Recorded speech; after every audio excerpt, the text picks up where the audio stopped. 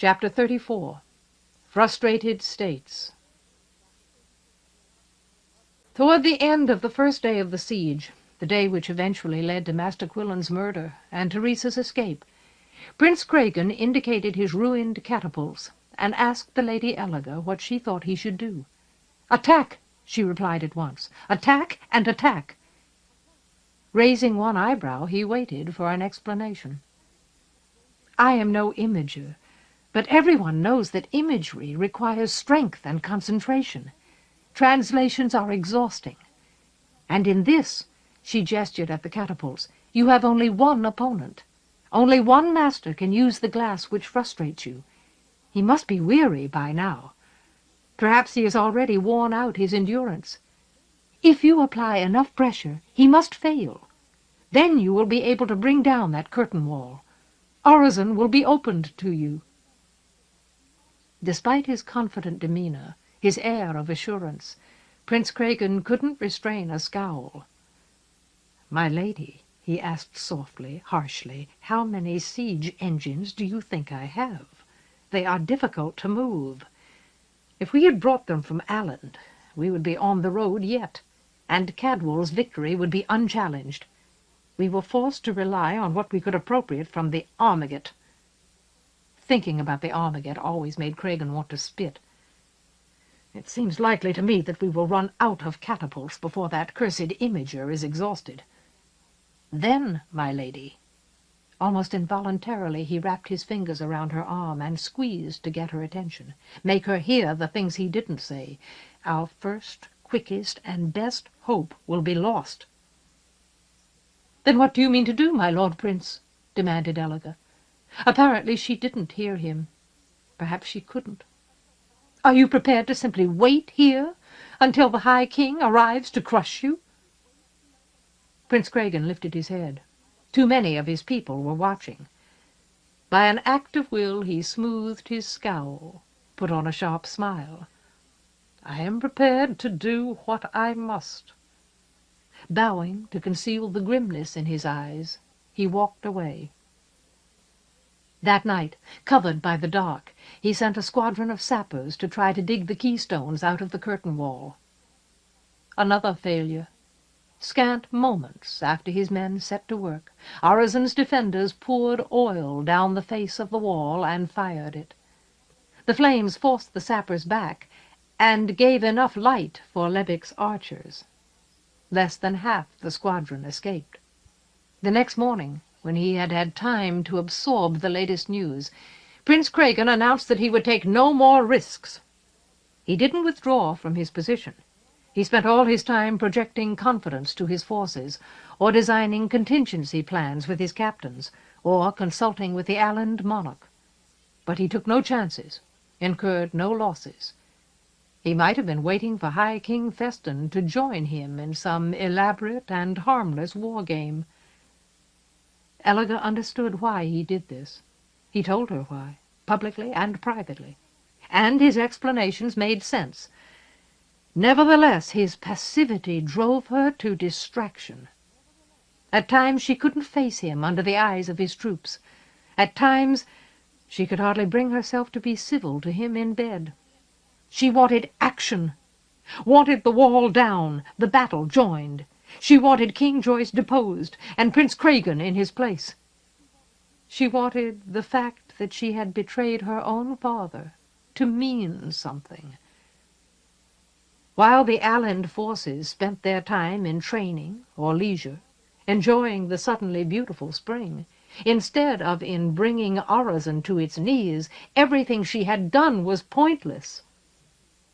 She kept track of the days, nearly kept track of the hours, gnawing them like a dry bone.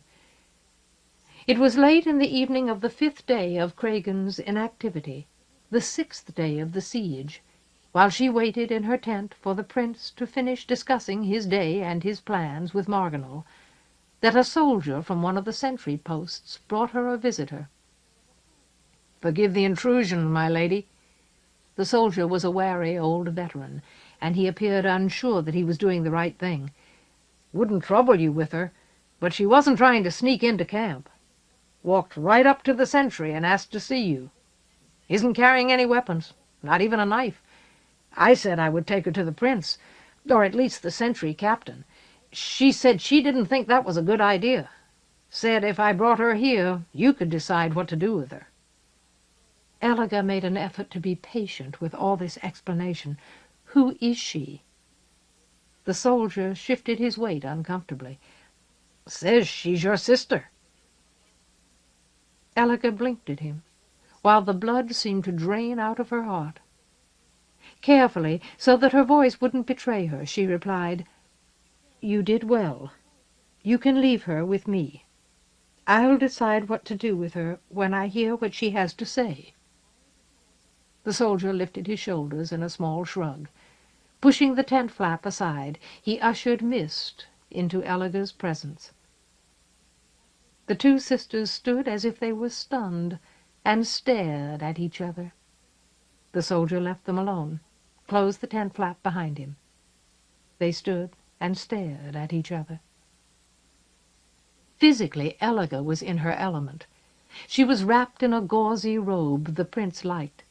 Lamps and candlelight brought out the luster of her short blonde hair, the beauty of her pale skin, the vividness of her violet eyes. In contrast, Mist needed sunshine to look her best. Indoors, by the light of fires, she tended to appear sullen or dreamy, and her gaze had a far-away quality that gave the impression she was immersed in her own thoughts, less interested in events around her than Eliga was, therefore less important. Her thick cloak had seen hard use. Yet Mist had changed. Eliga saw that at once. Her carriage had become straighter. The set of her shoulders and the lift of her chin made her look like a woman who had lost her doubts. A scar that looked like a healed burn ran from her cheekbone to her ear on the right side. Instead of marring her beauty, however, it had the effect of increasing her air of conviction. She had earned whatever certainty she felt. For the first time in their lives, Mist's simple presence caused Eliga to feel smaller in some way, less sure of herself. A quick intuition told her that Mist had done something that would make her own efforts to shape Mordaunt's fate appear trivial by comparison. Mist met Eliga's regard for a long moment. Then, slowly, she began to smile. It was too much, that smile. It was the way their father used to smile, back in the days when he was still himself, a smile like a sunrise. She couldn't bear it. Her eyes filled with tears. "Oh, Mist," she breathed, "you scared me to death disappearing like that. I thought you were dead long ago." Helplessly she opened her arms and caught her sister in a tight hug. "I am sorry," Mist whispered while they clung to each other. "I know you were scared. I had no wish to do it that way. I had no other choice." Awkwardly, Eliga stepped back, wiped her eyes, found a handkerchief, and blew her nose. "You rotten child," she said, smiling gamely. Mist smiled back and borrowed the handkerchief when Eliga was done with it. "Do you remember?" Eliga murmured. "I used to call you that when we were little. When I did something forbidden and got into trouble, I used to try to blame it on you. Even when you were so small you could hardly walk, I used to try to convince Mother you tricked me into whatever it was. I told her you were a rotten child." Lightly, Mist laughed. "No, I do not remember. I was too young. Anyway, I can hardly believe you ever tried to pass responsibility off on anyone else." She sighed as if the sight of her sister gave her great pleasure. "And now, after all these years, I have proved that you were right." "Yes, you have." Eliga wanted to joke and laugh and yell at Mist all at the same time. Completely despicable. She tried to pull some organization into her head, keep her thoughts from spinning out of control. "Sit down. Have some wine." She pointed toward a pair of canvas camp chairs beside a small brass table. I really am delighted to see you. I have been so alone." But she couldn't do it. Mist's unexpected appearance made her brain reel. "Oh, Mist, where have you been?" A hint of self-consciousness touched Mist's gaze. No, Eliga realized almost at once, it was more than self-consciousness. It was caution. Slowly, Mist's smile faded. "That is a long story," she replied quietly. "I have come to you because I must make a number of decisions. Among them is whether I should tell you where I have been and what I have been doing." More than self-consciousness, more than caution, distrust. Eliga felt like crying again. At the same time, however, her own instinct for caution sprang awake. The Alland camp was a dangerous place in more ways than one. It was especially dangerous for a daughter of King Joyce who hadn't demonstrated her loyalty to Prince Cregan. "What is the difficulty?" she asked carefully. "I am your sister. Why should you not tell me? Whose side are you on?" "Thank you." Mist's manner was firm, unflawed. "I will have wine." As you see, she dropped her cloak, revealing a battered leather jacket and pants, which apparently had nothing in the world to do with lovers and bedchambers. "Amenities have been few in my life for some time." But Eliga couldn't respond. She was too busy fighting down an impulse to demand, "Whose side are you on?" "Eliga," sighed Mist, "I cannot tell you my story, because I do not know why you are here. I do not know how an Alland army came to besiege Orizon.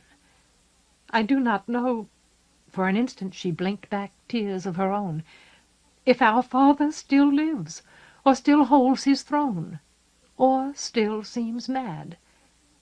I can decide nothing wisely without the answers to such questions. I knew that you were here," she explained. "I saw you ride with Prince Cregan to meet Castellan Levick on the day Orizon was invested. The distance was considerable," she admitted, "but I was sure I saw you. It has taken me this long, however, to persuade—" she faltered oddly, "persuade myself to approach you." Obviously trying to diffuse Eliga's tension, she asked pleadingly, "May I have some wine?" "Of course. Surely." Jerking herself out of her paralysis, Eliga went to the brass table. It held a jug and 2 goblets. Despite the possibility that she might eventually have to explain to the prince how his goblet came to be used in his absence, she poured wine for herself and Mist, then sat down and urged Mist to do the same. Mist accepted the chair and the wine. Over the goblet's rim, as she drank, another sun dawned in her eyes. When she lowered the goblet, she grinned longingly past Eliga's shoulder. "That is good. I wish I could take a hogshead of it with me." A few swallows of wine helped restore Eliga's composure. With a better grasp on herself, she asked, "Why do you speak of going? You have only just arrived. And," she attempted her best smile, "you have not yet said anything I can understand about why you came in the first place." Mist drank again, then held the goblet in both palms and gazed into its depths. "I came to ask the answers to questions, so that I can make my decisions with some hope that they will lead to good rather than ill. In other words," Eliga kept her voice steady, "you wish me to trust you enough to help you decide whether you can trust me." Her question refused to be stifled. "Mist, who has your allegiance now? Whom do you serve?" Mist's eyes darkened. All at once the distance in them seemed poignant to Eliga. Mist was the youngest of the king's daughters, and in some ways the least respected. Alone in her romantic dreams, her strange notion that there were no real limits to the lives of ordinary men and women. Only her father had ever listened to her with anything except kind contempt or outright mockery. And now his kingdom was in ruins, and the fault for it was his alone. Yet here she was, clad more completely in her own courage than in the worn leather on her body. It was quite possible that she was out of her mind. How else to explain the fact that she was here, that she considered it reasonable to simply walk into the Allen camp and ask for answers? Even if she were sane, she had become something Elliger didn't know how to evaluate or touch. On the other hand, what harm could she do? One brave, foolish daughter of a failed king. Was it conceivable that she had somehow gone over to Cadwal? No. The High King's army was too far away, and the Purdon's forces still intervened. Then what harm could she do? Why, none. She made no attempt to answer Elliger's question. After a long moment, Elliger let it drop. Feeling an unexpected sympathy and a hint of nameless admiration toward her lonely sister, she decided suddenly, irrationally, to gamble. "Very well," she said. After all, risks came to her more naturally than caution. Prince Cragen's inaction had her at her wits' end. "Ask me something specific." Her words lit a spark in Mist's gaze. Mist raised an unself-conscious hand to her cheek. "Again, thank you," she murmured. "It will be a great service to me." Almost at once she inquired, "Is father well? Is he—" she swallowed quickly, "still alive?" "To the best of my knowledge."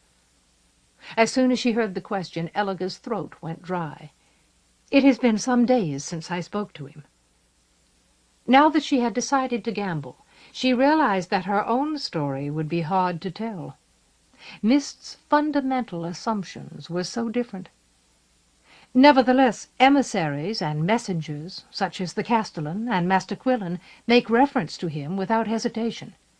He remains king in his own castle, even though his rule over Mordaunt has collapsed. Mist let a breath of relief between her lips. "I am glad," she said, nodding to herself. "And Teresa, how is she?" Elliger muffled her discomfort with asperity. "I fear that the Lady Teresa has fallen victim to Garradon's instinct for mishap." "How so?" Mist's tone conveyed a suggestion of alarm. Remembering the reservoir, Elliger drawled, "She has learned to make the same mistakes he does." Again Mist nodded. She clearly didn't understand what Elliger meant, and didn't want to pursue it. She thought for a moment, then asked slowly, as if she wanted better words, "Elliger, why are you here? If our father still rules in Orozen, how have you come to take the part of his enemies?" There it was, the place where all their common ground fell away, the point on which they would never comprehend each other. If the truth hit Mist too hard, Elliger might be forced to summon guards and have her sister delivered to Prince Cragen. Nevertheless, she was faithful to the risk she had chosen. Dryly she replied, "That is the wrong question, Mist. You should ask why the prince and his forces are here. My reasons hinge on theirs." Mist studied her intently. "I suspected as much. That is why I feared for father. I thought the Allens might have come because he was dead, but I had no wish to offend you by leaping to erroneous conclusions. When I left Orozen, Prince Cragen had been insulted in the Hall of Audiences, yet the fact that he remained made me think that he had not given up hope for peace. Why is he here, attempting to pull the king from his seat?" "Because," Elliger answered, bracing herself for Mist's reaction, "I persuaded him to do it." In a sense, Mist didn't react at all. She simply went still, like an animal in hiding.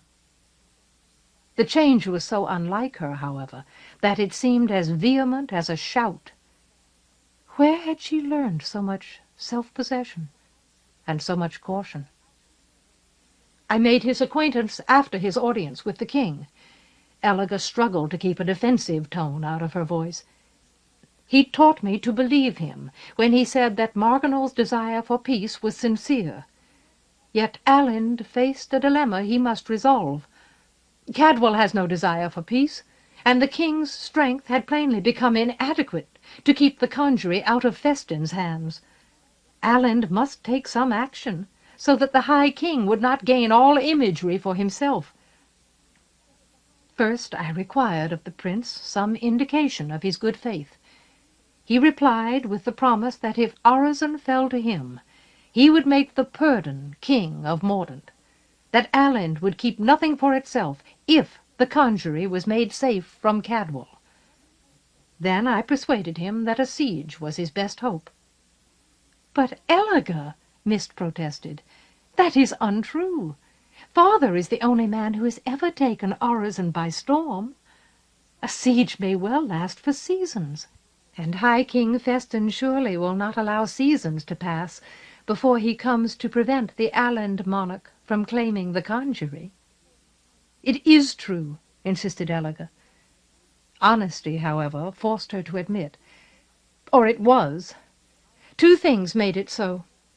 First, the curtain wall is fragile at best, and no one could have foreseen that one of the masters would conceive a way to defend it. And second, involuntarily she wavered. This lay at the heart of her ache for action, her desire to see the siege succeed. It was her doing. She had convinced Cregan to attempt it.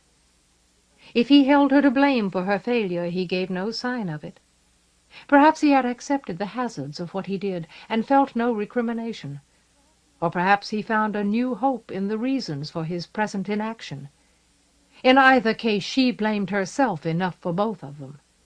Sure of herself, determined to save her world, she had taken Mordant's fate in her own hands, and she had dropped it.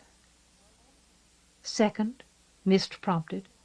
"Second," said Eliga, more harshly than she intended. "I promised to deliver Orazon to him with little or no bloodshed." Mist sat completely still. Not a muscle in her face shifted, yet her eyes seemed to burn with outrage. "How?" Eliga's knuckles tightened on her goblet. "By poisoning the reservoir. Not fatally, but enough to indispose the defense until the castle could be taken." Without a flicker of expression, almost without moving her mouth, Mist said, "That should have sufficed. What went wrong?" Deliberately Eliga permitted herself an obscenity which she knew Mist particularly disliked. Then she said, "Garradon and Teresa caught me. They were unable to stop me, or indeed capture me. But they warned the castellan. No one was indisposed because no one drank the water. The defense holds, and I was forced to flee." Unable to contain her self-disgust, she concluded, "Does that answer your questions? Can you make your decisions wisely now?" Gradually Mist let herself move. Her gaze left Eliga's face. She lifted her goblet and drained it. Automatically, far away in her thoughts, she poured more wine and drank again.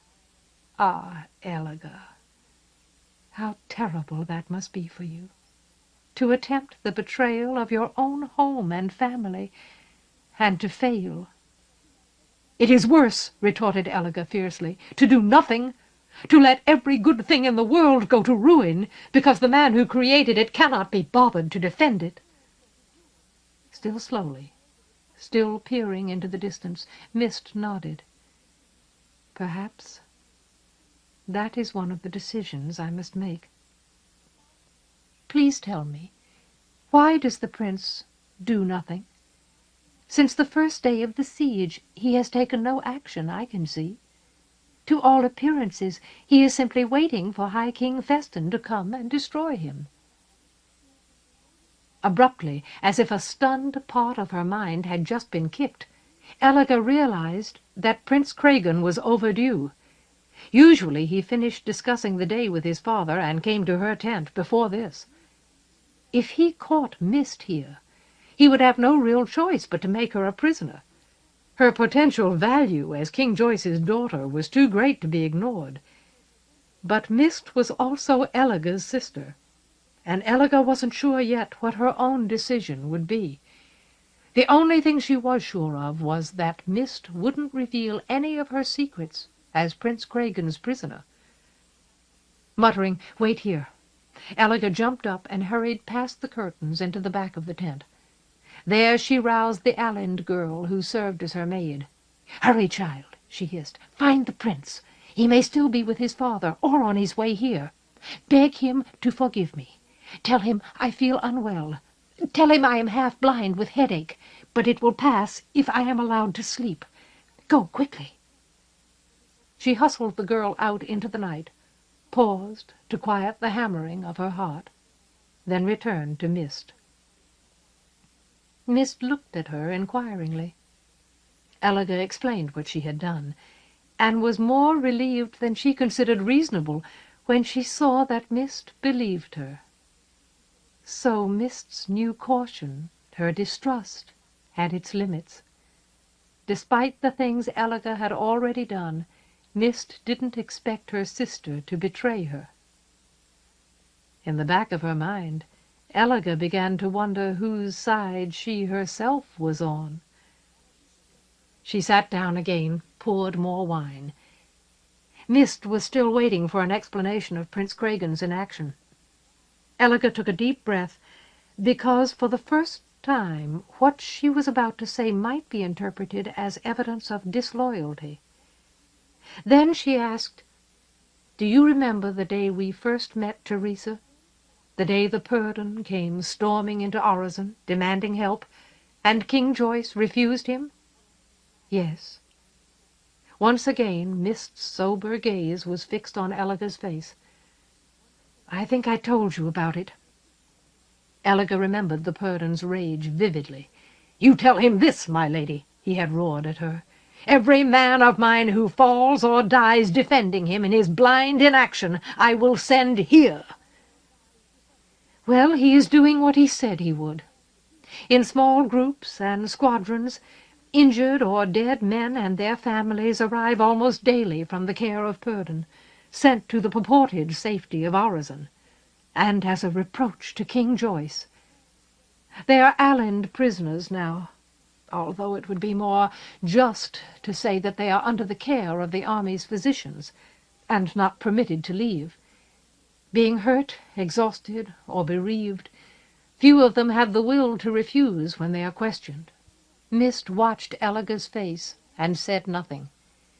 "From them," Elliga sighed, "we have learned that the High King's army is not coming here."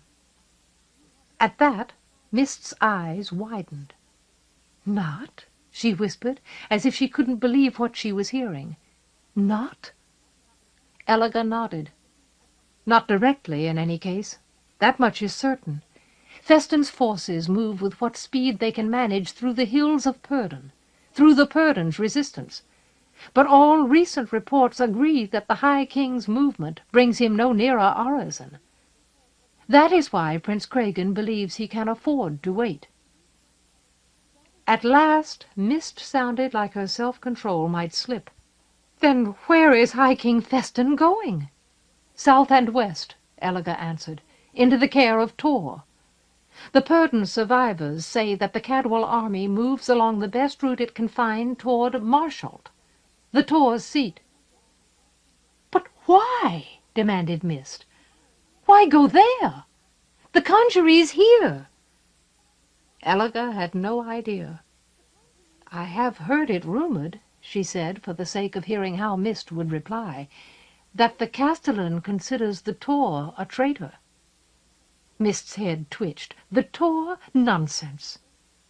She thought for a moment, then continued, "And if he is a traitor, that would be even less reason for High King Festin to invade Tor. It makes no sense. What is the Purdon doing?" To preserve her composure, Elliga put on a hard front. "Apparently he is more dedicated to mordant service than his king deserves." The truth was that every thought of the Purdon made her chest ache, made her want to scream because there was nothing she could do. Festin appears uninterested in Urizen, but rather than taking this opportunity to flee, perhaps here, perhaps toward a dubious alliance with the Armiget, or a stronger one with the Fail, the Purdon shifts his forces so that they are always in Cadwal's way. He began with scarcely 3,000 men, against at least 20,000. If the reports are true, he has less than 2,000 now, and every day he is whittled down. And yet he continues fighting. He spends every life in his command merely to hinder Festin's approach to whatever it is the High King wants. Clearly he is engaged in a personal struggle against Cadwal. If King Joyce had not abandoned him long ago, he would have saved himself and aided Urizen by coming here. Does that answer your questions?" While Elliga spoke, Mist's expression changed. Her gaze turned toward Urizen. Her eyes filled with tears. "Oh, father," she murmured thickly, "how have you been brought to this? How do you bear it?" Elliga's urge to scream intensified. "If it does," she snapped, "perhaps you will consent to answer mine. I have told you enough to get myself beheaded if I were not in the prince's favor. I would like some return for my risk." "Yes." Suddenly Mist rose to her feet, facing through the wall of the tent toward Urizen, as though Elliga weren't present. "I can make my decisions now. Thank you. I must go." Without a glance at her sister, she started toward the tent flap. For an instant, Elliga was stuck, caught between contradictory reactions. She was full of outrage. She wanted to make scathing demands, which would rip Mist's reticence aside. At the same time, the thought that her sister was about to leave her, without trusting her, went into her heart like a spike. She was about to shout for a soldier, when a new thought flashed through her like a bolt of illumination. Before her sister reached the tent flap, she said, "Father sent me a message, Mist." Mist stopped immediately. She turned, came back toward Elliga. As if involuntarily, she asked, "What was it?" Too absorbed in Mist's importance to be self-conscious, Elliga answered, "Castellan Lebic brought it. According to him, father said, 'I am sure that my daughter Elliga has acted for the best reasons. She carries my pride with her wherever she goes.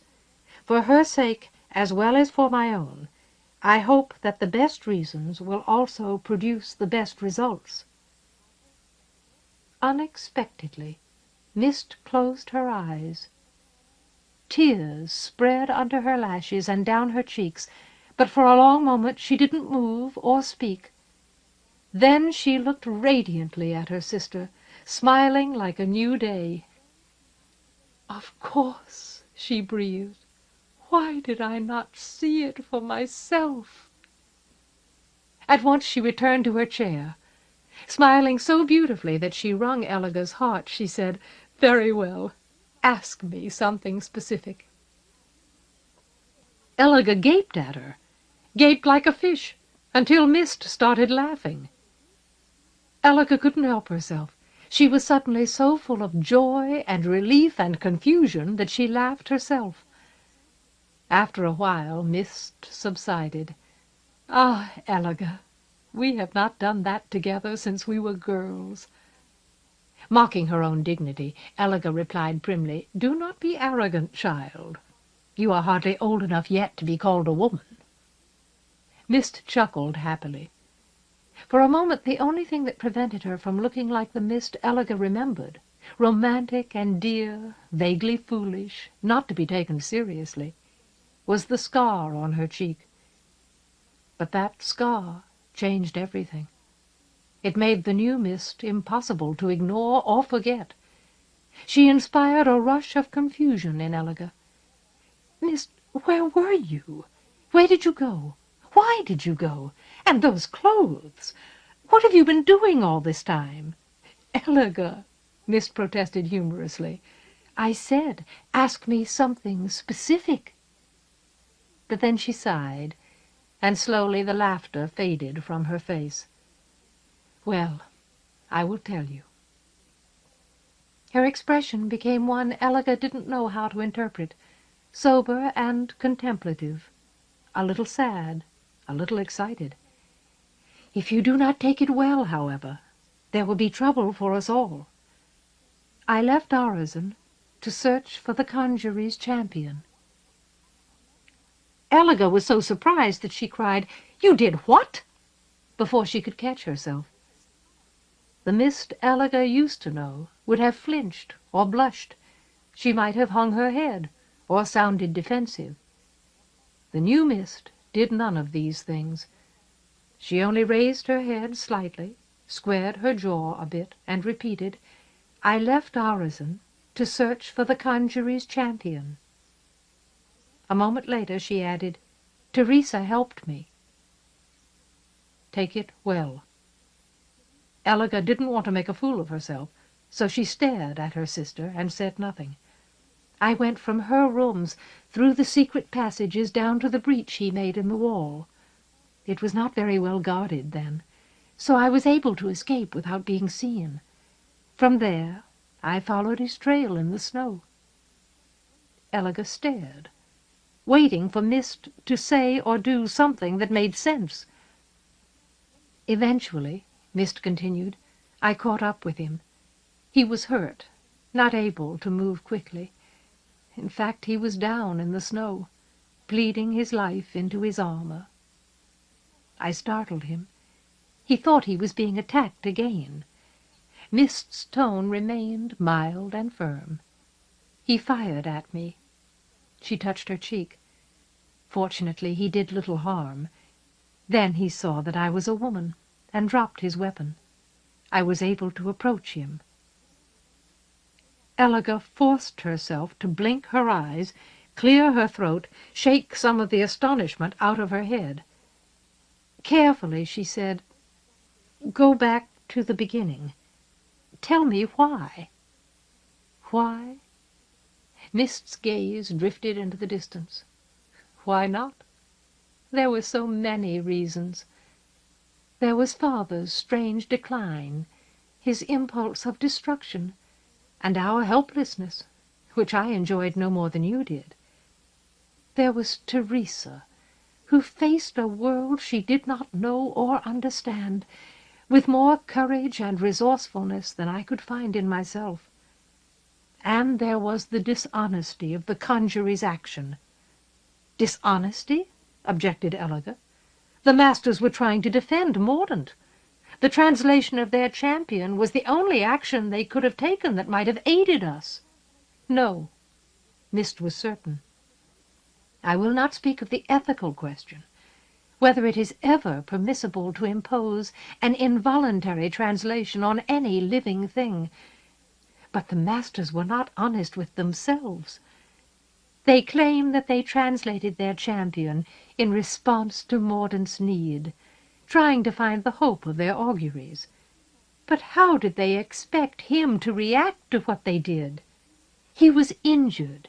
He and all his men were embattled for their lives, and suddenly he found himself in another world." Her voice took on a hint of passion. "What could he think? Surely he could think nothing except that this change was yet another attack by his enemies. If the masters had been honest, they would have admitted that the only way such a champion could ever become an ally of theirs was if they approached him peacefully, unthreateningly, rather than playing upon his instinct for violence."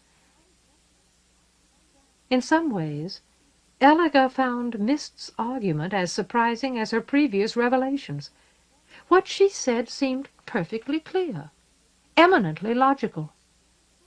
Elliga wasn't accustomed to hearing her sister reason in such terms. "I never thought of it that way," she admitted.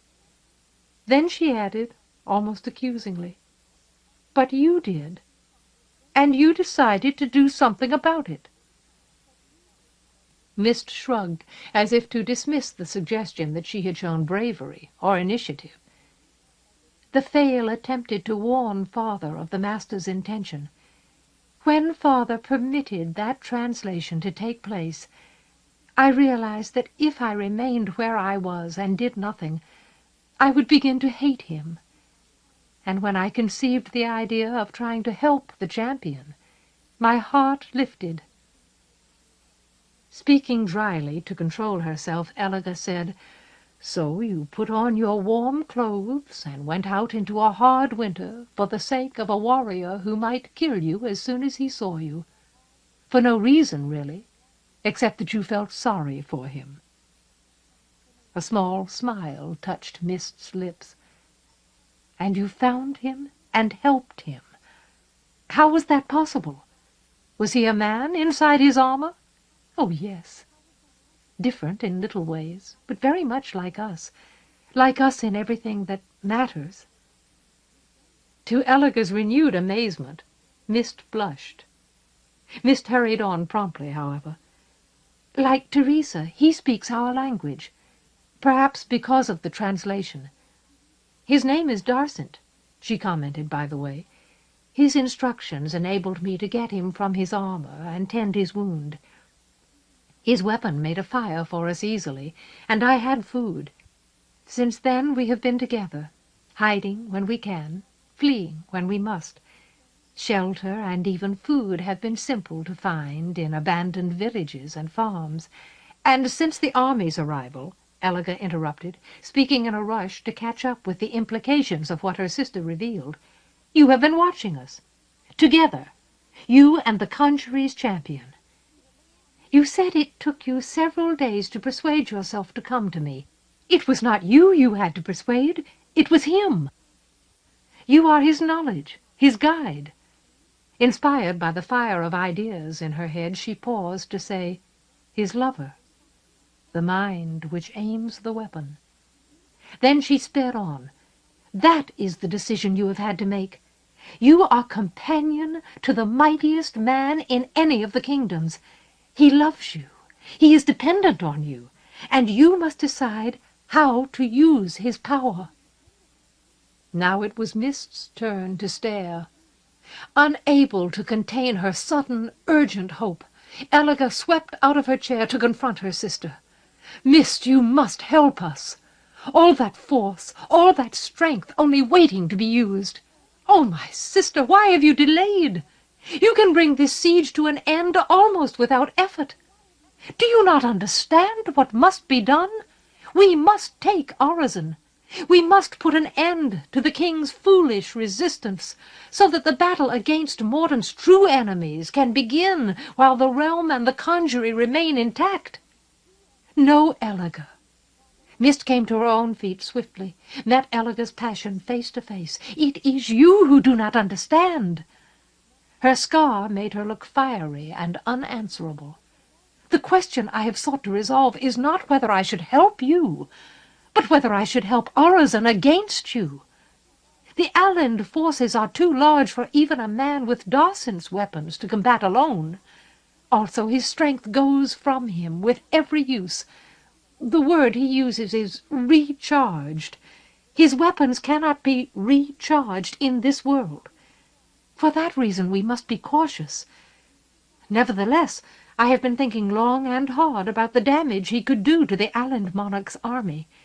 The truth is that I have only held back because of your presence, and because of Prince Cragen's inaction." Elliga started to protest, but Mist cut her off. "I must warn you, Elliga. I am more certain now than ever that I must fight for Father and Mordant. If you require Dawson's guns to be used, they will be used against you." "Mist!" Elliga gasped in dismay. "Are you mad?" "Only if it is madness to trust our father. Yes, that is madness. You said so yourself. You spoke of his strange decline, his impulse to destruction. Were you not listening to yourself? You would not have left Orizon and gone to help this Darcent if you trusted our father. Yes. Without warning, Mist's intensity broke into a grin. She seemed at once sheepish and secure. And no, I have spent days laboring through high snow. I have tended the wounds of an alien warrior and held him in my arms. And I have heard Father's message to you. Fear and exhaustion teach many things. So does love. I have learned to think differently. It is hard to say that I trust his decline, but I have come to trust the fact that he allowed the conjurer to work this translation. I have even come to think that he did it for me, in the same way that he insulted Prince Kragen for you. Do you not see how he has made us powerful? I can guide Darcent's choices. I can ask his help. And you are in a place to affect the actions of Alan's entire army.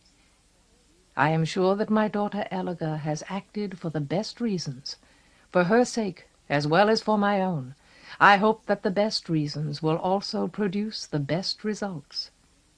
Elga, we are doing what he intended us to do. He has plans for us. Perhaps his decline itself is only a goad to make us do what we can. Elga floundered in her sister's smile. This optimistic interpretation of the king's behavior was insane. "Mist, you are a fool," she muttered, as if she was speaking to herself. "A fool." King Joyce had driven his own wife away rather than make the effort to defend his kingdom, or to explain himself. Piece by piece he had chipped the hope and trust out of Elga's heart. "Are you not hurt? Do the things he has done not cause you any pain?" "Of course they do." Mist's smile became fond and sad at the same time. "I only say that there is another way to look at what he has done. We ask ourselves whether he deserves our faith. But we do not have his burdens. He is the king. We should ask, I think, whether we deserve his faith. It appears to me that he has tried to let us know that he trusts us. Elga, do you never ask yourself what kind of man he must be to place his trust in the people he has most hurt? Between us, we have the might to destroy him. Darcent's weapons and the prince's army could accomplish that. And our father has pushed us into this position. Either his lunacy is complete, or his need for us is so desperate that he cannot explain what he wants without making what he wants impossible." Groping, Elga asked, "What do you mean? What can you possibly mean?" Mist shrugged. "Oh, I mean nothing. I only speculate. But suppose—" Her gaze came into focus on her sister. "It is in some way vital to Father's defense of Mordaunt that you are trusted by the prince. How can a trust like that be achieved between two such old and mortal enemies? Any attempt to trick or mislead the prince would almost surely fail. You are, pardon me for saying this, not much of a liar. You could not persuade the prince to believe anything you did not believe yourself." "No," Elga shook her head, not in denial, but in exasperation. "You suppose too much too quickly. How can it possibly be vital to Father that Prince Kragen trusts me? Elga, think! You have already come so close to your own answer.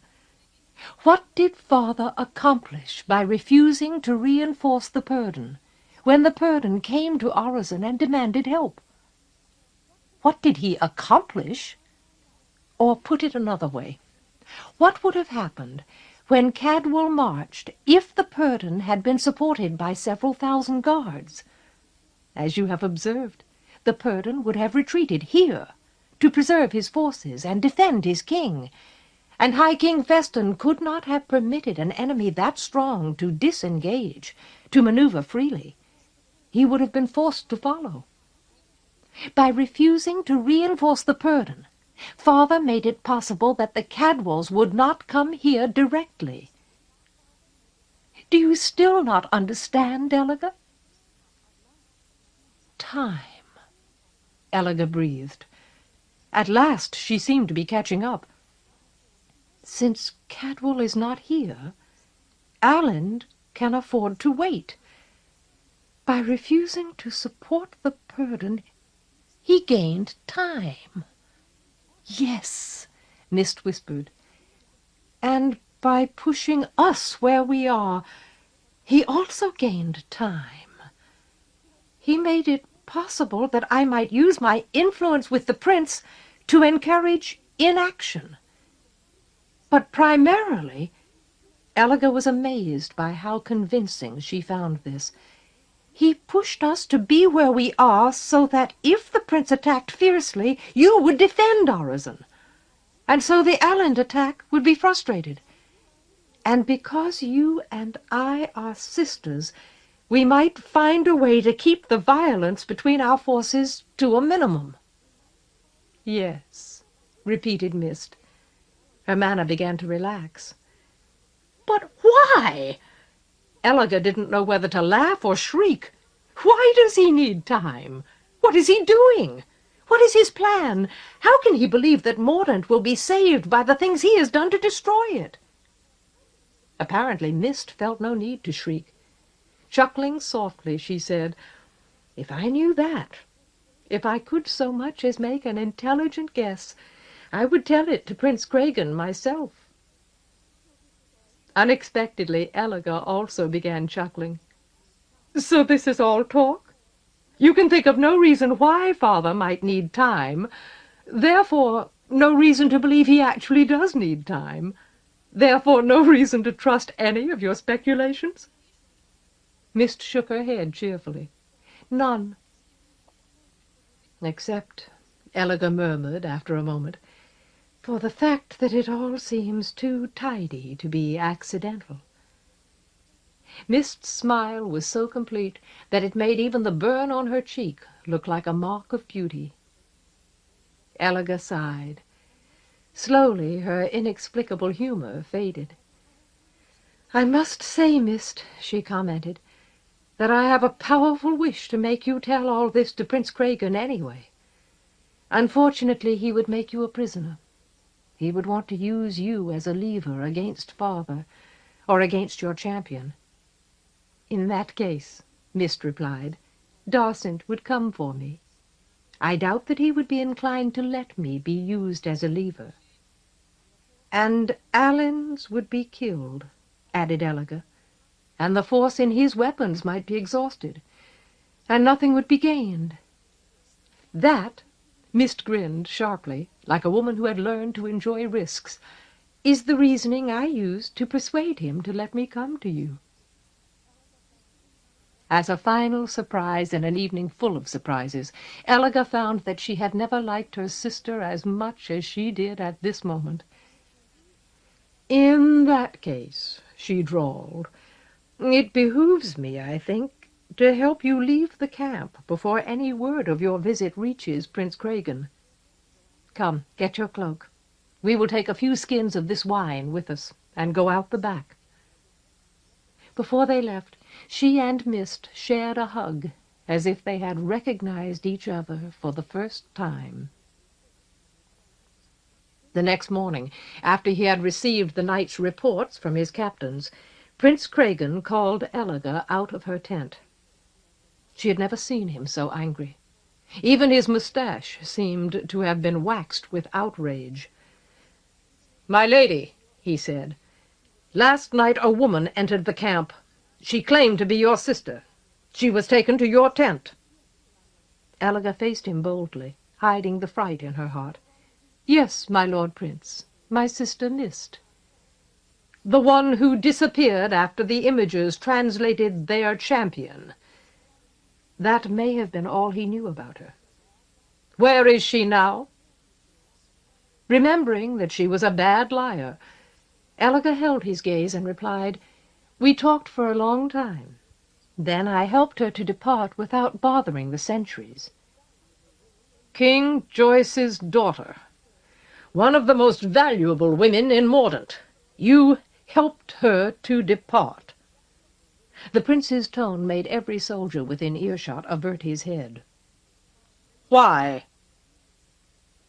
Elliger did her best to smile the way Mist had smiled, as if she enjoyed risks. "Come into my tent, my lord prince. I have a story to tell you that will make you doubt your reason." That was why she loved him.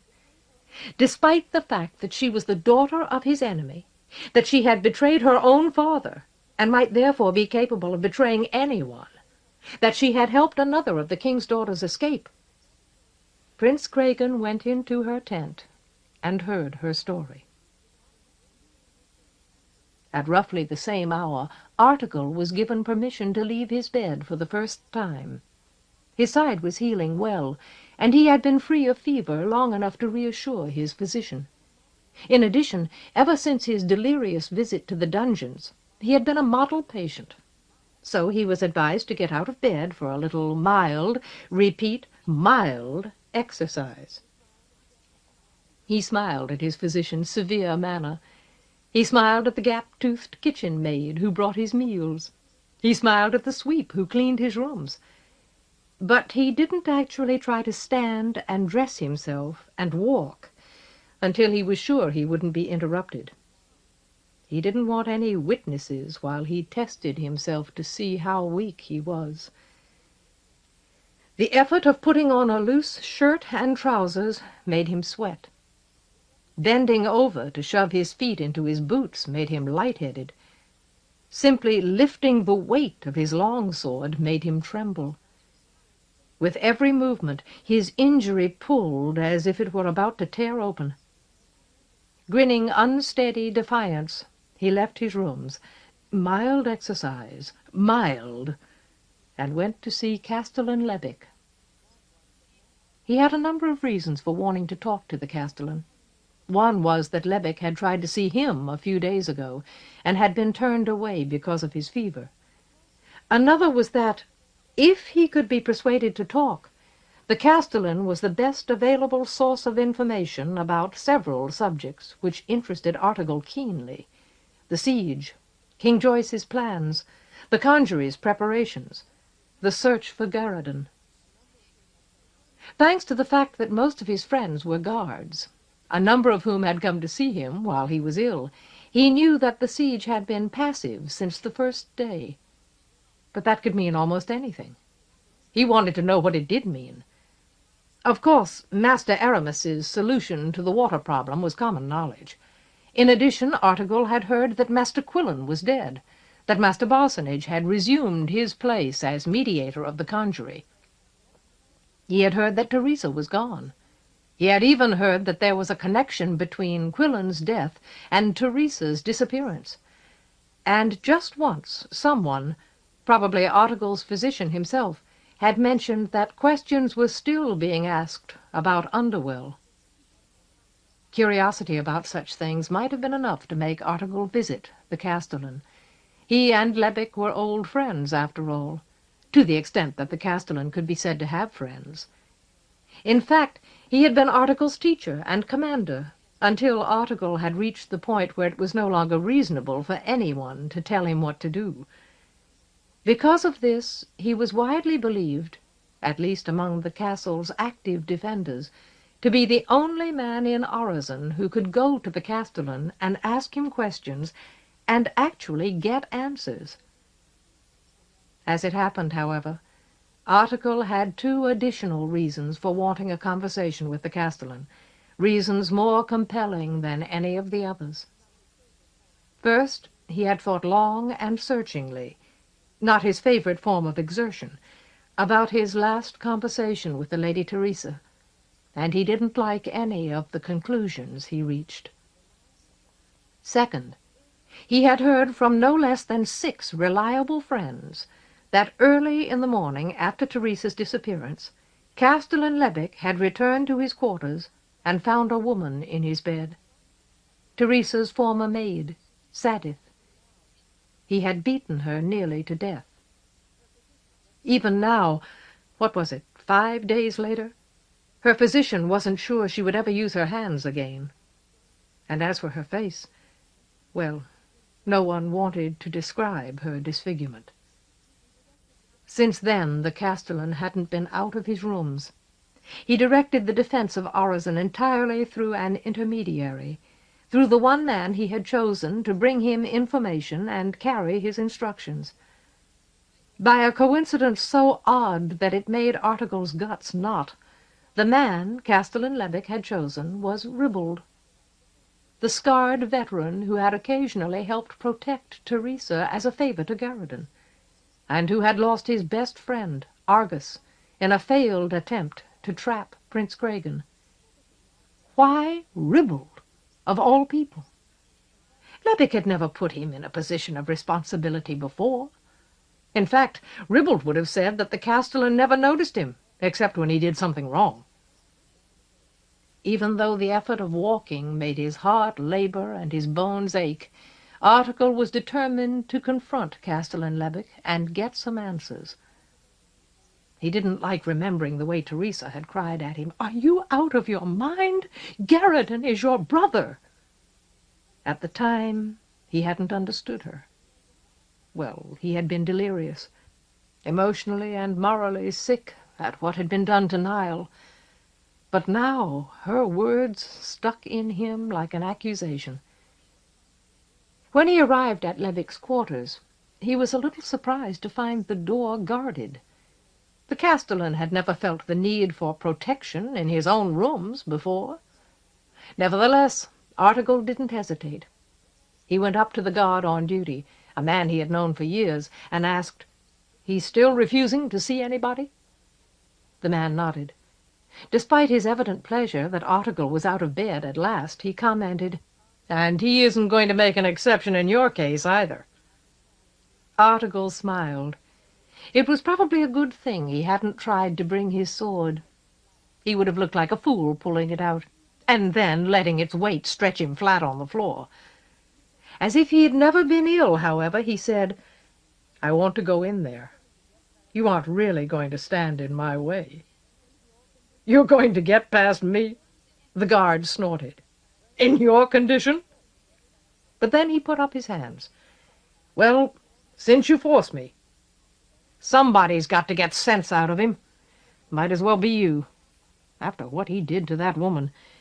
If he doesn't answer for it soon, we're going to have trouble on our hands.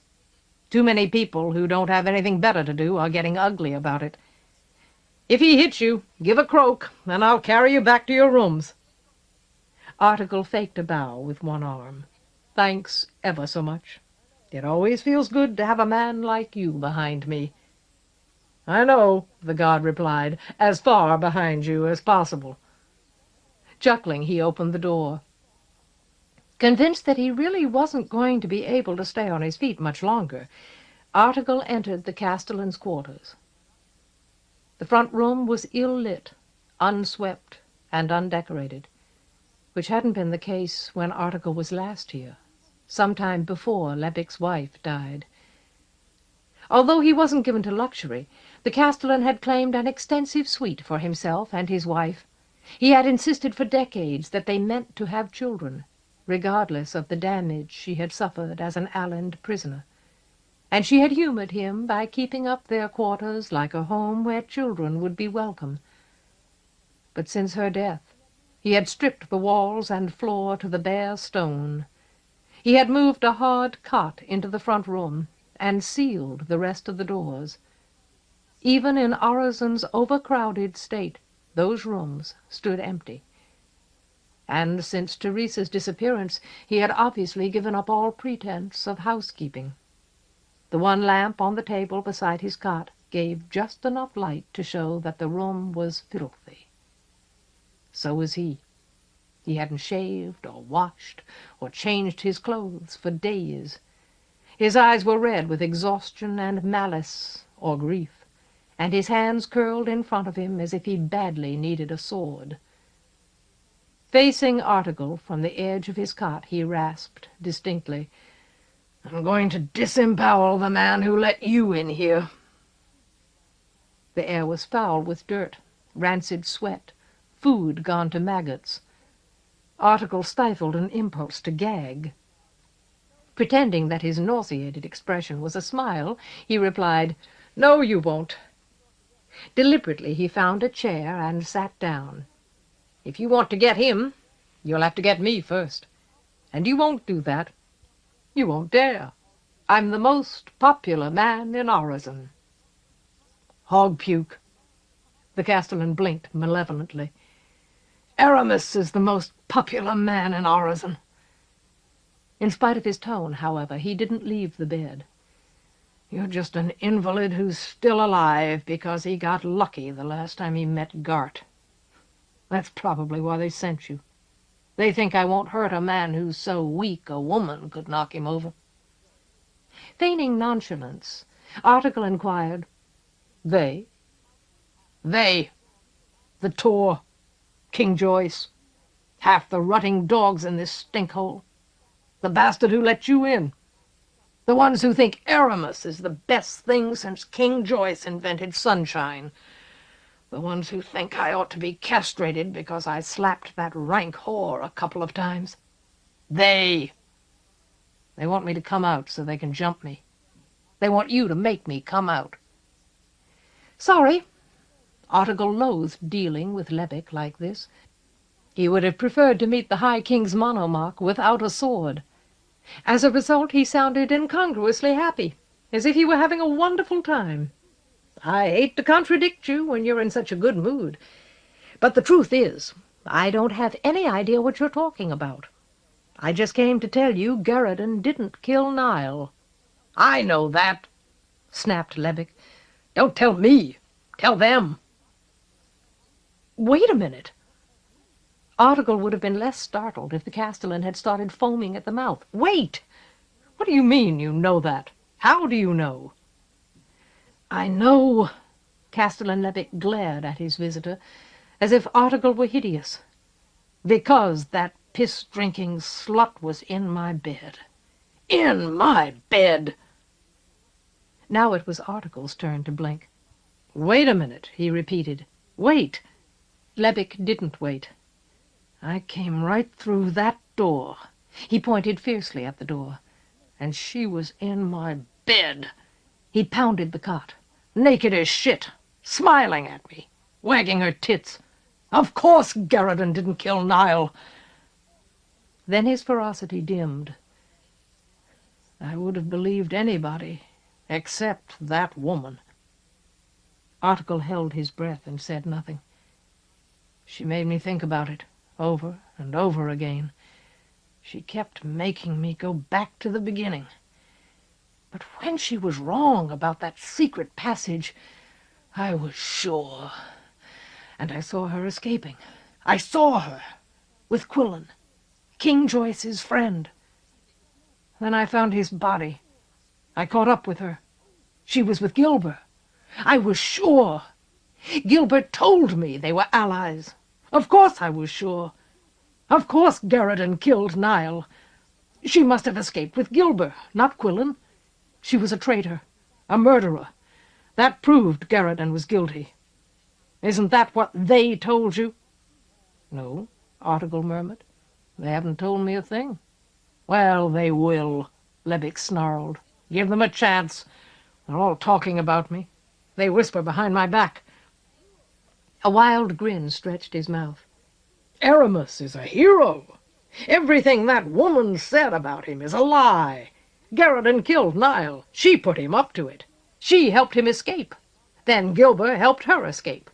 They killed Quillen. I'm a monster. Nobody understands why King Joyce hasn't had me gutted. Aramis is a hero." Groping for some measure of sanity in the conversation, Article drawled, "I doubt it. Teresa must have told you Niall is still alive. She certainly tried to tell me. I didn't believe her," he admitted, "but I've been kicking myself for that ever since. Generally, he wasn't much inclined to regret. Nevertheless, he regretted intensely the things he had said to Teresa. He should have looked at that body more closely. I finally figured out what must have happened. Garrison is your brother. You've known him all his life. They must have switched the bodies, Underwell and Nile. That's why they used imagery, why they let creatures feed on the bodies, to disfigure them, so we would think Underwell was Nile. Garrison wouldn't do a thing like that.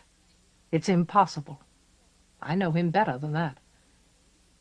As if he were discussing the weather, Article added, if he didn't do it, that just leaves Aramis. We don't have anybody else to blame it on. I know that. Grief twisted Castellan-Lebic's features. Softly he repeated, I know that. Why do you think I hit her so hard? Why do you think I kept hitting her? I was trying to get her to tell me the truth. It was Quillen who helped that woman escape. That's the truth. He did it because King Joyce told him to get her away from me. He ordered me to do my job, and then he tried to sneak her away from me. That's why he leaves me alone now. He hasn't sent for me in days. He knows I was just following orders. He wants to break me. He wants me to hide down here until I rot, because he doesn't trust me. Article felt frantically that he was getting nowhere.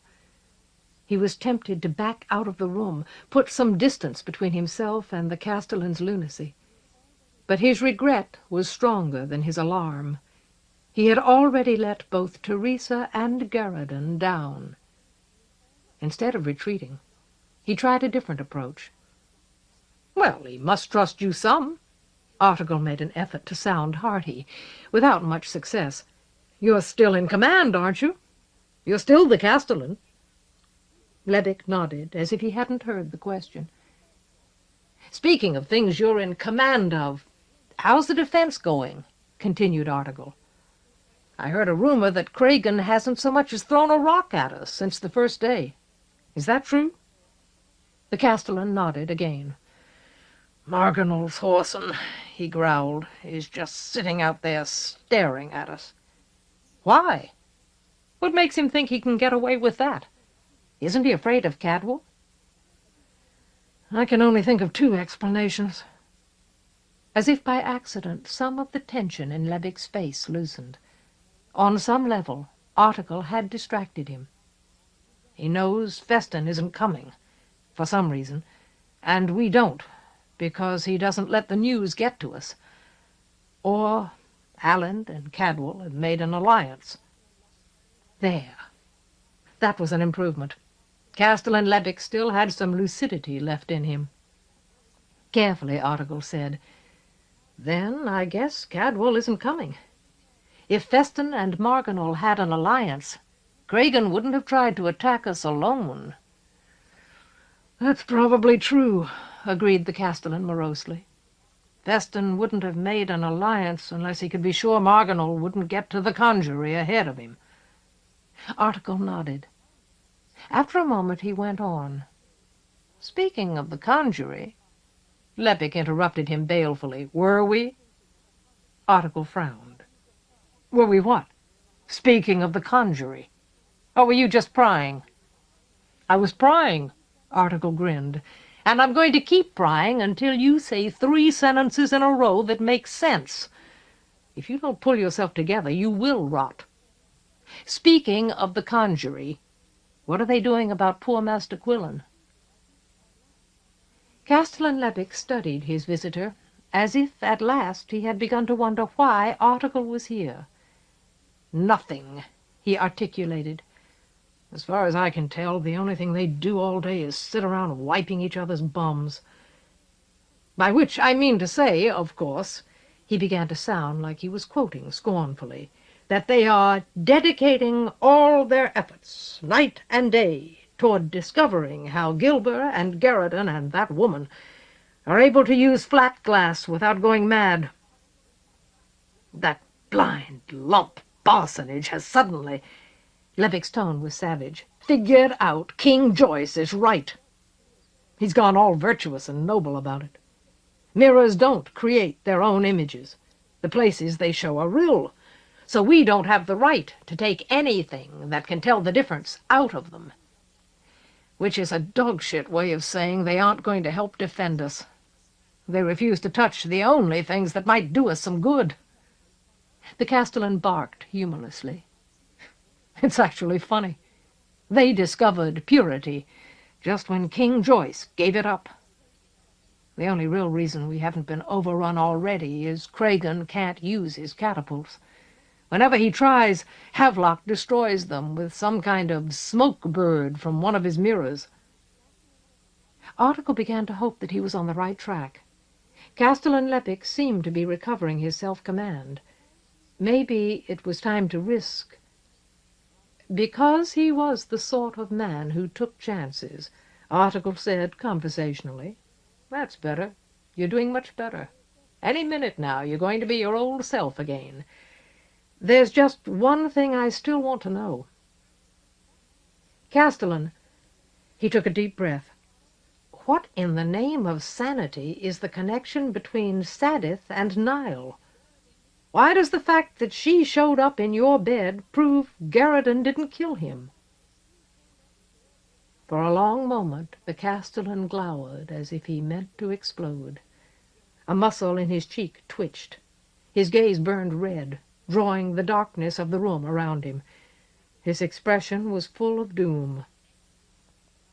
Like a man chewing iron pellets, he said, "Not Sadith and Nile.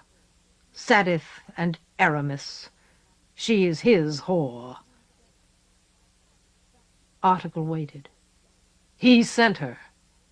That's what I was trying to get her to admit. That's why I kept hitting her. Why I didn't stop. Still Article waited. He did that to me. Without warning, Levick's eyes began to spill tears. They ran down into his dirty beard, leaving streaks through the grime on his cheeks. I was already so close to the edge. That woman was trying to tell me the truth, and I didn't know how to believe her. And he did that to me. He sent his whore to give me the last push, because I'm the only one King Joyce has left, even though he doesn't trust me.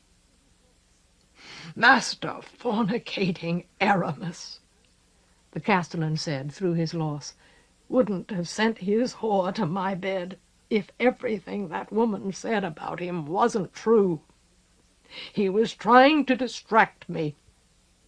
With difficulty, Article resisted the temptation to whistle through his teeth.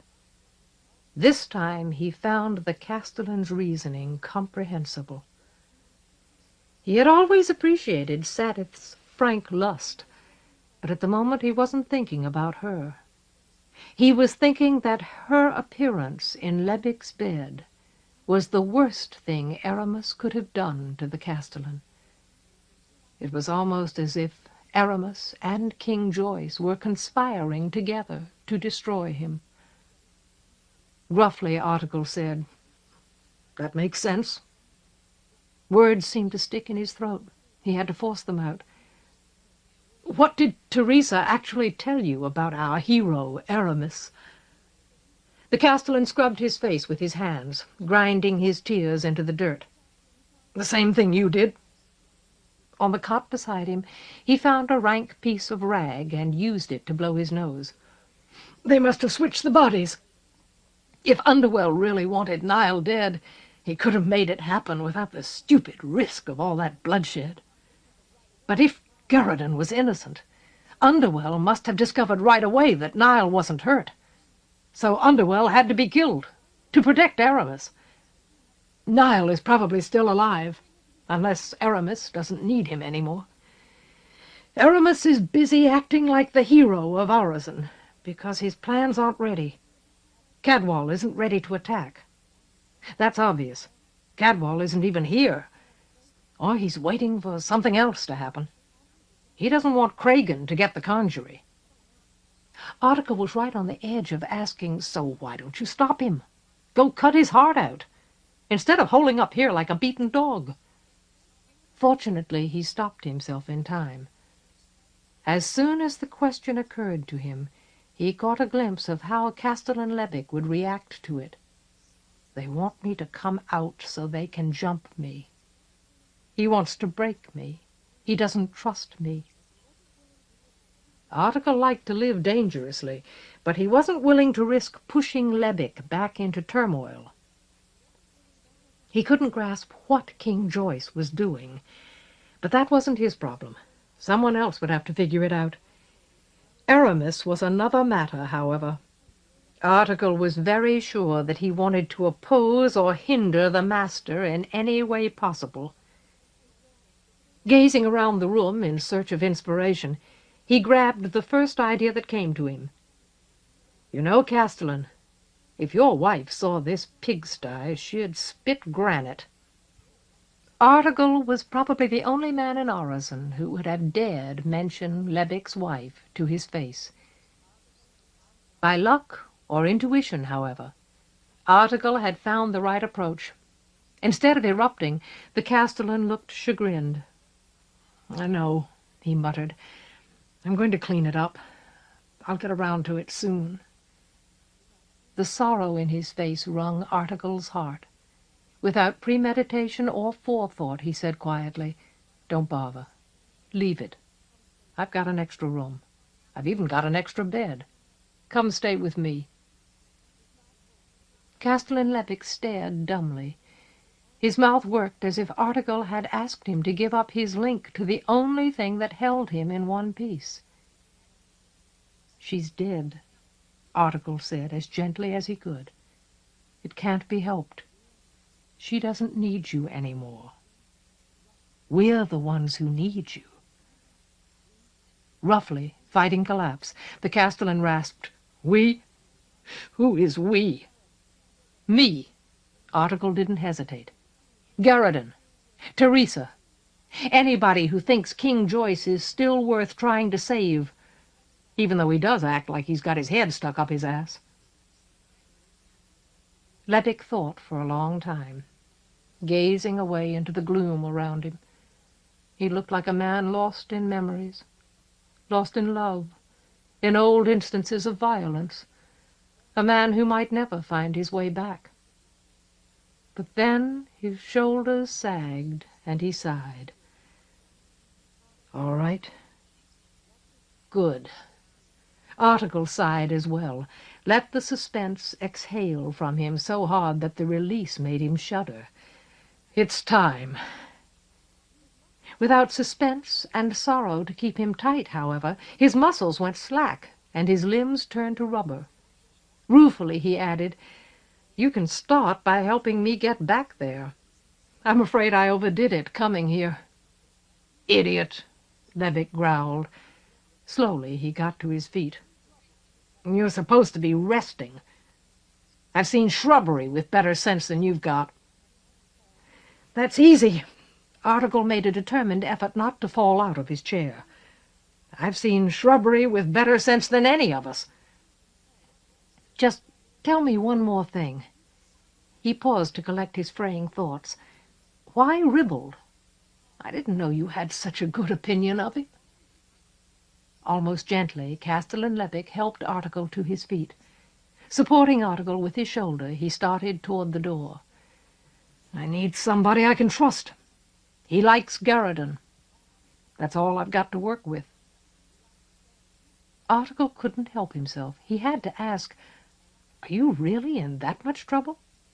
Just because of Aramis and Satif?"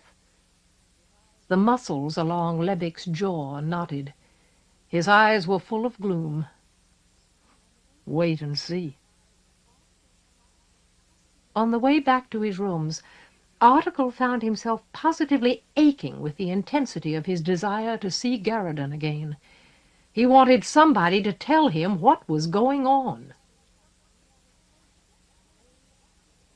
Chapter 35. An Old Ally of the King.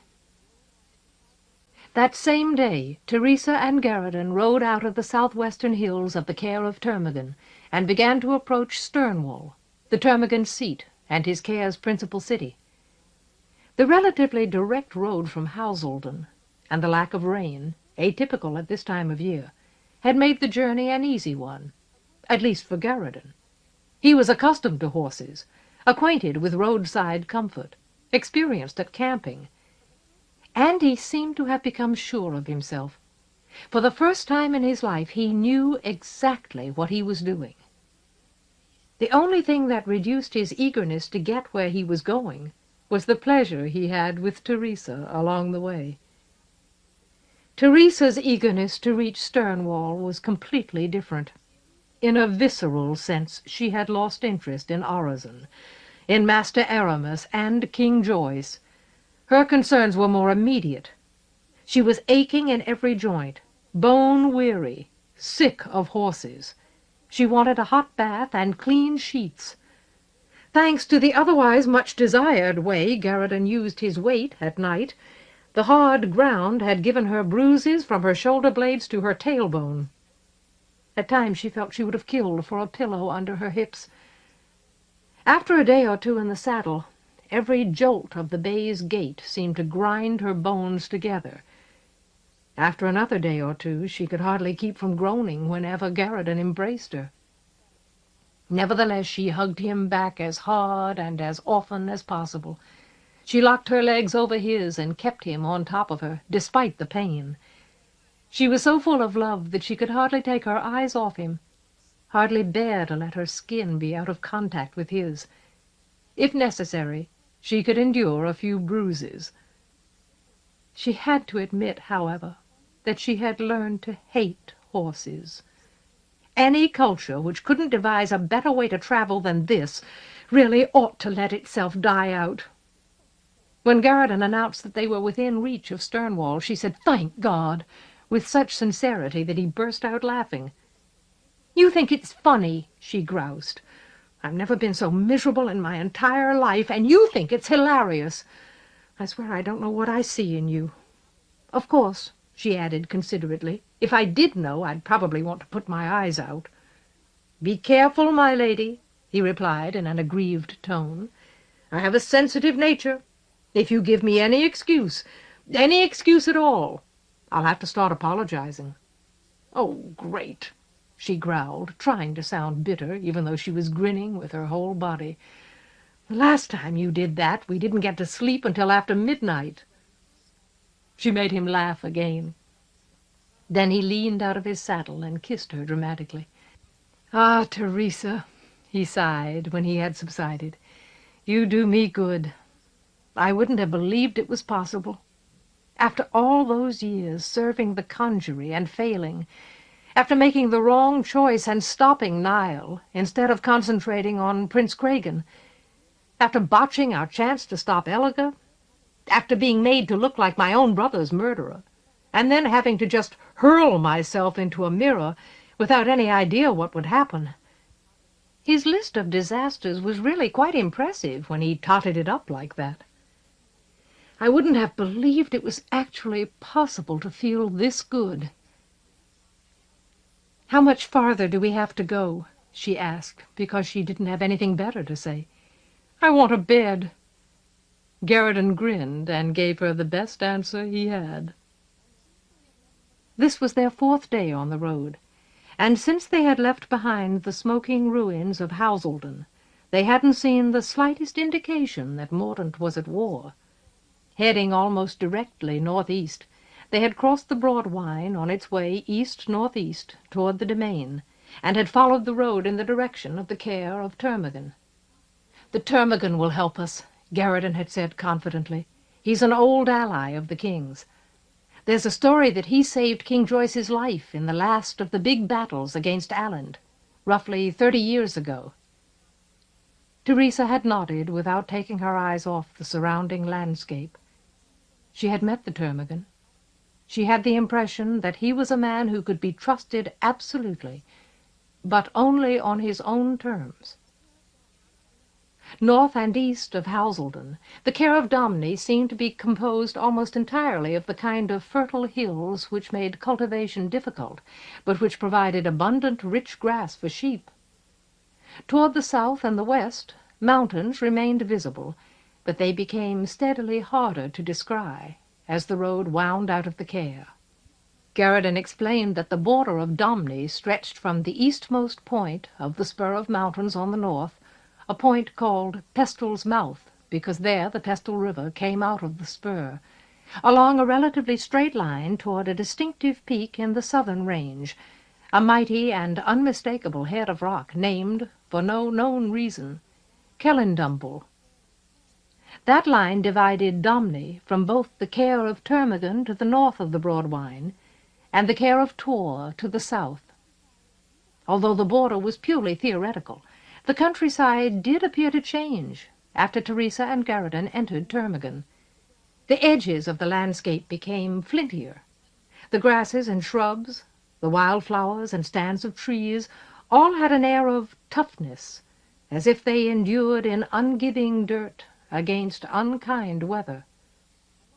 "The soil is good for grapes," Garridan explained, "and not bad for hops, but it isn't much use for corn, or wheat, or warren."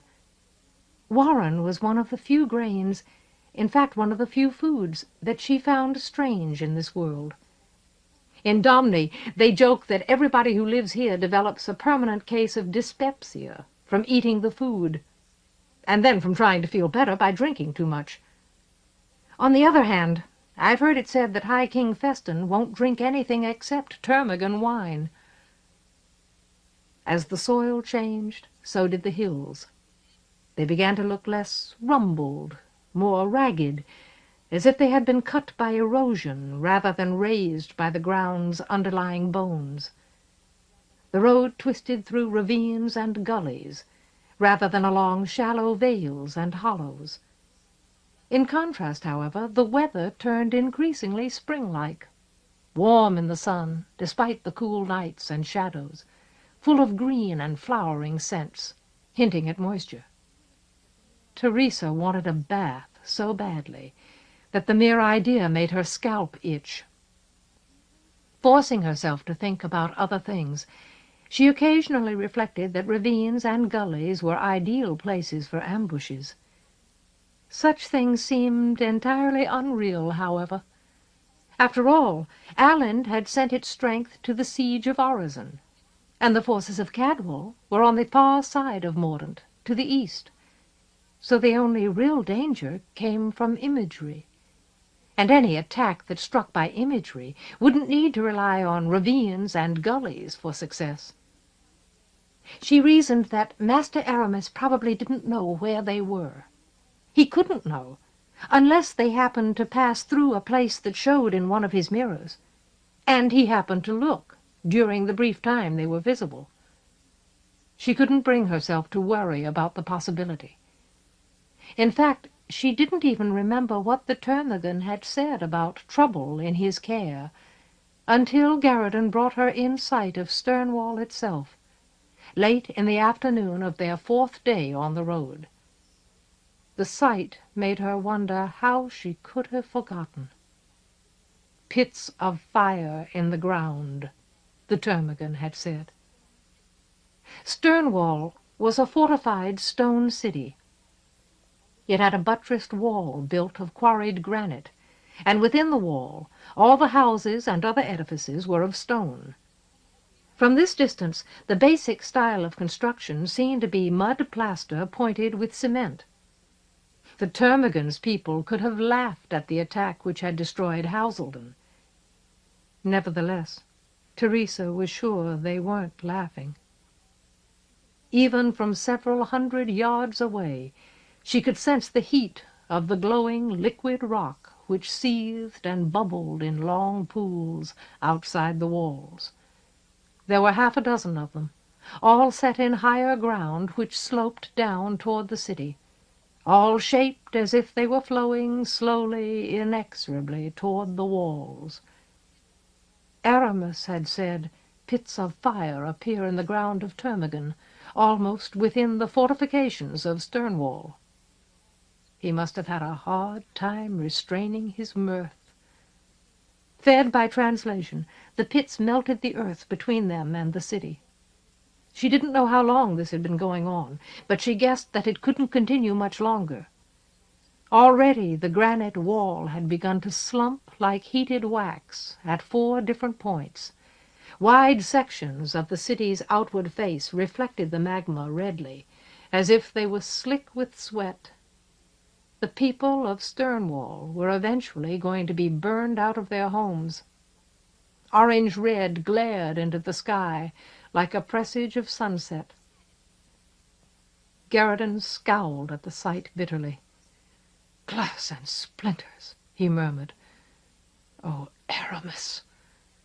No wonder the termagant doesn't trust imagers." "I don't understand." Teresa had to swallow hard to make her throat work. "Why? I mean, why do it this way? Why not put this lava? Why not translate this lava right into the city and be done with it?" "It's more fun this way," grated Garriton. Then he shook his head. "No, that's not it. Stonewall itself probably isn't in the image. The mirror they're using probably shows a place up the hill somewhere. This is as far as they can adjust the focus." Guards paced the wall without getting too close to the heat. Teresa saw 2 men stop, point toward her and Garriton. One of them left the wall. She supposed that under the circumstances Stonewall didn't get many visitors. Trying to force down the taste of bile, she nudged her horse into motion. Grimly, she and Garriton rode past the pits toward the gate on the far side of the city. Near the lava, she could hear it seething, a deep, almost inaudible rumble that seemed to echo in the marrow of her bones, the sound of the earth being eaten away. As quiet as that noise was, however, it seemed to deafen her. She hardly heard the lonely cry of a bugle rising from the walls of the city. She hardly heard Garriton say, "Looks like the termagant is sending men out to meet us. Maybe he doesn't want to risk letting us in until he knows who we are." She should have been ready. She was near an image. She should have understood that she and Garriton were in danger of being spotted. Unfortunately, she wasn't thinking that clearly. She was too full of Stonewall's plight to think clearly. She was taken completely by surprise when a touch of cold, as thin as a feather and as sharp as steel, slid straight through the center of her abdomen. Yet the surprise itself may have been what saved her. She had no time to be frightened, paralyzed. Instead, she yelped a warning and flung herself to the side, out of the saddle, out of the way. The fangs missed her. They came so close, however, that they snagged her shirt at the shoulder, nearly tore it off her body. She hit the ground awkwardly, wrenched her knee, fell flat on her face. Desperately, she scrabbled her legs under her and pitched to her feet, just in time to see a gnarled black spot the size of a puppy get up on its limbs and come scrambling toward her. Its savage jaws took up more than half its body. They stretched for her, ravening. At her yell, Garriton had wheeled his mount. Bounding from an invisible perch on the other side of a translation, a black round shape flipped past him.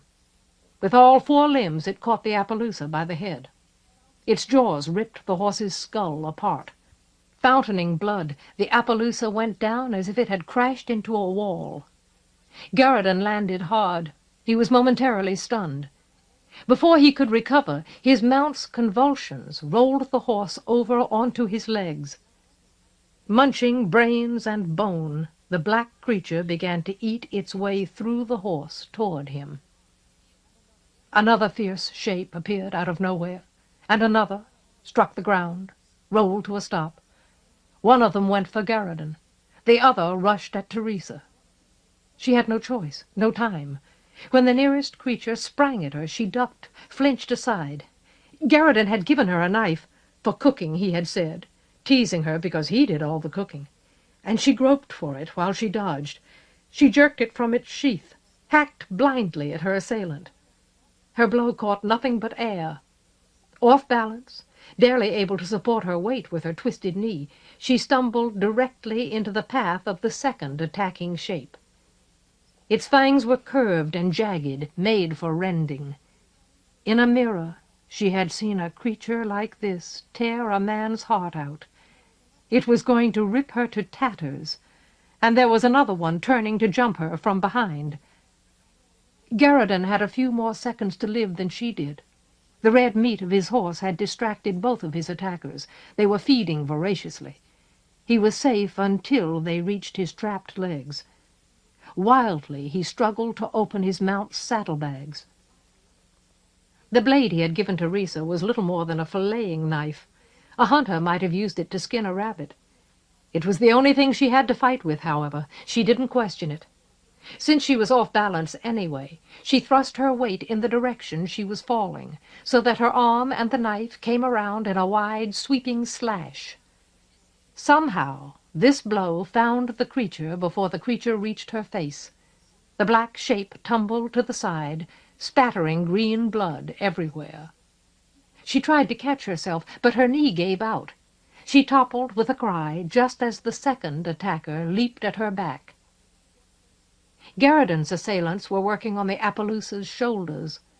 From the nearest saddlebag he pulled out a sackful of cornmeal and flung it. The sack burst open on the first creature's teeth. With a sound like thick fabric being shredded, the shape sneezed. Like its jaws and its appetite, its sneeze was too big for its body. The blast knocked it backward, off the dead horse. Tucking its legs around itself, it rolled away. Another sneeze. Another roll. Garridan searched frantically for something else to throw. Teresa was down. She couldn't get back up. Her legs shoved at the ground as if her back were broken, but she couldn't bring them under her. One of the black shapes moved toward her. As if sensing her helplessness, it stopped hurrying. Its steps were almost dainty as it approached. Its huge jaws opened delicately. Each one of its teeth was sharp for her flesh. Then the quarrel from a crossbow struck the creature so hard that it skipped off the ground and sailed through the air as though it had been kicked by a giant. A few drops of its green blood splashed into her hair as it flew past. Like a spike driven by a sledgehammer, another quarrel nailed the feeding beast to the Appaloosa's carcass. Without a sound the creature gaped and died, gushing rank fluids around its fangs. One of the termagant's men pounded the last black shape into a pulp under the shod hooves of his mount. A moment later the three men halted in front of Teresa and Garridan. They peered down from their high seats. Snarling, one of them demanded, "What in the name of goat shit and fornication are those things?" Garridan didn't seem to notice that he had been rescued. He continued thrashing through the saddlebag, hunting uselessly for a weapon. "That bastard," he panted between his teeth. "That bastard! If I had a mirror!" His whole face was wet with sweat or tears. "If I just had a mirror!" Teresa still couldn't get her legs under her. Her knee felt numb, dead. She wanted to say, insist, "Help me! Is he all right? Did you kill them all?" The only thing her throat and stomach agreed to do, however, was retch. She had green blood in her hair, and it stank. It smelled like corpses rotting in sewage. The head and most of the shoulders of Garridan's horse had been chewed away, devoured, like the castellan's two guards, and Underwell. She kept gagging, but nothing came up. Maybe Mordaunt wasn't at war, but she and Garridan were. Oh, yes. The termagant's men dismounted. Two of them heaved the Appaloosa's carcass off Garridan. The third lifted Teresa to her feet. They were hard men, with grim mouths and red eyes. They had spent too much time staring into the destruction of Sternwall, watching it boil closer. "All right," one of them said harshly. "You're safe. We've saved you. Who are you? What are those things?" "Imagery," Garrison gasped. He still seemed unaware of the men. His attention was on Teresa.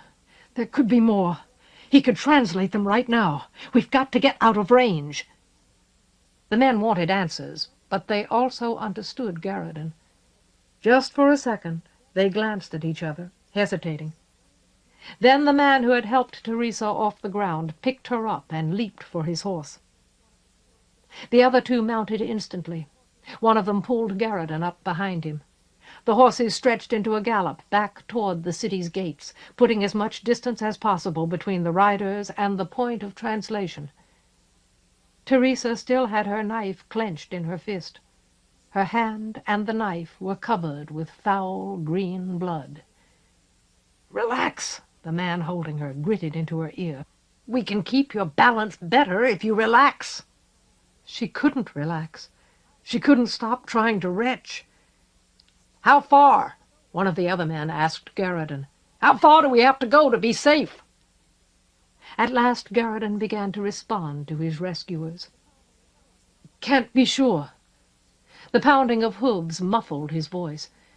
"Depends on the size of the mirror, and how far the focus was adjusted to reach us." A moment later he added, 100 yards should be enough." "Right." The termagants drove their mounts up to the gates of Stonewall. There they risked stopping. Teresa didn't feel anything sharp or cold in her stomach.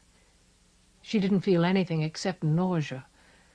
No more of the gnarled black shapes jumped out of the air. Now, instead of wanting to throw up, she began to think it would be nice to faint. She didn't get the chance. The man carrying her dropped her to the ground, then slid down beside her. The pressure of his grip made it clear he had no intention of letting her go. One of the other men held on to Garrison as he dismounted. There was sunset in the air now, as well as the glare of lava. The heavy timbers of the gate were tinged crimson. Red ran in streaks along the edges of the buildings. The faces of the men hinted at bloodshed.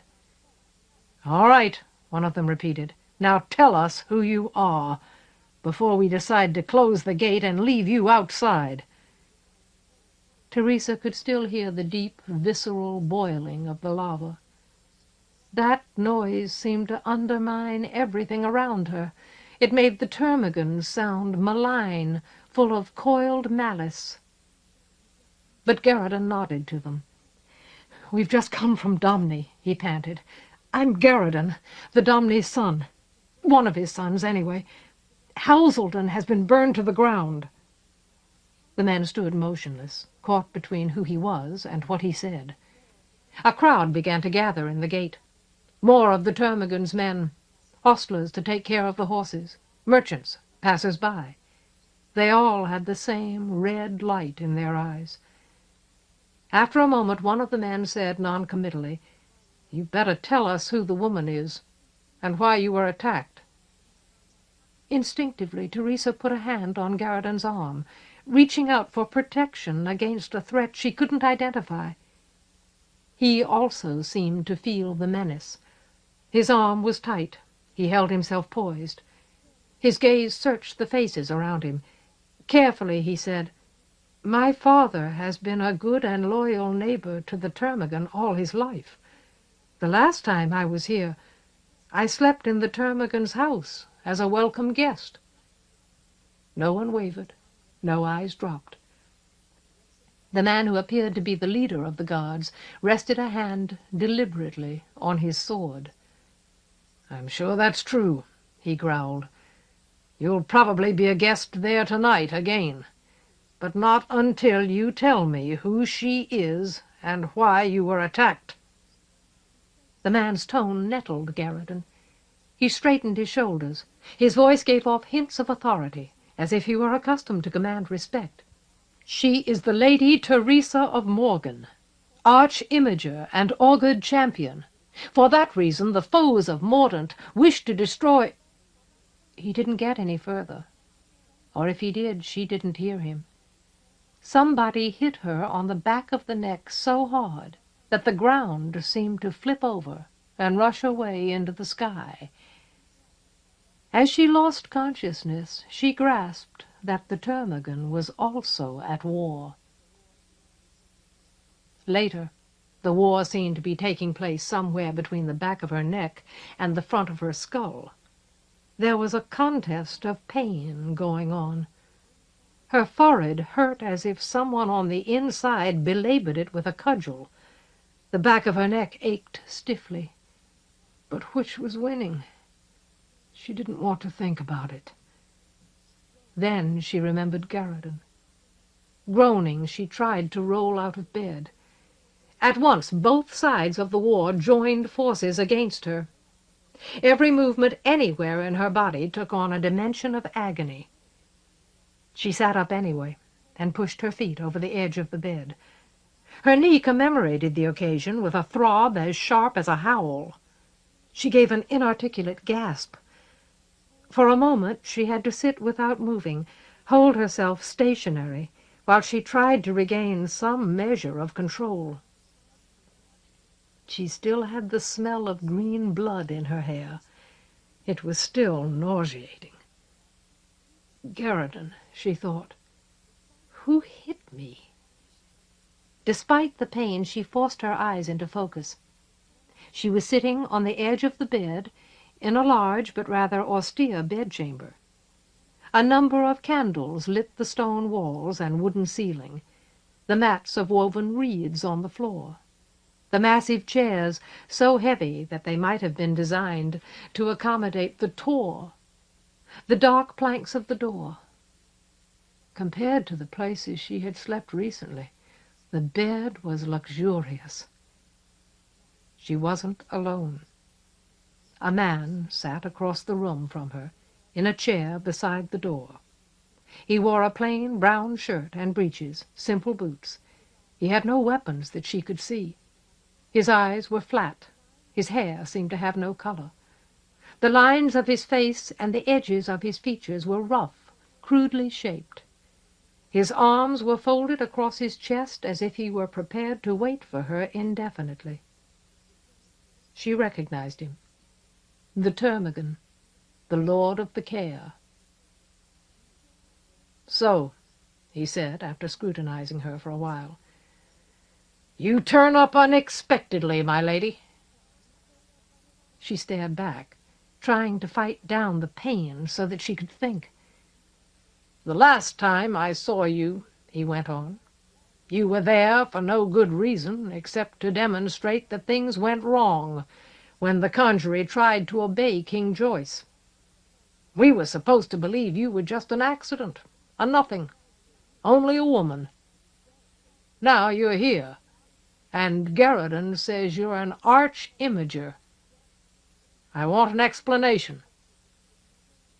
His posture suggested that he would never let her leave this room until she satisfied him. Teresa made an effort to clear her throat. "Where's Garridan?" The termagant shrugged slightly. "Next door. My men didn't have the nerve to hit a son of the Domine, so he's been struggling and shouting ever since I had you taken away from him. But he's bolted in, and he won't get out until I decide to let him see you." "When is that going to happen?" The Lord shrugged again. His flat gaze didn't shift from Teresa's face. "I'll make up my mind when I hear what you're going to tell me." She couldn't keep her voice from shaking. "Your men didn't hit Garridan. Why did they hit me? Do you beat up women as a matter of general policy? Or have I done something personally to offend you?" Sarcasm had no effect on the termagant. "My men," he explained evenly, "didn't know I knew you. They just heard Garridan say you're an imager. I don't like imagers, my lady. When my father was killed in the wars, and I became the termagant, I fought beside King Joyce for years because I don't like imagers. All my life, most of the people I value have been killed by imagers, or Allens. I've never let Havelock inside these walls, even when he wasn't crazy. Now we're under attack by imagery. Stonewall is going to fall soon, and there's nothing we can do to defend ourselves. My men have standing orders to make any imager who comes here helpless first, and ask questions later. My lady, how did you become an imager? Or how did you convince Aramis and Gilbert you weren't an imager? Or, his tone sharpened, why did they lie to us about you? The termagant was definitely at war. She looked away, searching for the means to control her anger and pain and her nausea at the stink in her hair. She scanned the room. I don't like imagers. Almost immediately she spotted a decanter of wine and a pair of goblets on a table near the bed, beside a tray that held what appeared to be a cold collation. Carefully, moving her head and neck as little as possible, she stood up, limped to the table, poured some wine. Helpless first, and ask questions later. On the other hand, he didn't mean to starve her. Tremors ran down her arms from her shoulders, but she was able to keep most of the wine in the goblet. Lifting it with both hands, she drained it. Just for a second her stomach heaved and her head pounded. She thought she had made an idiotic mistake. Then, however, she began to feel a little better. Deliberately she faced the termagant. In effect, he had taken Garridan prisoner. Garridan was probably worried sick about her. And he, too, was an imager. What would the termagant do if he knew that the son of the Domni was also an imager? He might keep them locked up for the rest of the war, until Stonewall fell and Mordaunt was destroyed, and Master Aramis had slaughtered everybody who stood in his way. Anger gave her the strength she needed. My lord, they were lying to both of us. Practically everything they said to us was a lie. The termagant didn't move. He hardly blinked. Why would they lie to you? You're one of them. She gaped at him. Her brain was sluggish. A moment passed before she was able to say, "No, I'm not. I didn't even find out I've got a talent until—" She counted backward quickly. 5 days ago. How could I be one of them? They didn't want me to know I had any talent. That's why they were lying to me. That's why they've been trying to kill me. That's why Houselden got burned. They were trying to kill us. They think I'm some kind of threat to them." "What kind of threat?" "I don't know," she admitted bitterly. She wanted Garridan with her. She didn't like the risk of talking to the termagant by herself.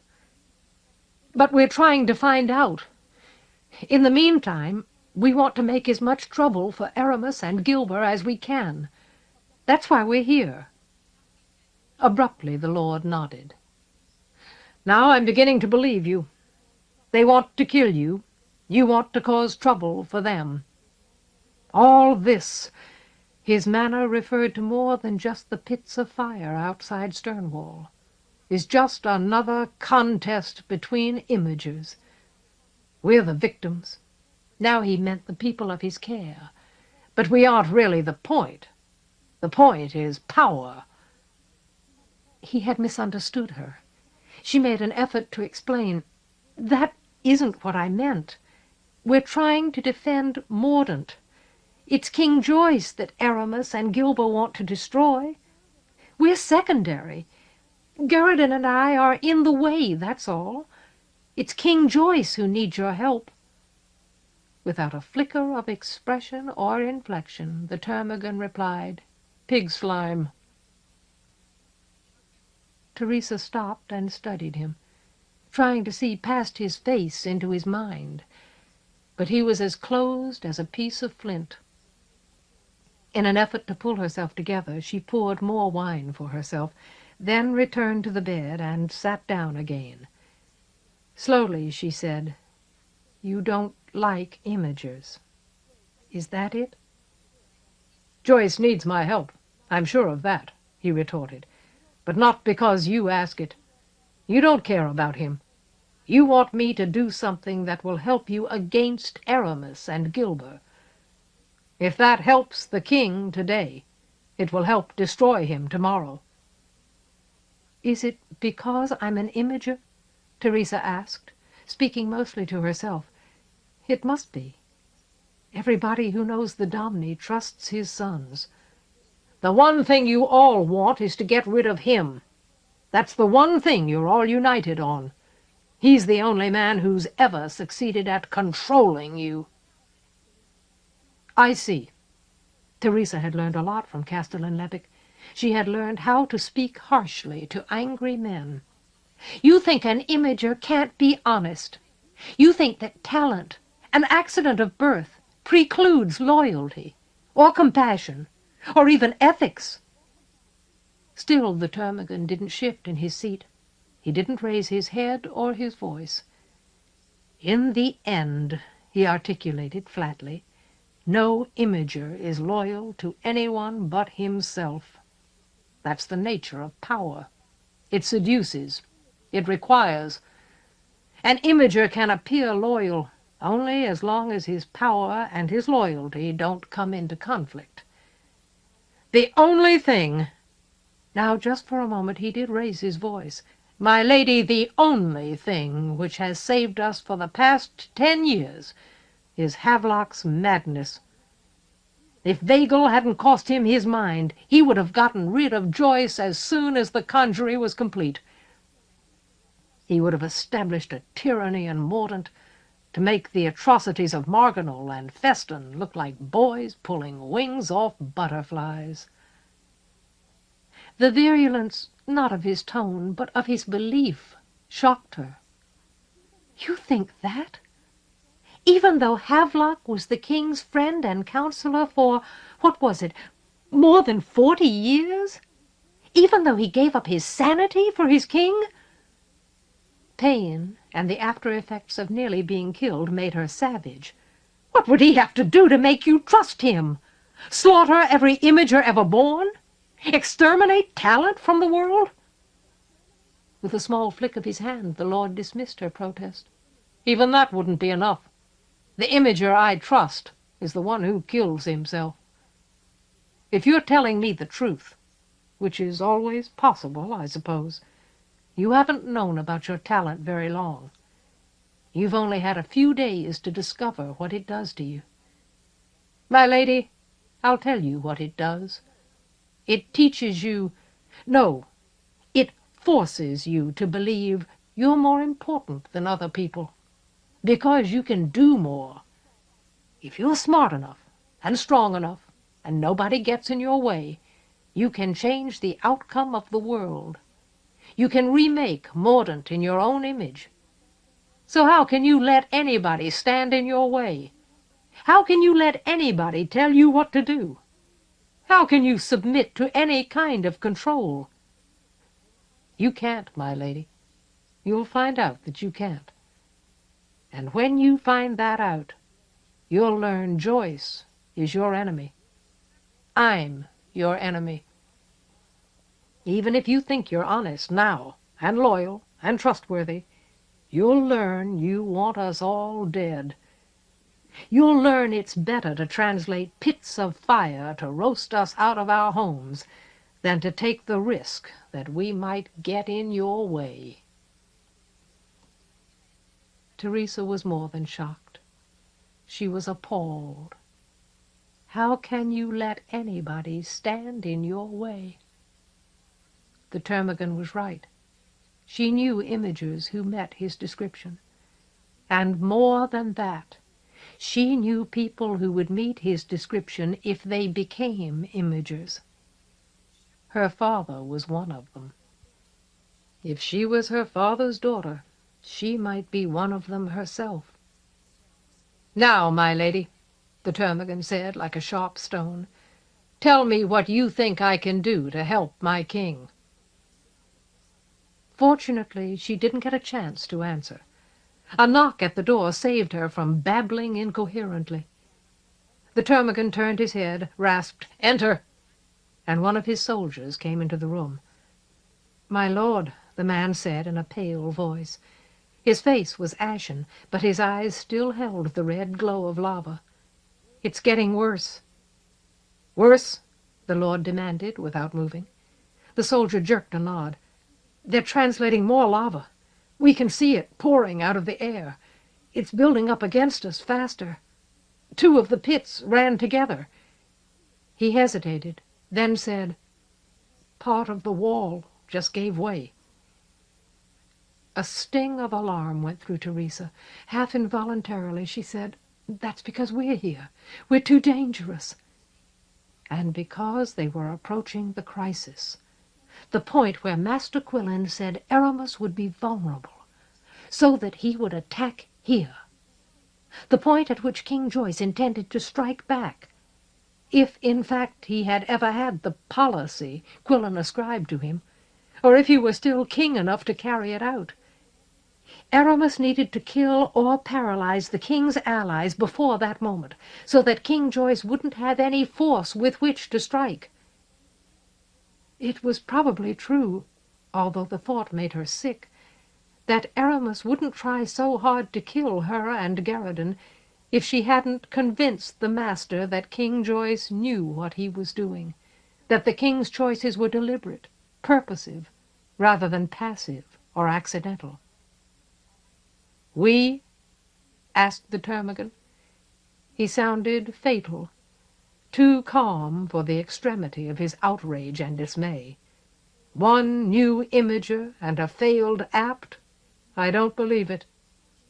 "You should." Teresa couldn't bear it. Sternwall was going to be destroyed, like Houseldon, because of her and Garradin. "He's an imager, too. He's even more powerful than I am. Let him make a mirror, and he'll get rid of that lava for you. Aramis wants us dead. He can't take the chance we'll talk you into helping us." Then she closed her eyes, trying to rest her head from this prolonged struggle against pain, trying to believe that she hadn't condemned Garradin and herself to spend the rest of their short lives in the termagant's dungeons. She expected the lord to do something vehement, spring to his feet, storm around the room, perhaps have her locked in irons. He did none of those things, however.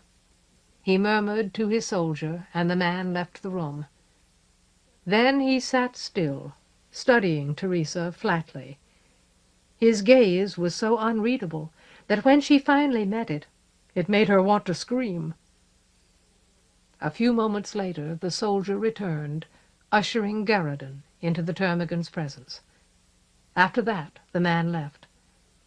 Garradin looked at her, at the lord. He said, "My lord Termagant," roughly, his only concession to politeness. He was already hurrying toward Teresa.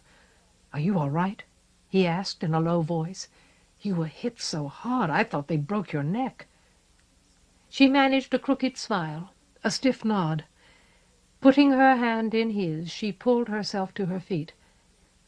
"The lava's getting worse," she said, speaking carefully so that she wouldn't start to yell. "I think it's another way of attacking us." She faced the termagant, although she spoke to Garradin, held Garradin's hand. With all her strength she willed the lord not to harm Garradin. "And I think Aramis is afraid of the termagant. There must be something he can do to fight back." Because she wanted the lord to understand that she was threatening him, she concluded to Garradin, "I told him you're an imager." And Garradin, without hesitation, almost without trepidation, supported her, even though he probably had no idea what he was getting into. "That's right," he said. "If you've got any sand here, any kind of furnace or kiln, I might be able to make a mirror.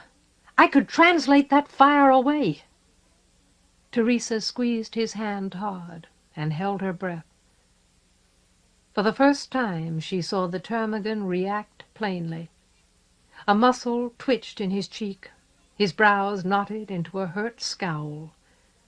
The emotion she felt wash from him wasn't anger or even disgust. It was grief. In a ragged voice he said, "No, even if you're telling the truth, I won't have it. I won't have imagery here." His own severity cost him this hope. Garridan blew a sigh, but he still didn't hesitate. "Then, my lord," he said clearly, "there's only one thing you can do for your people." Teresa marveled at him, at the strength in his voice, at the certainty with which he met a dilemma that confounded her. "Evacuate Stonewall. Get your men together. Go fight for King Joyce, before it's too late." It didn't work. Evacuate Stonewall? The termagant spat as if he had discovered a piece of glass in his food. Leave my people? Abandon my care? Softly, but so intensely that it sounded like a cry from his heart, he demanded, "For what?" "For Mordaunt," answered Garridan. "For peace." The termagant didn't respond, so Garridan went on. "Urizen is under siege. Prince Cragan brought the Alland army against us, at least 10,000 men. And Cadwal is marching. The High King's army is even bigger. I don't know how long the Purdon can hold out against it. Right now, the Alland monarch may be in the strange position of defending Urizen from Cadwal. I don't think you can do anything about that. I don't think you've got enough men. But you could attack Aramis directly." He released Teresa's hand so that he could move closer to the termagant, face the lord more squarely. "He's in league with High King Feston, but Cadwal has to fight Alland and Urizen. So the place where Aramis keeps his mirrors is vulnerable. The place where he does translations like this one, the one destroying Stonewall. The place where he and Gilber and Vagel hid to do their plotting and shape their mirrors. You could attack him there, in the care of Tor, in his home, Esmeralda." "Esmeralda?" Teresa was surprised. That didn't make sense. "What about his father, his brothers?" she asked stupidly. They would have betrayed him long ago. He couldn't use Esmeralda. Garridan turned to her.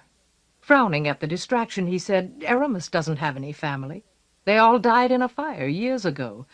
Some of his servants in Urizen are people who used to serve his father. I've heard them talk about it." So that also was a lie. Just another of Aramis's attempts to manipulate her. She ground her teeth. Suddenly she felt a fierce desire to do what Garridan was proposing. Ride into the care of Tor, ride to Esmeralda, attack, get even with that bastard. But the termagant wasn't moved. "Will that save Stonewall?" he asked Garridan, in a voice like a winter wind. "Probably not," Garridan admitted. "It'll take too long. Stonewall is probably doomed. Unless something good happens for a change. Unless something happens to distract Aramis or Gilber so they can't keep translating that lava." "Then I repeat," gritted the lord, "for what?" This time Garridan said simply, "You might be able to save King Joyce." The termagant chewed on that for a while. Then he said harshly, "So you think there's something worth saving? You think Joyce hasn't just gone passive or anile?" He had been pushed too far. He was losing his calm, his inhuman self-restraint. "You think there's some reason why he let those shit-eating imagers do this to my care?" "Yes," Teresa said at once, before the lord's sorrow and distress became too much for her. "I don't like it very well. I don't think it's good enough. But there is a reason." In a few stiff sentences, while the termagant stared at her as if she were lice-ridden, she told him what Master Quillen had told her about King Joyce's reasons. The lord surged to his feet almost before she was done. He snapped, "Is that all?" He turned his back on us, left his realm to rot, let images do whatever they wanted to his people, just so Mordaunt would be attacked instead of Aland or Cadwal. His passion stopped Teresa's voice. She nodded dumbly. Without warning, the termagant let out a snarl of laughter. Candlelight reflected in his eyes like an echo of lava. "Brilliant! Destroy your friends to save your enemies. Completely brilliant." "He needs the help anyway, my lord," murmured Garridan. "No matter how slim it is, the possibility that he knows what he's doing is the only hope we have left. You might be able to do him some good by striking against Esmeralda." For a moment the lord remained motionless, holding himself as though a gale were gathering inside him. Then, abruptly, he lifted his fist and roared, "No! He decided to sacrifice Stonewall without consulting me. Let him pay for the rest of his reasons himself." When he left the room, he slammed the door so hard that splinters jumped from the latch, and one of the cross members cracked. Garridan looked at Teresa with trouble in his eyes. "Well," he said finally, "at least I haven't lost my talent for mishap." She went to him and hugged him. "Wait and see," she muttered dryly. "If he doesn't tie us up and throw us in the lava, you got more out of him than I did." That enabled him to chuckle a little. "Do you mean," he asked, "that if we simply survive this experience, I'm supposed to consider it a success?" "Wait and see," she repeated. She didn't know what else to offer him. They waited. Eventually a servant brought them hot water, so Garridan braced a chair against the door, and they bathed each other. They drank the wine and ate the food. They took advantage of the bed. They even got some sleep.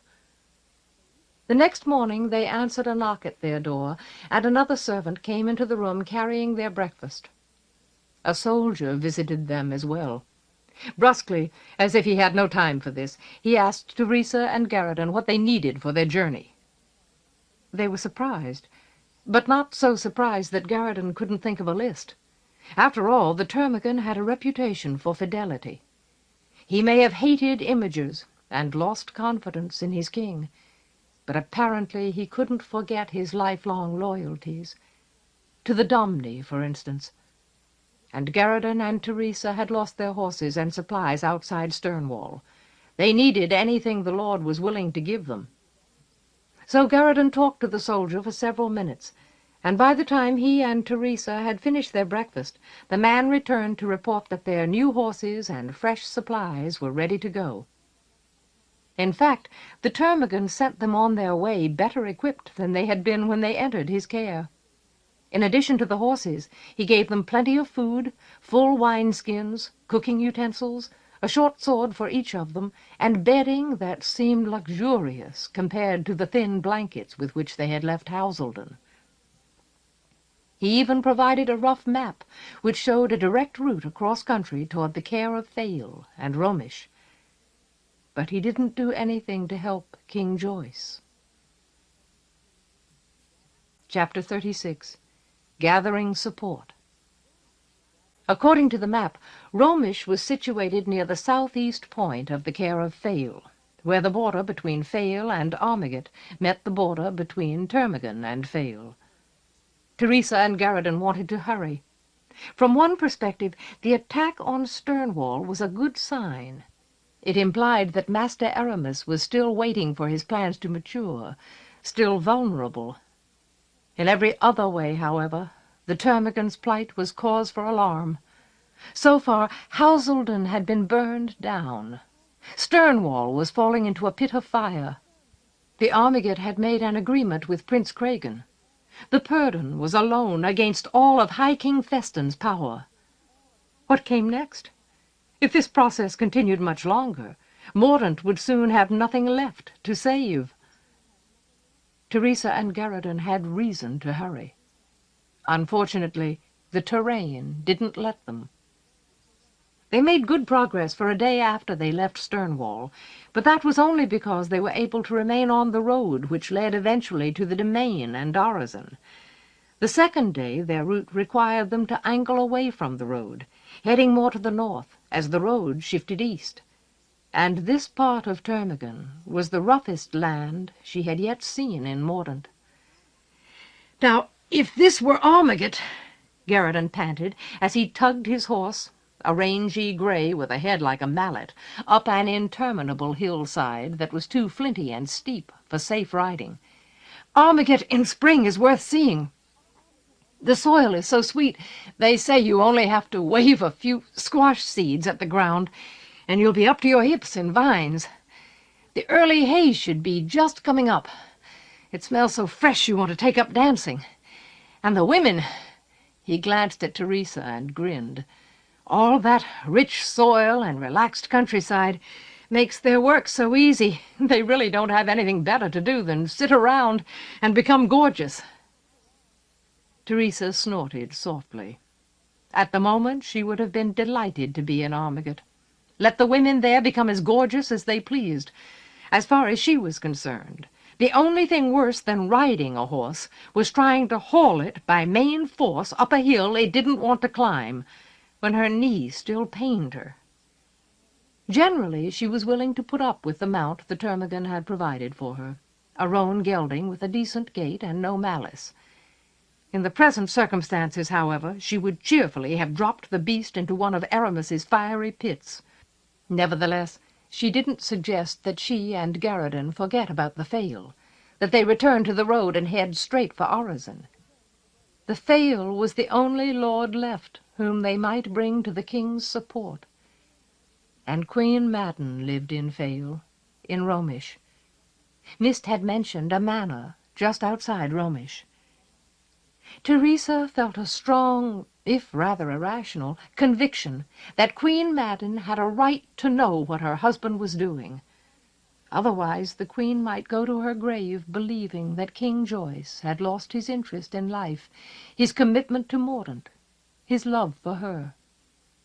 It was typical of Teresa's mood, her soul shocked by Stonewall's danger, her thoughts troubled by the ramifications of what Master Aramis was doing, and yet her heart full of Garriton, that she considered Queen Madden's feelings at least as important as King Joyce's need for help. So she wrestled her roan up the hillsides, rode it gingerly down the gullies, and trotted it inexpertly across the flats, not precisely without complaint, but without significant self-pity. The care of Termagant, as Garriton explained, wasn't heavily populated, and most of the towns and villages were spread out along the Broadwine River, away from the pestle and Alland. After the second day, the two riders seemed alone in the stringent landscape. Teresa began to think that Termagant had already lost everything it had ever contained worth fighting for. For 3 days dark clouds locked the sky, threatening rain. Water and mud would have perfected the pleasure of her journey. Nevertheless, she wished for rain. Orizon could always use water, and mud would make the movements of armies more difficult. Despite the fierce way they glowered down at the earth, however, the clouds were only able to spit a few brief sprinkles before they blew away. The weather itself seemed to have Master Aramis's best interests at heart. On the other hand, as the clouds drifted off, the terrain improved, as if sunlight had an ameliorating effect on the slopes and soil. Trees became more common. Soon the errant and bedraggled copses of the rest of Termagant began to accumulate into long stands of elder and sycamore, ash and wattle. "We're getting closer," commented Garriton. "Fale is known for its wood. Actually, that's one reason Alland traditionally attacks through Termagant or Armiget rather than Fale. And it's why the Fale was King Joyce's second ally after the Tor. You could make yourself old trying to run a military campaign through the forests of Fale. The Care has more history of resistance, or maybe I should say of successful resistance, than most of the rest of Mordaunt. That probably explains, he concluded humorously, where the Thale got his loyalty, and Queen Madden got her stubbornness. Teresa felt that if she never saw another hillside covered with gorse and nettles again, she could die happy. How much farther? He consulted the map. 2 days, if we're lucky. It's easy to get lost in woods and forests, and I've never been in Thale before. Actually, Batten, in Armigut, is the closest I've ever been to Romish. But the good news, he looked around, is that we ought to start seeing people again soon. According to the map, we'll go right through several villages. Technically, some of them will still be Termagant, but for all practical purposes, we're coming into the care of Thale right now. Simply because he said those words, she took a harder look ahead and spotted what appeared to be a smudge against the horizon. Frowning, she tried to squint her vision into better focus. Garridan noticed the direction of her gaze. "What do you see?" "I don't know. Smoke?" He squinted as well, then shook his head. "I can't tell." Teresa didn't need to say anything. He had the same memories she did. After scanning the map again, he added, "That might actually be the first village, a place called Apparite, unless I'm wrong about where we are. If it has a smithy, the forge will smoke." "Let's find out," she said under her breath. Self-consciously, he loosened his sword in its scabbard. Then he tightened his grip on the reins and urged his grey into a canter. Her gelding followed. She was getting better at telling it what to do. Between the trees, the ground was covered with clumps of dull grass and bracken. The first hint of evening was in the air, but she didn't notice it. She was concentrating ahead, trying to see past a number of intervening wattle thickets. The wattle had bright yellow flowers that grew in sprays like mimosa blooms. The ground was rising. If she had turned in her saddle, she could have seen a panorama unrolled behind her. But she had watched Houseldon burn. She didn't have any attention to spare for flowers and vistas. The distance was greater than she expected. She began to think that the smudge she had seen was a trick of the light. Then, abruptly, a knot of copses stood back from a clearing. A corral with a split-rail fence filled most of the clearing. It wasn't as big as it first appeared, but it was plainly big enough for 10 or 15 horses. Teresa, who felt that she was becoming an expert on horse manure, was sure that the corral had been full of horses. Recently, but not now. Garridan stopped. He studied the clearing. "That's odd." "What's odd?"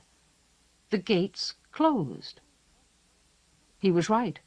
The gate wasn't just closed. It was tied shut. "Why?" he muttered softly. "Why take all your horses out and then tie the gate?" She lowered her voice. "Why not?" "Why bother?" he returned. Teresa had no idea. After a moment he breathed, "Come on," and slipped out of his saddle. "Let's go see what we're getting into." When she had dismounted, he led the grey and her gelding away until they were hidden among the copses, out of sight of the clearing. There he tied the reins to a tree, but he didn't uncinch the girths or drop the saddlebags. Taking Teresa's hand, he moved quietly toward the village. Because she was trying so hard to look ahead, peer between the trees, she had trouble with her footing. Garridan, on the other hand, didn't trip or stumble. For a moment she couldn't figure out how he knew where he was going. Then she realized that he was following worn lines in the dirt, marks made by people and animals that had reason to go in every conceivable direction from their homes. He brought her to the back of a daub and wattle shed. Actually, it was little more than a shelter intended to protect straw for the horses from the weather. Beyond it lay the village. At a glance, Teresa could see perhaps a dozen huts, all built of daub and wattle, all with roofs made from what appeared to be bundles of banana leaves. Among them stood an open-sided structure that might have served as a meeting hall. The size of the cleared space gave the impression that there were more houses and buildings out of sight behind the ones nearby. From somewhere among them rose a stream of thin, dirty smoke. The village was disturbingly quiet. No people shouting to each other. No people at all. No dogs. No chickens scratching the dirt. No children whimpering or playing in the distance. The breeze raised a little furl of dust along the hard ground between the huts, but it didn't make any noise. "Oh, shit," Garrison growled softly. "Maybe they're all at work," she murmured, "in the fields or something." He shook his head. "A village like this is never empty. Not like this." "Evacuation? Maybe the fail got them all away?" He thought for a moment. "I like that idea better." Then he said, "As long as we're whispering, let's go see if they really are gone." Together they crept into the village. Its inhabitants really were gone. So were all its animals and fowl, beasts of burden, pets. Teresa had the impression that even the vermin had disappeared. Shadows lengthened across the bare ground. Dusk seemed to gather in the huts and peek out from their gaping doorways, their eyeless windows. The breeze brought the taste of something cold, a hint of something rotten. She was afraid to ask Garrison if he recognized it. The village did, in fact, contain a smithy, but the forge was cold. The smoke came from somewhere else. Shortly, she and Garrison discovered its source. At the northern edge of the village, 3 huts in a cluster were on fire. They had been burning for some time, had nearly burned themselves out. Only their blackened frames still stood. Small flames licked in and out of the fallen remains of the roofs. The smoke, drifting upward, had a bitter smell. All 3 were full of corpses.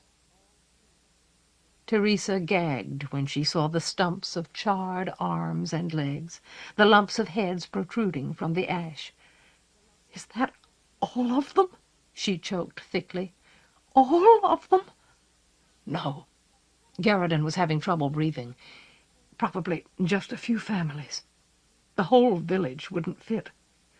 These are the ones who didn't get away." Inspired by nausea and by the strange scent on the breeze, which didn't have anything to do with burned wattle and charred bodies, Teresa muttered, "Or they're the ones who did." He gave her a look like a whiplash. She heard a faint rustling noise, bare feet scuttling across the dirt. She looked around. Her peripheral vision seemed to catch a glimpse of something as it slipped into the evening shadows. Then it was gone. She couldn't be sure that she had actually seen anything. Yet a chill went down her back as she remembered what Master Aramis had told the lords of the Cares. All Mordaunt is already assailed. Strange wolves have slaughtered the Tor's son.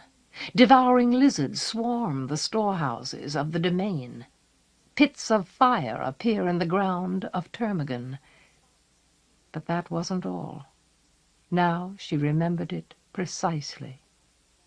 Ghouls harry the villages of Vale. "Garrison," she was barely able to clear her throat. "Let's get out of here." He was still staring at the huts. He hadn't heard what she heard, but he nodded roughly.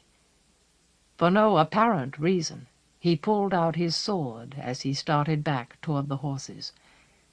She hoped he didn't have a reason. Nevertheless, she was glad that he was armed, and that he was determined, if not skilled. She stayed close to his shoulder all the way through the village and past the corral. Their boots made too much noise on the hard ground. She wouldn't have been able to hear any soft, rustling sounds. But twice she thought she saw movement in the heart of a shadow, the depths of a hut, as if the dark were coming to life. She was irrationally relieved to find the horses where she and Garridan had left them, and to find them alive. They were both uneasy. The grey bobbed its head fretfully. The roan kept rolling its eyes. Maybe they smelled the same scent that made her so nervous. They were difficult to manage at first, until they realized that they were no longer tied to the tree. Respecting the uneasiness of the horses, and his own distress, Garridan led Teresa in a wide circuit beyond the empty village before returning to the route marked on the termagant's map. Until nightfall forced them to stop, they put as much distance as they could between themselves and Apparite. She didn't want to stop at all, but of course they couldn't find their way safely in the dark. A flashlight would have come in handy. A big flashlight. Sure, she muttered to herself sourly, and while she was at it, why not an armored car to ride in? Or even an airplane to drop a few strategic bombs on Esmeralda, on High King Feston's army. All Garridan needed was a mirror. He could do it if he could get to his glass, the one which had brought her here. Sure. When they made camp, she helped him build the biggest fire they could. She hunted as far as she dared, collecting firewood. Then, while they ate supper, she commented morosely, "I don't know what made me say that."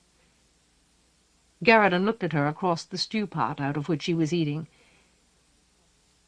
"You said they were the ones who didn't get away. I said they were the ones who did. I don't know why I said that." He tried without much success to smile. "Let's hope you just have a morbid imagination." The firelight on his face reminded her of the termagant. She couldn't smile either. "Why is it," she went on, trying to exorcise images which haunted her, "everything that comes here by translation is so destructive? Why is it so easy to find terrible things in mirrors? Is the universe really so malign?" "I certainly hope not." In a transparent effort to reassure her, Garridan grimaced lugubriously. Then he set himself to give her an answer. "It's probably true that every world has predators, but even if a world didn't contain any violence at all, its creatures or powers might still be destructive if they were translated, if they were taken out of their natural place. There's nothing immoral about a pit of fire, as long as you leave it where it belongs. What's really destructive is the man who translates it somewhere else. Would you call a fox destructive? After all, it hunts chickens, and people need those chickens. Even so, there's nothing wrong with the fox. For all we know, the fire-cat that burned Houseldon might be the same thing as a fox in its own world. It might be anything. It might even be an administrator of charity." An administrator of charity. Just for a moment she took the idea seriously. Someone who ran a mission, for example. Then, however, she was struck by the thought of Reverend Thatcher going around setting towns on fire. On his own terms, that would please him, but literally setting towns on fire. Involuntarily she grinned. When Garridan rolled his eyes at her, she started laughing. She felt like a fool, like she was losing her mind. But she went on laughing, and after a while she felt better. Nevertheless, she didn't sleep very well that night. She kept expecting the horses to snort and shy, kept expecting to smell something cold and slightly rotten in the dark. And for some reason Garridan spent most of the night snoring like a bandsaw. When she nudged him awake in the early gray of dawn, so that they could be on their way, She felt cold herself and vaguely stupid, as if the matter inside her skull had begun to turn rancid. The day began well. The air was clear and crisp, and the horses moved easily through the increasingly travelled paths. And before noon she and Garridan came upon a village that had nothing wrong with it. Nothing, that is, except anxiety. When the people of the village heard what Teresa and Garridan had found in Apparite, they muttered nervously and scanned the woods around their homes and began to talk about leaving. "Ghouls," a woman pronounced, confirming Teresa's guess. "Don't know what else to call them. Never seen one. But the Lord sent men to warn us. Attack at dusk or dawn. Little critters, almost like children, green and smelly. Eat every kind of flesh. Don't even leave the grease and bones. That's what the Lord's men said." Garridan scowled as if he were in pain. "That's why the gate was closed," he muttered. "The horses never got out. They were eaten right there in the corral." Teresa was thinking, "They're the ones who did. They escaped into their huts and somehow sealed the doors. And then they were incinerated in their own homes." Aramis. She was beginning to understand why King Joyce had fought for 20 years to strip Aland and Cadwal of imagers and create the conjury. He wanted to prevent creatures like ghouls from being translated into the world. Through a haze of nausea and anger, she asked one of the villagers, "What are you going to do?" "What the Lord's men told us," came the reply. "If we heard any rumor of ghouls around here, saw any sign, get to Romish as fast as we can." "Good," said Garridan fiercely. He and Teresa rode on. She still felt like the meat of her brain was going bad. Even though those villages were safe, she couldn't rid herself of the impression that the day was getting worse. How many ghouls had Aramis already translated into the care of Fail? How much of the Fail's strength had already been eaten away? How could he help King Joyce and defend his own people at the same time? She practiced saying, "Oh, shit," to herself, until it began to feel more natural. "Here's some more good news," Garridan remarked the next time he studied the map. "At the rate we're going, we're due to reach another village just about sunset. A place called Nabel." Oh, shit. Grimly she made an effort to think. Maybe we should stay away from it. Maybe those things are following us. He glared at her. "You do have a morbid imagination." After a moment he added, "If we're being followed, we've got to warn the village. We can't lead ghouls past Nabel and expect them to leave it alone." The day was definitely going downhill.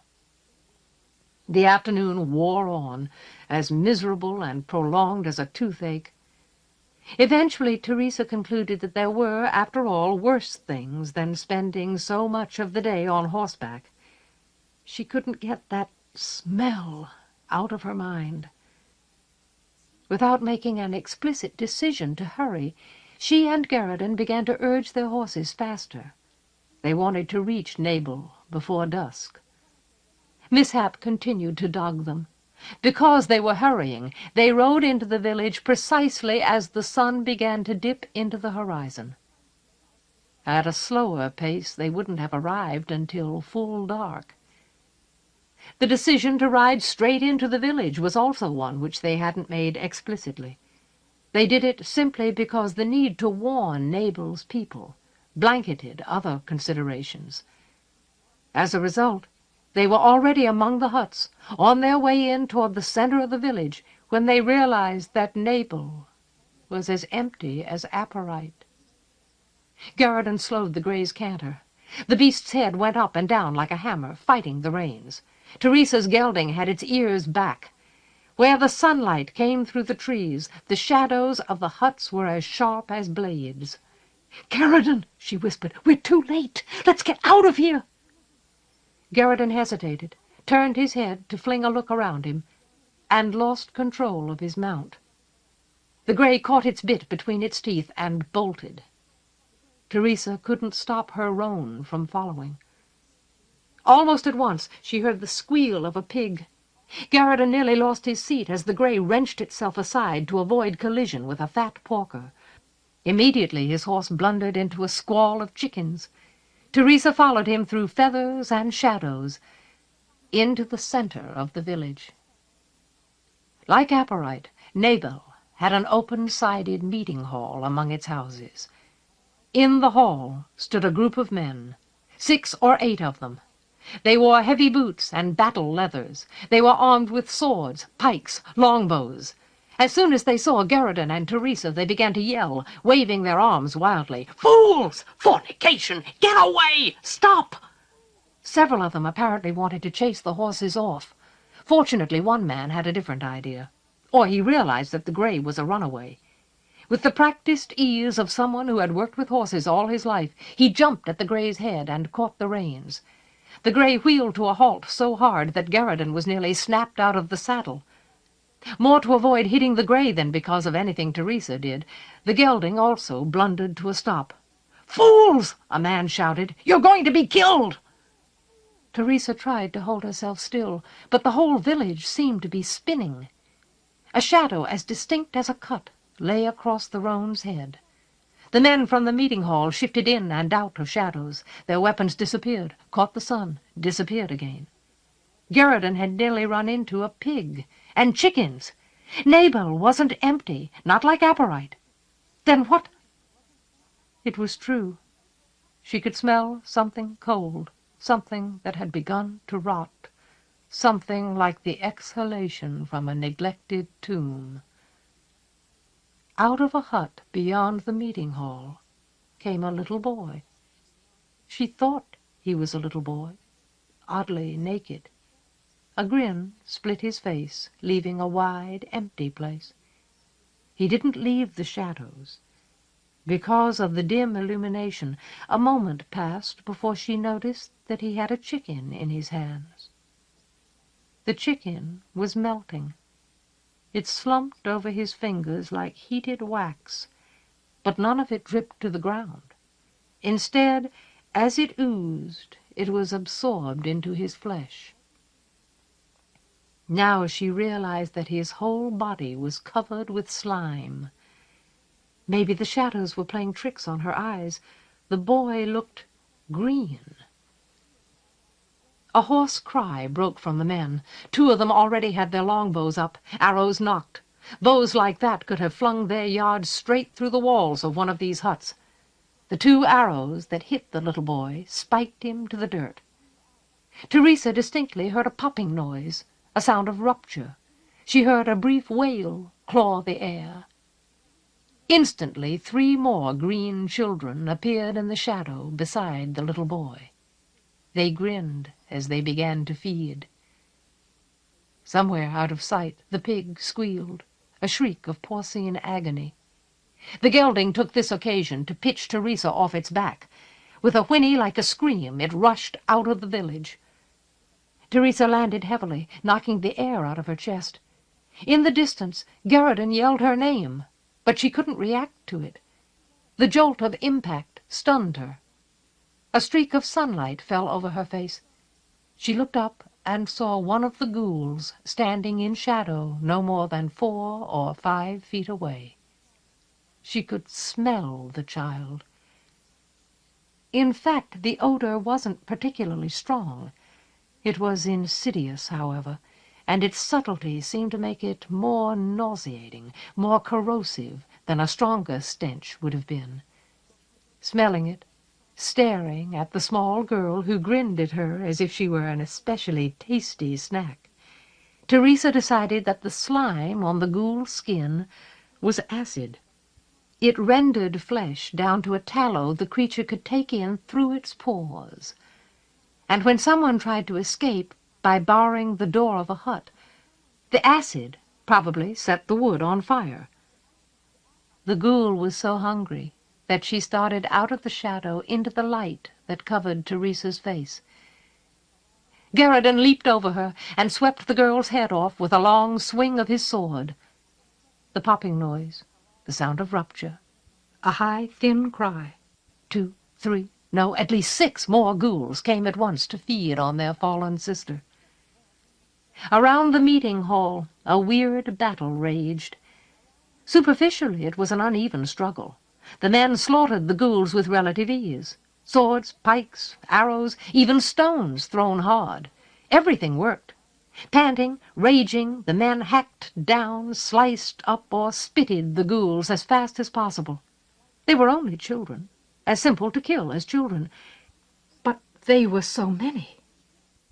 No, they weren't as many as all that. The truth was more complex.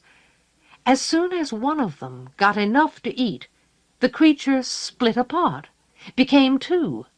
And whenever one of them died, the body provided enough food for 3 or 4 other ghouls to multiply. And with every death wail, more creatures swarmed out of the shadows. In addition, the weapons of the men didn't last long. Every arrow that struck home caught fire.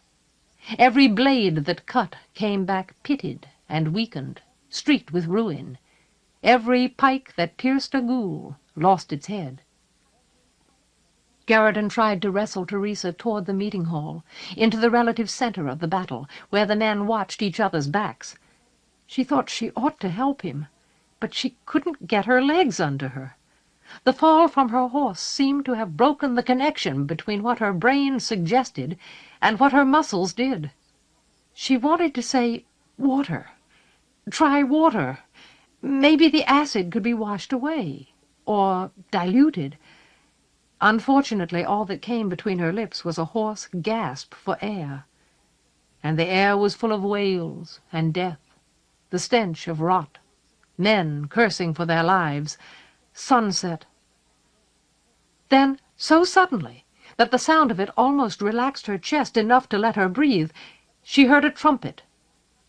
That high, penetrating call seemed to change everything. On its signal, 20 or 30 men charged through the village on horseback. They knew what they were doing. They didn't risk any of their mounts in an attempt to trample the ghouls. Instead, they carried lights of every description, torches, lanterns, blazing faggots, even oil lamps. Shining like a host of glory, the riders swept into Nabel at dusk. Obliquely, Teresa noticed that one of them was the Fail himself. She recognized him by his age, his leanness, his long, heavy jaw. She didn't have the strength to wonder what he was doing here. She was too busy watching. The light seemed to hurt the ghouls worse than death did. It paralyzed them. They lost their grins, their hunger, the power of movement. And when they couldn't move, they couldn't feed on each other. They couldn't multiply. Clearly, the Fail's men knew this would happen. At once they took advantage of it. In grim concentration, as if they had never been able to reconcile themselves to killing creatures that looked like children, they began hacking the ghouls apart and setting the pieces to the torch. They used cast-iron tongs and shovels to pile the dismembered corpses together so that the flames fed on each other. Before long, the bonfire beside the meeting hall of Nabel grew so large that its flames seemed to reach the darkening heavens. After the last of the sun went down, there was no other light in the village except fire. Hot fire and acrid smoke slowly took the cold, rotting odor out of the air. A gust of wind carried smoke into Teresa's eyes. Tears ran down her cheeks as if she were weeping. But she was able to breathe again, able to get air all the way down into the bottom of her lungs, able to move her shoulder. So that was why, she thought deliberately, distracting herself from the slaughter she had just witnessed so it wouldn't overwhelm her. That was why the bodies in those burned huts in Apparite hadn't been consumed. when every other form of flesh in the village was gone. Once the acid had set fire to the wood, the flames had cast enough light to keep the ghouls away. After a minute or two, she became aware that Garridan still had his arms around her. Like her, he had taken a faceful of smoke. Like her, he appeared to be weeping, the light of burning children reflected in his eyes. She hugged him, held him, clung to him. She didn't know how much more she could bear. Trying to recover his composure, he muttered, "I'm never going to tell Quis about this. Never as long as I live." Teresa coughed at the smoke, cleared her throat. Remembering the way he had kept her sane when the conjuries' champion had brought the ceiling of the hall down on her, she made an effort to return the favor. "That's probably a good idea. If I hadn't seen it myself, I wouldn't want you to tell me about it."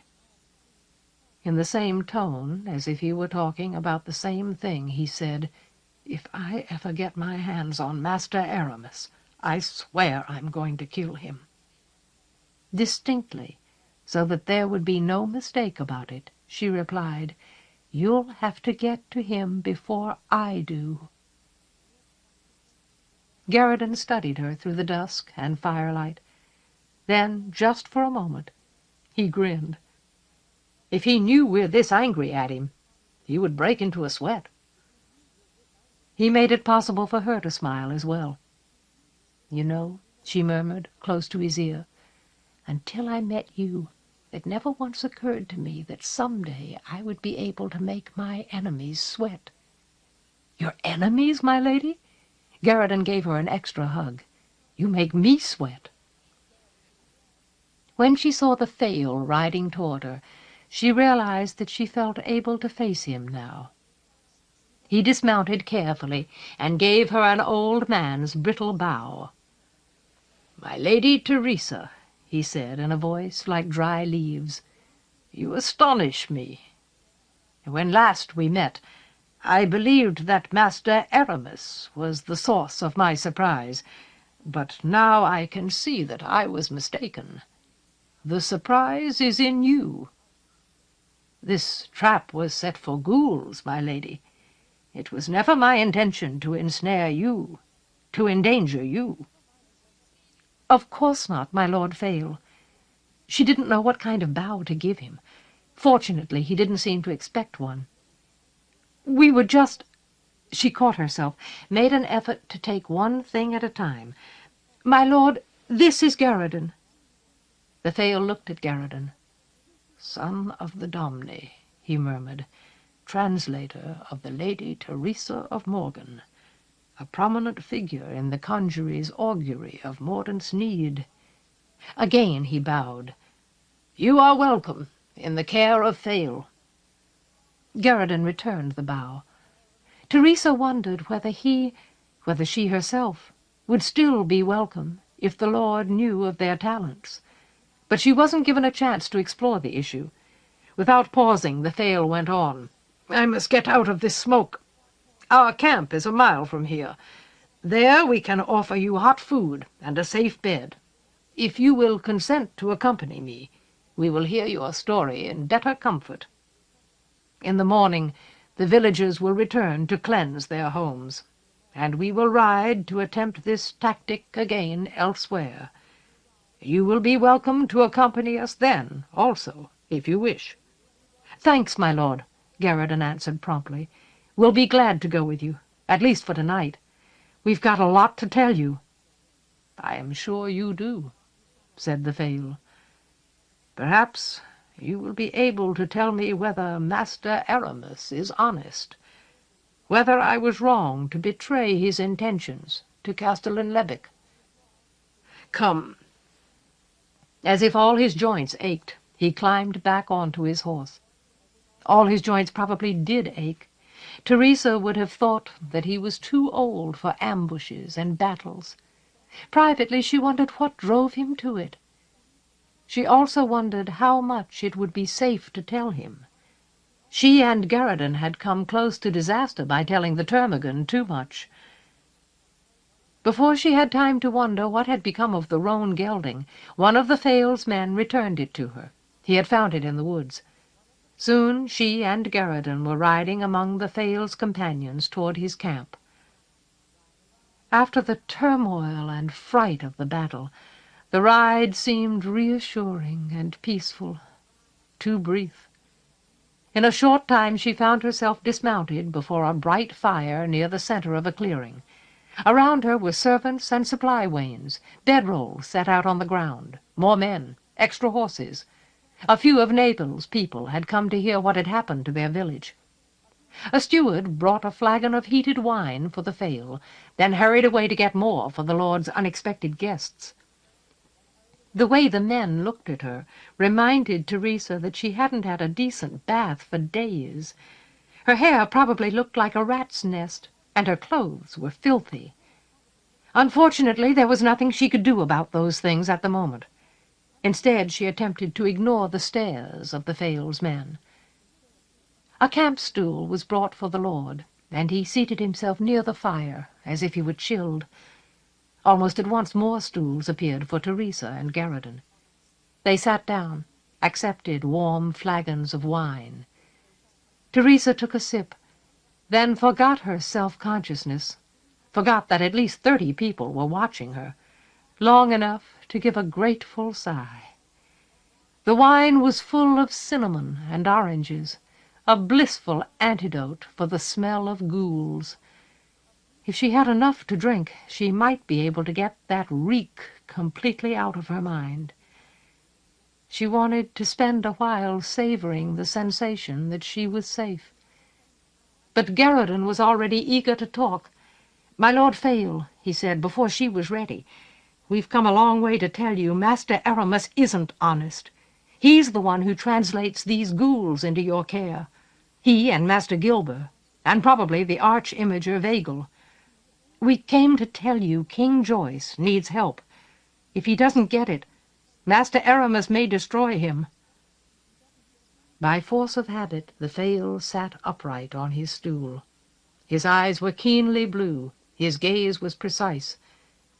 Looking at him, Teresa was struck by the odd thought that he would never have been able to do what King Joyce had done, make himself appear weak and foolish for years. No one who met the Fail's gaze would doubt that he knew what he was doing. "It is comforting to know," he muttered dryly, "that Master Aramis deserved to be thwarted. We will discuss that further.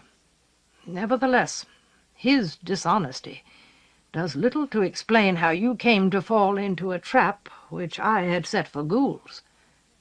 "Actually, it explains a lot, my lord," countered Garridan. "The rest is just details." For reasons Teresa understood perfectly, he was being cautious. "We rode here from Sternwall. The termagant wasn't especially glad to see us. Like yours, his care is being badly hurt by one of Aramis's translations. We told him the same thing I just told you. King Joyce needs help. He didn't seem to care about that. I think we were lucky he let us leave. My lord, I don't want that to happen again.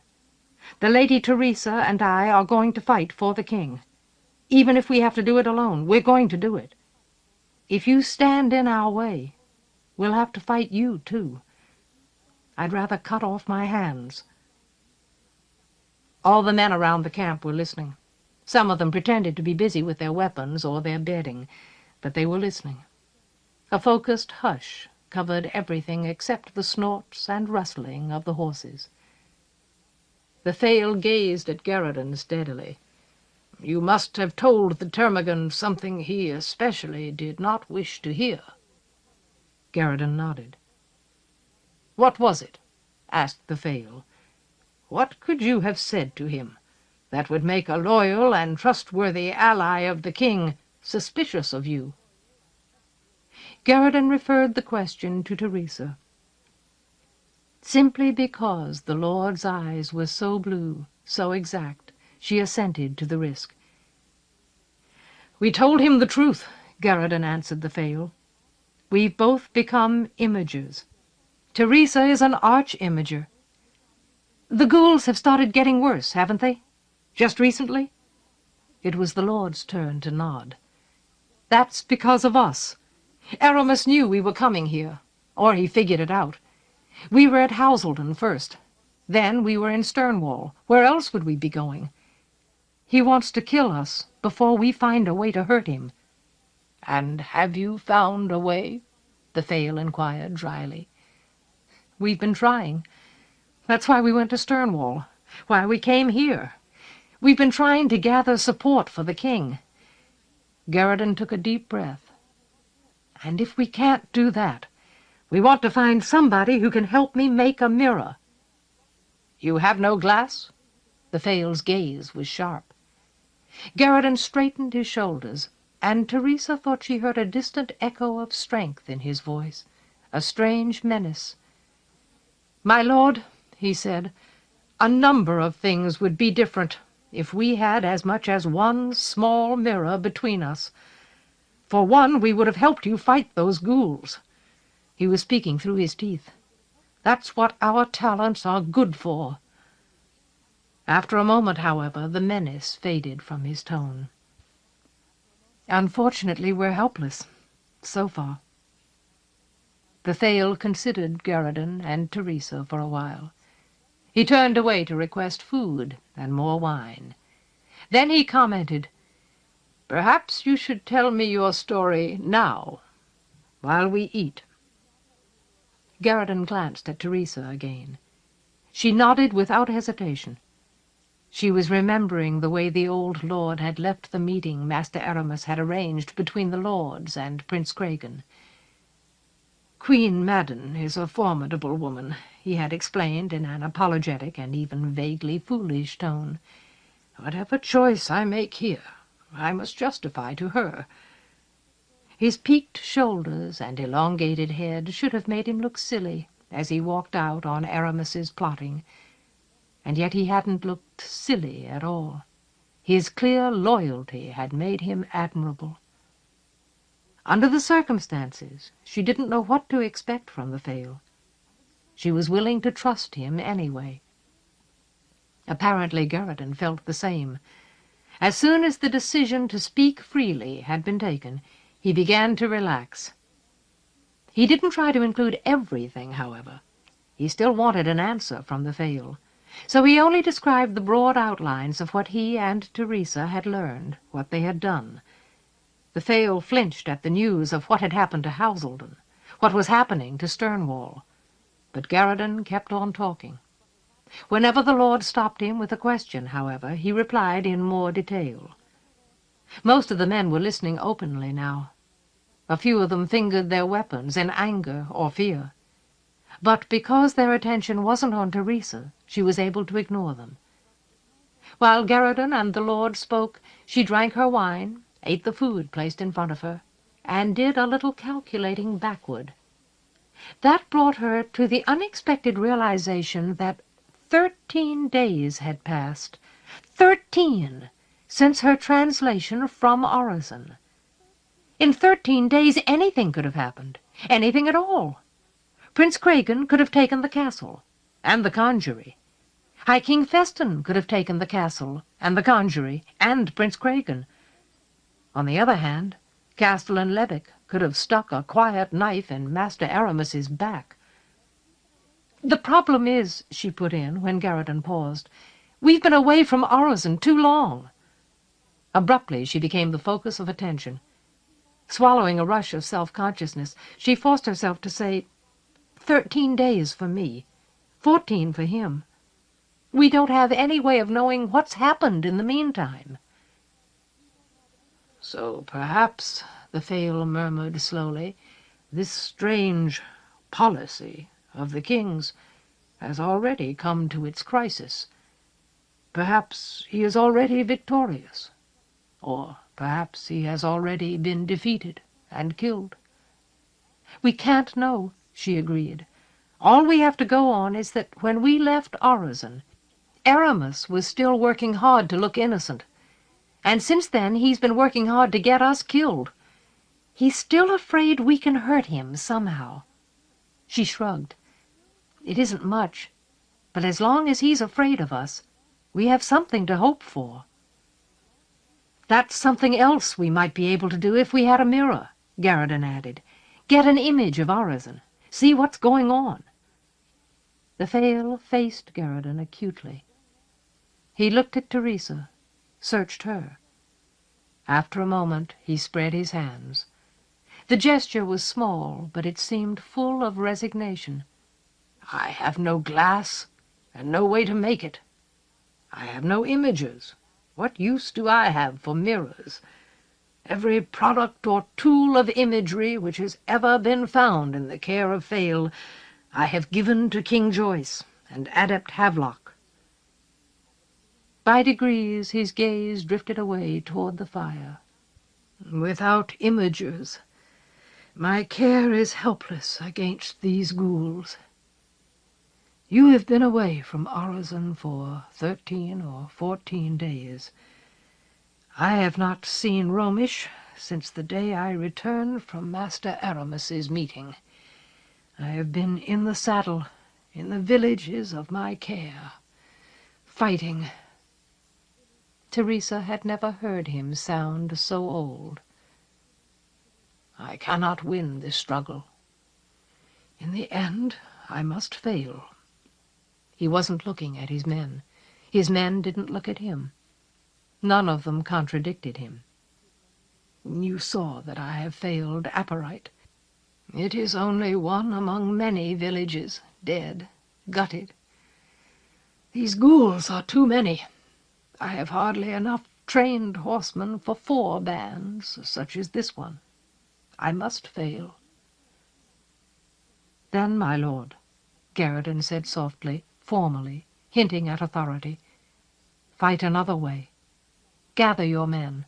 Strike at Aramis in Esmeralda, while any hope at all remains. The old lord studied the heart of the fire. His erect posture didn't shift, didn't sag, but his hands hung between his knees as if they were useless. After a while he whispered, "No." "My lord," Garridan began. "No," breathed the Fail. "Joyce is my king, and the husband of my daughter. I love him. I do not understand this policy. I do not like it. Yet I love him. But he has never—" One hand came up into a fist, fell again. "In all his years of warfare against Cadwal and Alland and imagery, he has never asked a lord for aid when that lord's care was under attack. He came to me, freed my people.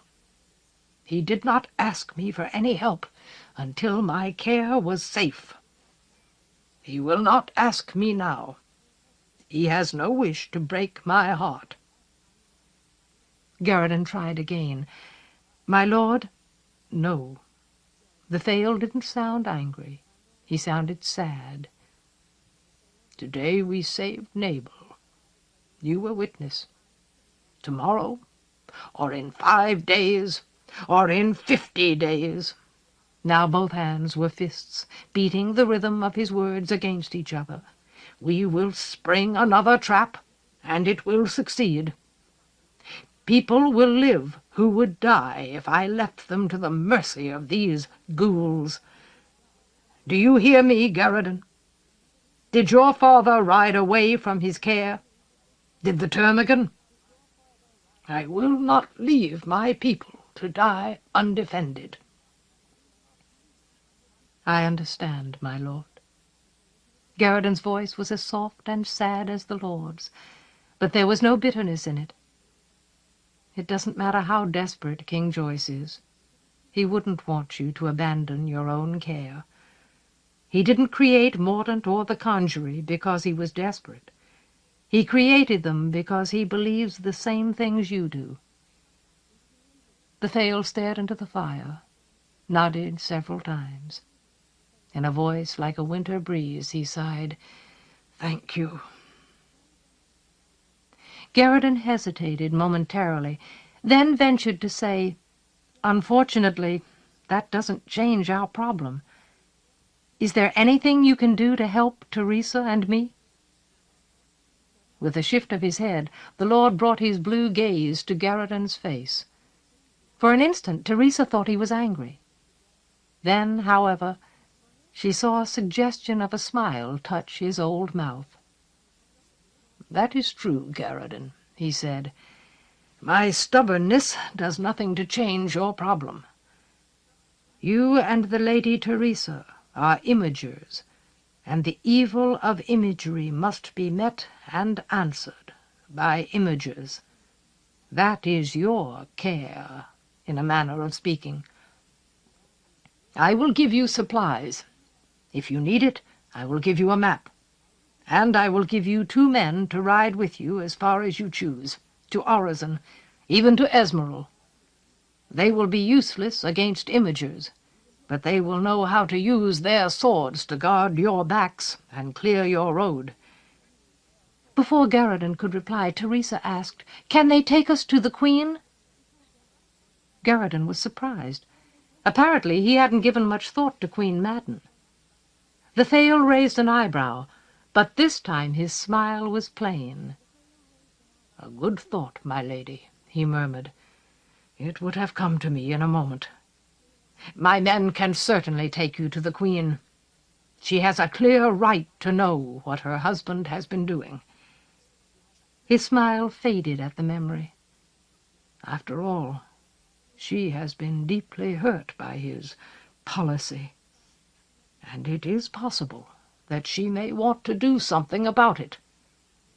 In response, Teresa swallowed hard and said, "Thanks, I appreciate that."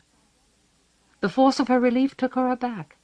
She had known that she wanted to meet the Queen, but she hadn't realized before just how terrible she would feel if she and Garridan came all this way and then left without taking the time to share what they knew with King Joyce's wife.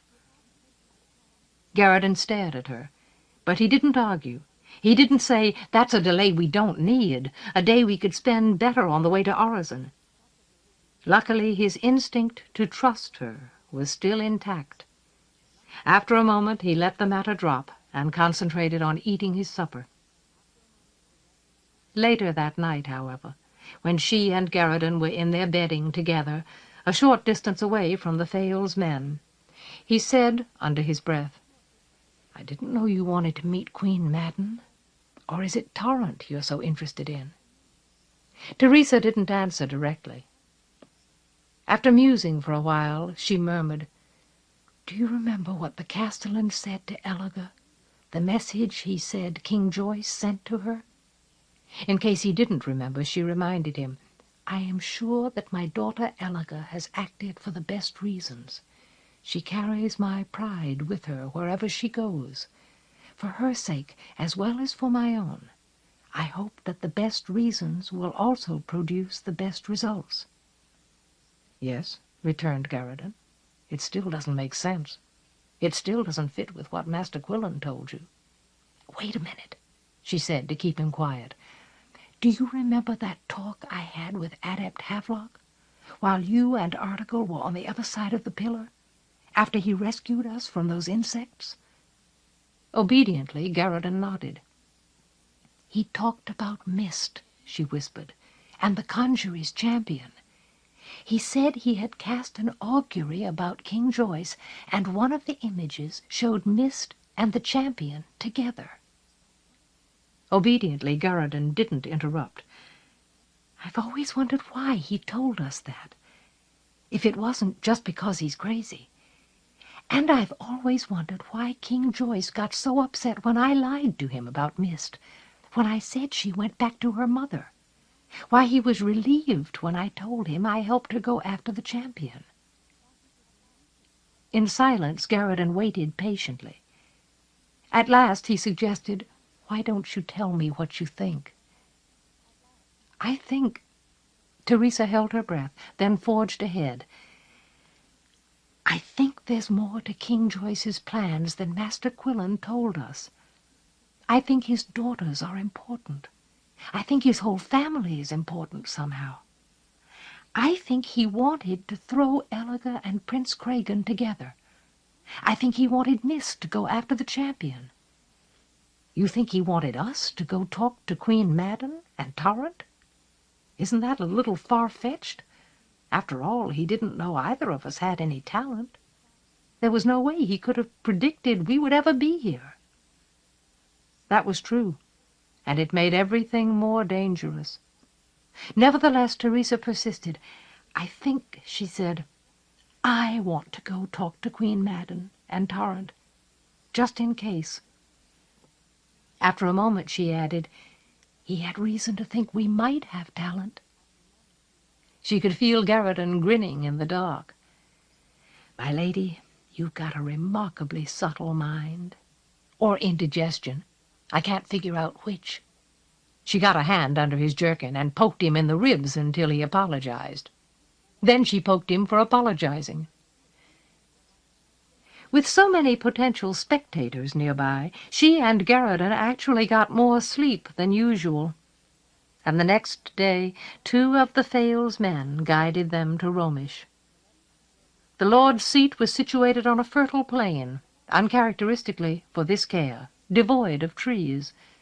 The land, for a mile or 2 in each direction, had been cleared to make room for the fields which fed the city. But Teresa saw no more of Romish itself than the earthwork wall around it. As Mist had said, Queen Madden and Torrent lived in a manor outside the city. The manor, Vale House, which a former Cadwal prince had raised to shelter his poor relations while he ruled Fale, was tucked into a fold among small hills perhaps half a mile upstream along the small Colted River, which provided most of the water for Romish and the fields. As a defensive position, Teresa surprised herself by thinking about such things. The location of Vale House left a lot to be desired. In full daylight, a rider could probably get within 20 yards of the building unnoticed. On the other hand, the house was so easily reached from Romish, and so stoutly constructed, that it was probably in no danger most of the time. Its walls were of stone, strong against ghouls, and the timbers of its doors were banded with iron. Through the long dusk of the plain, the Fales men guided Teresa and Garriton among the hills to Vale House. They dismounted before the high doors. The Fales men told the emerging servants to fetch torches for light, grooms for the horses, also the Lady Queen Madden. The windows of the house filled up with brightness as lamps and lanterns were lit inside. In a short time a woman came across the porch to the steps, with a blaze of illumination behind her, as regal as if she ruled the world. The Fales men bowed and stepped back. "My Lady Queen." Garriton bowed as well, bending so low that he nearly fell over. There was a suggestion of tears in his voice. Madden was a sovereign to him, after all, and the wife of the king he loved. "It does my heart good to see you again." "Garriton." Queen Madden's tone conveyed the immediate impression that she knew how to make up her mind. "This is quite a surprise, but a good one, so far." She didn't sound harsh, and certainly not cold. She only sounded quick to choose. Decisiveness was a power she wielded without noticing it. "I am glad to see a friendly face from home, and I will be glad to hear your news, whatever it is." A moment later she added, "But if that old fool Joyce sent you here to plead his case, you can forget about it and go back. I will not have it."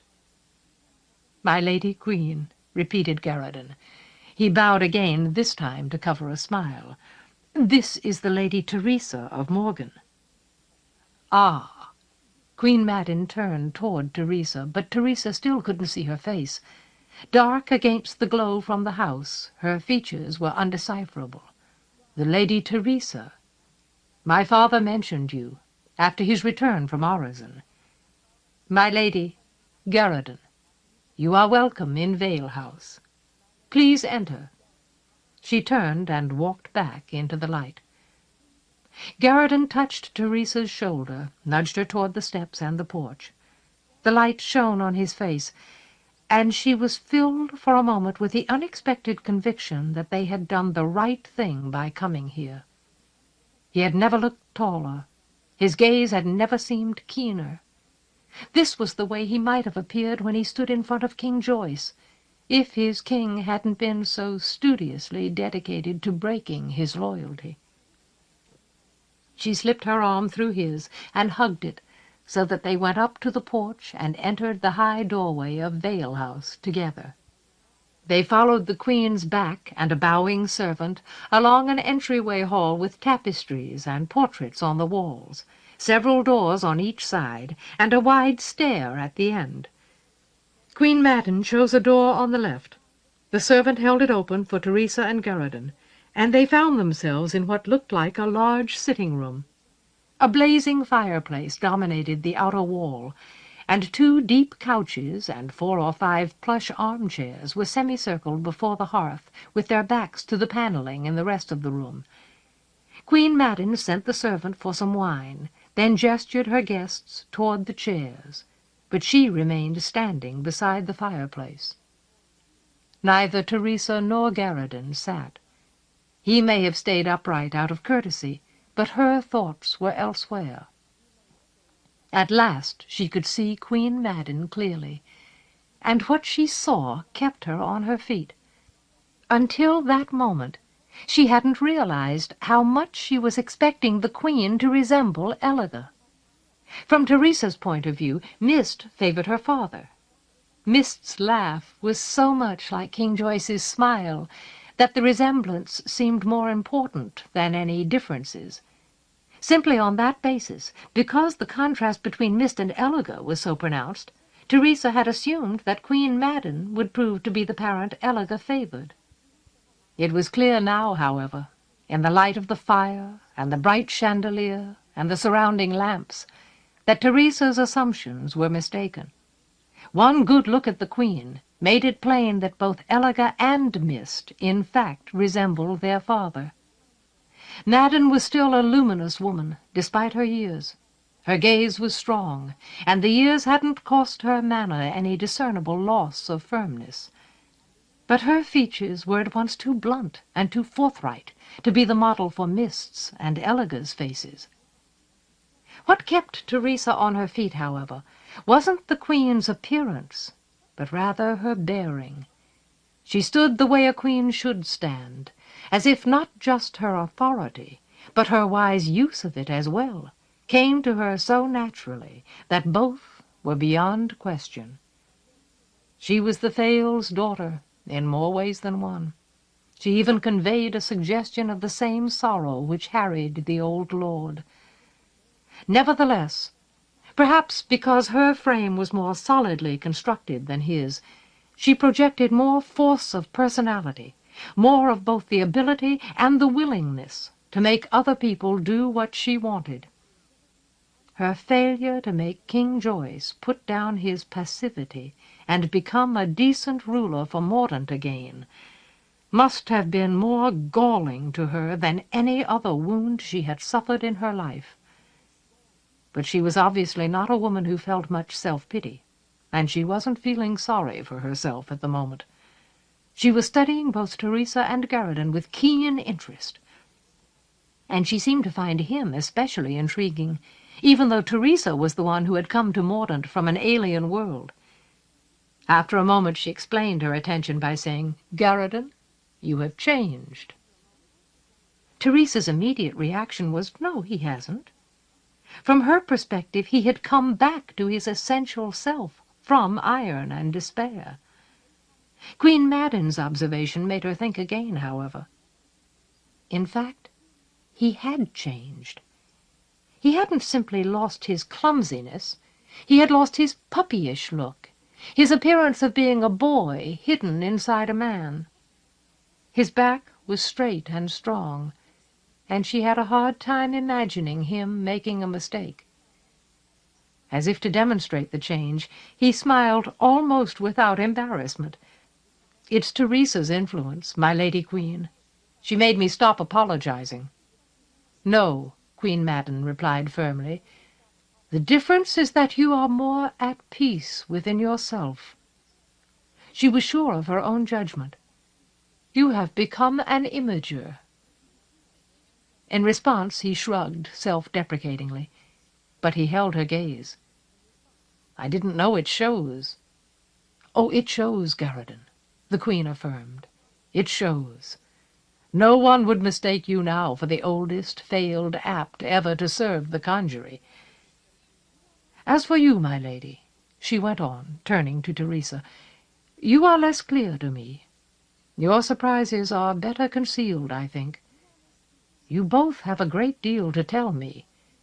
"That's true, my Lady Queen," Garridan said at once. His awareness of how hard that job would be showed in the way he asked, "But what of yourself? Won't you first tell us how you are? And Torrent?" The Queen shook her head. "What I tell you of myself will depend entirely on whether you were sent here by that old dodderer, the king. I have asked you that once, but you did not answer clearly." For a moment Garridan measured his reply. Then he said flatly, "King Joyce didn't send us. I think he would be astonished if he knew we were here." Queen Madden appeared to receive this information as if it inflicted a deep hurt which she had no intention of showing. As she spoke, however, she couldn't muffle the roughness in her voice. "In that case, Garridan, Torrent and I are well, but not as well as we would be if our family were whole again. The king's aberrations exact a price from us all. Will you not be seated?" she continued, shaking herself out of her thoughts. "Here is wine." The servant had re-entered the room, carrying a silver tray. "And Torrent will be with us soon, I am sure." "Ah," the Queen concluded as the door opened again, "here she is now." Teresa turned in time to see King Joyce and Queen Madden's second daughter close the door behind her and approach the fire. Torrent's carriage and downcast eyes and demure gown conveyed two impressions almost simultaneously. First, she was so shy that she made Mist and Eliga seem as extroverted as mountebanks. And second, despite her shyness, she was nearly the image of her mother. She could have been Queen Madden's shadow. They were as alike as reflections of each other. Only her mother's decisiveness was missing, her mother's assurance. "Torrent," the Queen said, "here are Garridan and the Lady Teresa of Morgan. They have a great deal to tell us. She has done something all the masters of the conjury together could not do. She has made him an imager." Torrent paused among the chairs. The gaze which she raised beneath her lashes was at once so hesitant and so full of wonder that Teresa blushed involuntarily. "Under the circumstances," Garridan muttered humorously, "perhaps for Torrent's benefit, perhaps for Teresa's. I don't think that's much of a compliment. The only benefit I've gotten from the change is that now people want to kill me. My Lady Torrent," he went on, "I'm glad to see you. When you and the Queen left Orizon, I didn't think I'd ever have that privilege again." "Oh, privilege, Garridan." Torrent spoke as if she too were blushing, yet her cheeks remained pale, untouched. "You're making fun of me." Before he could reply, perhaps so that he wouldn't have a chance to reply, she came abruptly toward Teresa. Facing Teresa as if holding her chin up were an act of courage, she said, "I'm sure Mother has made you welcome, my lady, but let me welcome you also. Grandfather, the Fail, told us everything he knew about you, but it only made us more curious. I'm afraid we'll exhaust you with questions. Please." Teresa had no idea why she was blushing. She made a special effort to speak calmly, comfortably, to put Torrent at ease. "Call me Teresa. Both Mist and Eliga do." That brought a smile to Torrent's face, a lift of self-confidence. "Do you know Mist and Eliga? I suppose you must, since you've been in Orizon. Are you friends? How are they?"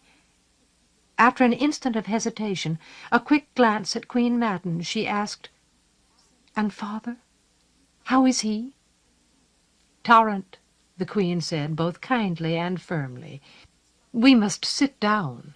If we do not, Garradon and the Lady Teresa will remain standing all night." In a convincing imitation of a woman with no will of her own, Tarrant immediately sat down in the nearest chair. Queen Madden took an armchair near the fire. Garradon and Teresa seated themselves on a couch between the Queen and her daughter. Promptly the servant brought around goblets of wine on a tray, then set the wine down near Tarrant and withdrew. "You are tired from your journey," Queen Madden said after she had tasted her wine. "We will bathe and feed you shortly. You will be given all the rest you can allow yourselves. But you must understand that we are hungry for news. In Vale House we do not hear even rumours from Romish, not to mention truth from Orozen." "How are Eliga and Mist?" Just for an instant her throat closed. "How is the king?" Now Garradon hesitated. The change Queen Madden had observed seemed to desert him momentarily, which made perfect sense to Teresa. Her heart was suddenly thick, and she felt an ache gathering around her. It was possible that the Queen and Tarrant would take the news of King Joyce gladly. Possible, but very unlikely. "This is difficult," Garradon murmured awkwardly. "I can't really tell you anything without telling you everything, and I don't know where to start. I can't think of any way to say this that won't be hurtful."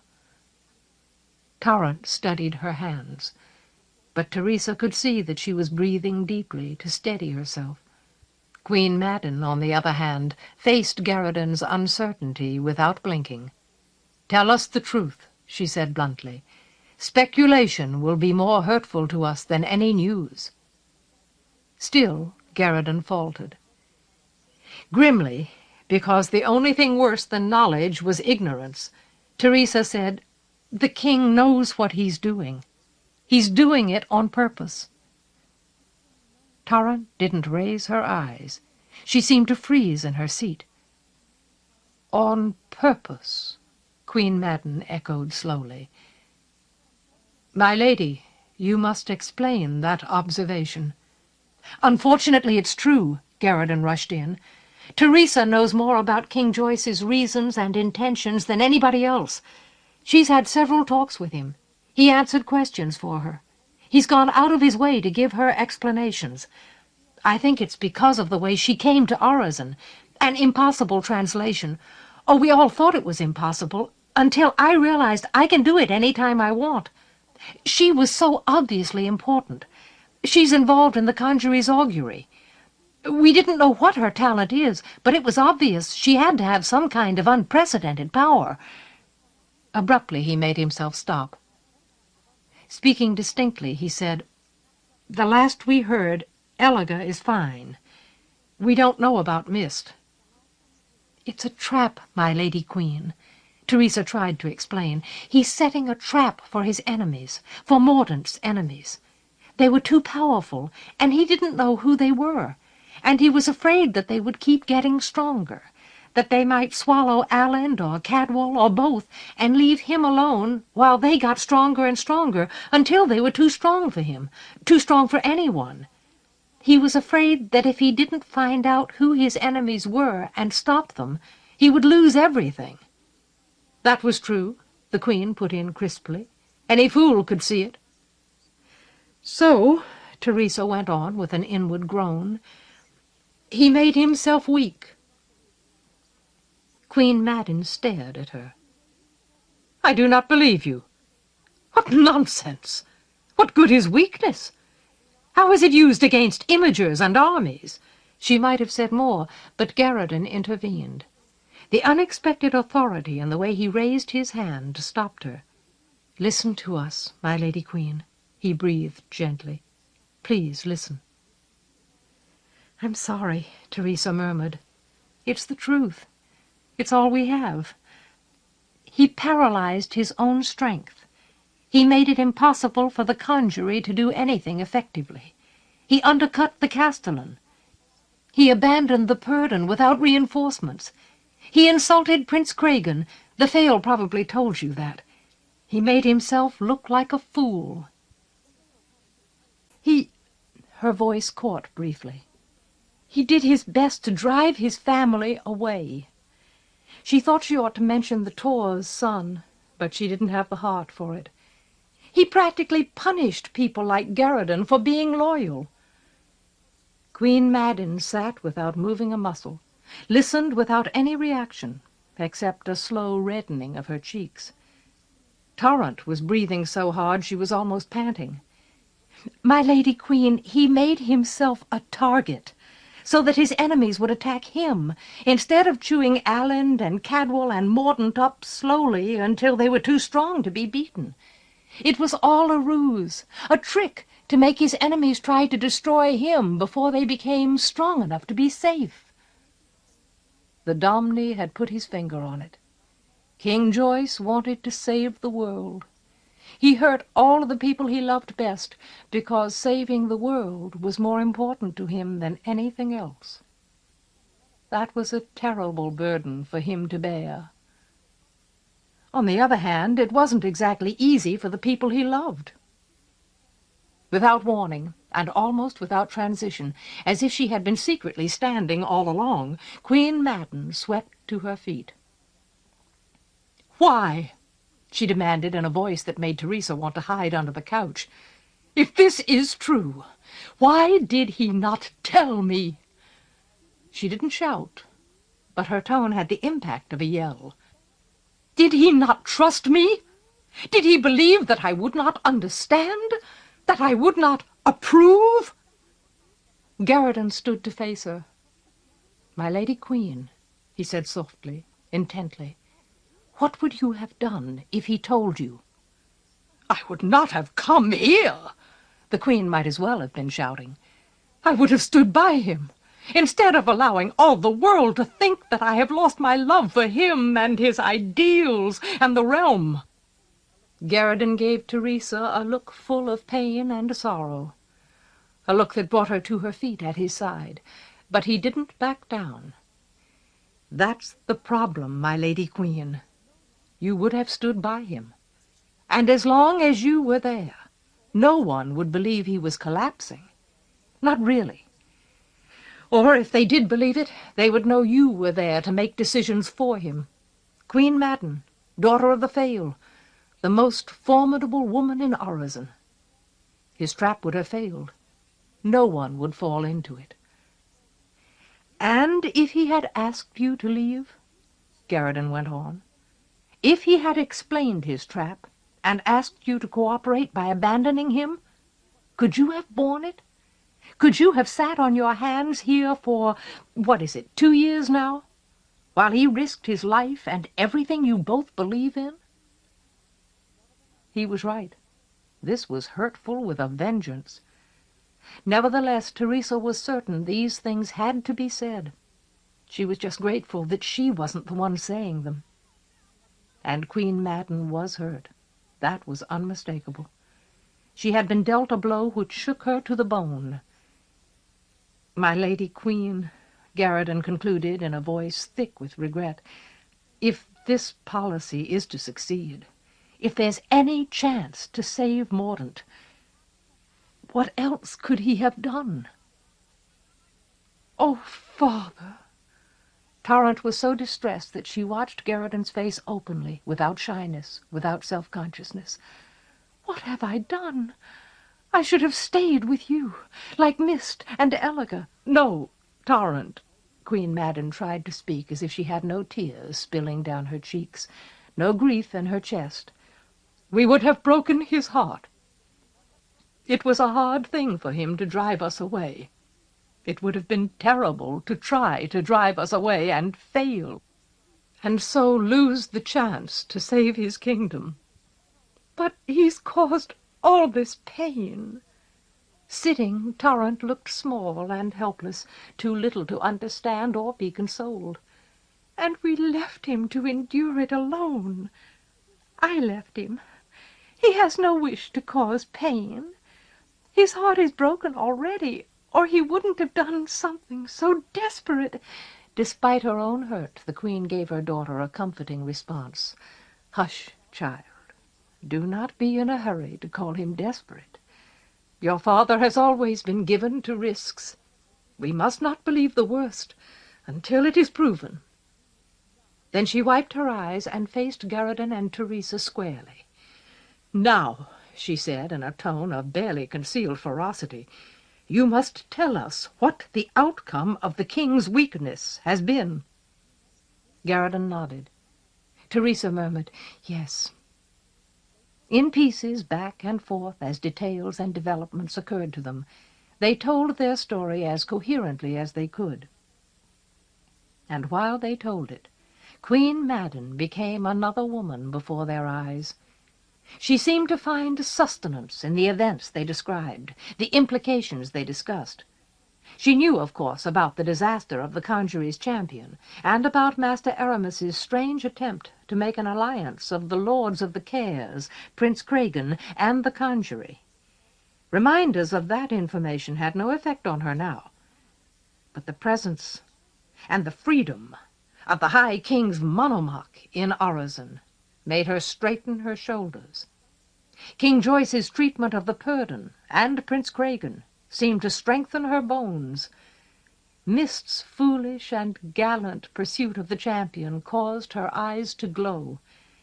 And Eliga's plot with Niall and Prince Cragen to betray Orozen, which Garridan explained with considerable difficulty because it, too, must be hurtful, seemed to bring a flush of youth to the Queen's cheeks. "Brave Eliga," she murmured, as if she would have done the same thing in her daughter's place. But when she heard that Orozen was besieged, she snapped like a soldier, "Then why are you here? Why are you not there, fighting for King Joyce and Mordaunt?" "My Lady Queen," replied Garridan, "we still have a lot to tell you." Just for a second the Queen paused, not hesitating, but simply allowing the forces inside her time to come together. Then, surprisingly, she said, "Let it wait. Until dinner, perhaps. I have no time for it now." At once she clapped her hands twice, summoning a servant. Almost immediately the servant who had brought the wine came into the room. Without a glance at her guests, she commanded, "Please conduct Garridan and the Lady Teresa to their rooms. Supply them with bath water and clean clothes. Announce dinner for them in an hour. Then bring the Fales men to me. Come, Torrent, we must prepare." As the servant bowed, Queen Madden swept toward the door as regally as if she had an entire procession behind her. With a flustered look, Torrent jumped up and hurried after her mother. Garridan met Teresa's gaze in quick apprehension. Then he mustered his temerity to demand, "My Lady Queen, what are you going to do?" Queen Madden paused in the doorway. "Do, Garridan? My husband and my home are besieged. One of my daughters has allied herself with Alan's. Another, if she still lives, is embarked on a mad quest after a champion from another world. I will not be left out of such events. I am going to Orozen. I intend to be there in 3 days." She left the room with Torrent nearly gasping in her wake. For a long moment, Teresa and Garridan stood where they were as if they expected the ceiling to collapse on them. Then she took hold of herself, made an effort to shake the surprise out of her head. To break the shock, she murmured, "Well, at least she's going to let us have time for a bath and some food." He snorted. "I should have guessed something like this would happen. I've known her long enough. The truth is," he shrugged rather helplessly, "I've always liked her." Teresa was quietly disturbed to find herself thinking of her own mother, who hadn't resembled Queen Madden in any meaningful way. And she, Teresa, could so easily have become her mother's image, passive and wan, all her passion kept secret. if Garradon hadn't come for her. Slipping her arm like a promise through his, she accompanied him out of the sitting-room. Dinner at the long table in the formal dining-room of Vale House was an odd experience. An abundance of candles made the ornaments and panelling glitter. There was a deep rug underfoot, thick cushions on the chairs. The food was good, better than anything Teresa and Garradon had eaten for quite a while. The wine was almost equal to the food. And the sensation of being clean again, from head to toe, of being wrapped in clean clothes, of having a clean bed to look forward to, was so luxurious that it seemed practically indecent. In addition, Torrant was fascinated by the personal side of Teresa and Garradon's story. Before she finished her soup, she was so caught up in what she heard that she forgot to be shy. She was indignant at Master Aramis's manipulations, horrified by Master Quillen's murder. Teresa's repeated rescues from Gart thrilled her. She grieved for Castellan Levick, and yet couldn't refrain from shuddering at the things the Castellan had done to Teresa. Article's injuries and Niall's unhappiness touched her heart. The discovery of talent in her guests filled her with wonder. She heard about the destruction of Houseldon and the danger to Sternwall with parted lips and flushed cheeks. Unwittingly, unself-consciously, she helped make the meal as pleasant as possible for her guests. It was Queen Madden who provided the occasion with its oddness. She didn't appear to hear a word either Teresa or Garradon said. She wasn't vague or befuddled. She was simply absent. Her attention was so sharply focused elsewhere that she had none to spare for such comparative details as Master Aramis's mendacity or Castellan Levick's accumulated distress. As a result, neither Garradon nor Teresa was able to relax. Unexpectedly, she found herself thinking that the Queen was rather an old woman to attempt something as arduous as a wild ride to Orizon. So she resolved to speak to Torrant privately after supper, to ask whether there was anything Torrant could do to dissuade the Queen. Unfortunately, when Queen Madden announced the end of dinner, she took Torrant with her at once. Instead of saying good night, she informed her guests that the men who had brought them here would procure a team of horses from Romish, so that we need not stop too often on the road. We will depart as soon as the mounts are able to see their footing. Then she led Torrant away. Teresa returned with Garradon to her room, troubled by the sense that this visit to the Queen wasn't producing the results she had intended, whatever those were. When they were alone, she asked him, "Is this a good idea?" "What?" he replied disingenuously. "This rush to reach Orizon in only 3 days?" She poked his shoulder to get his attention. "Of course, you idiot! What else did you think I was talking about?" "Isn't she a little old to try something like that?" He snickered. "You tell her she's too old, if you've got the nerve." Before Teresa could poke him again, however, he tried to give her a serious answer. "It isn't the ride I'm worried about. Either she can do it or she can't. Either way, it's out of our hands. What I'm worried about is the siege. Prince Cregan and his 10,000 Allans, or worse yet, High King Feston and twice that many Cadwalls. How does she propose to get past them into Orizon, assuming it hasn't already been taken? When they find out who she is, they aren't exactly going to step aside for her. She's the perfect hostage. King Joyce may have been able to turn his back on the Purdon. He may have been able to swallow what happened to the Tor's son. He may even have been able to let Mist and Elliger go. But he is not," Garradon said the words distinctly, like drumbeats, "going to be able to sit still when someone like the High King threatens his wife. She's the only weapon Alland or Cadwal needs to beat him." At the thought, Teresa's stomach turned over. "Oh, good," she muttered. "I'm so glad you told me that. Sleep well." he replied with a malicious grin, and rolled away from her. She had to poke him several times to get him back where he belonged. For a variety of reasons, neither of them slept much. Long before dawn they got up, got dressed, and went to help with the preparations for the road.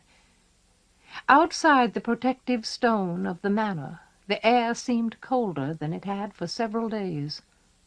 Even in the grey light before the sun came up, the day had an almost prescient quality, a dimension of visual precision which made Teresa shiver.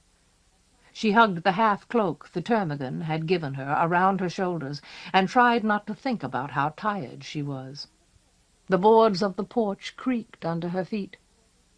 From the porch of Vale House, the hills which enfolded the Colted River appeared to bulk larger than they had the previous evening. They were dark in the dim forecasting of dawn, deep with potential.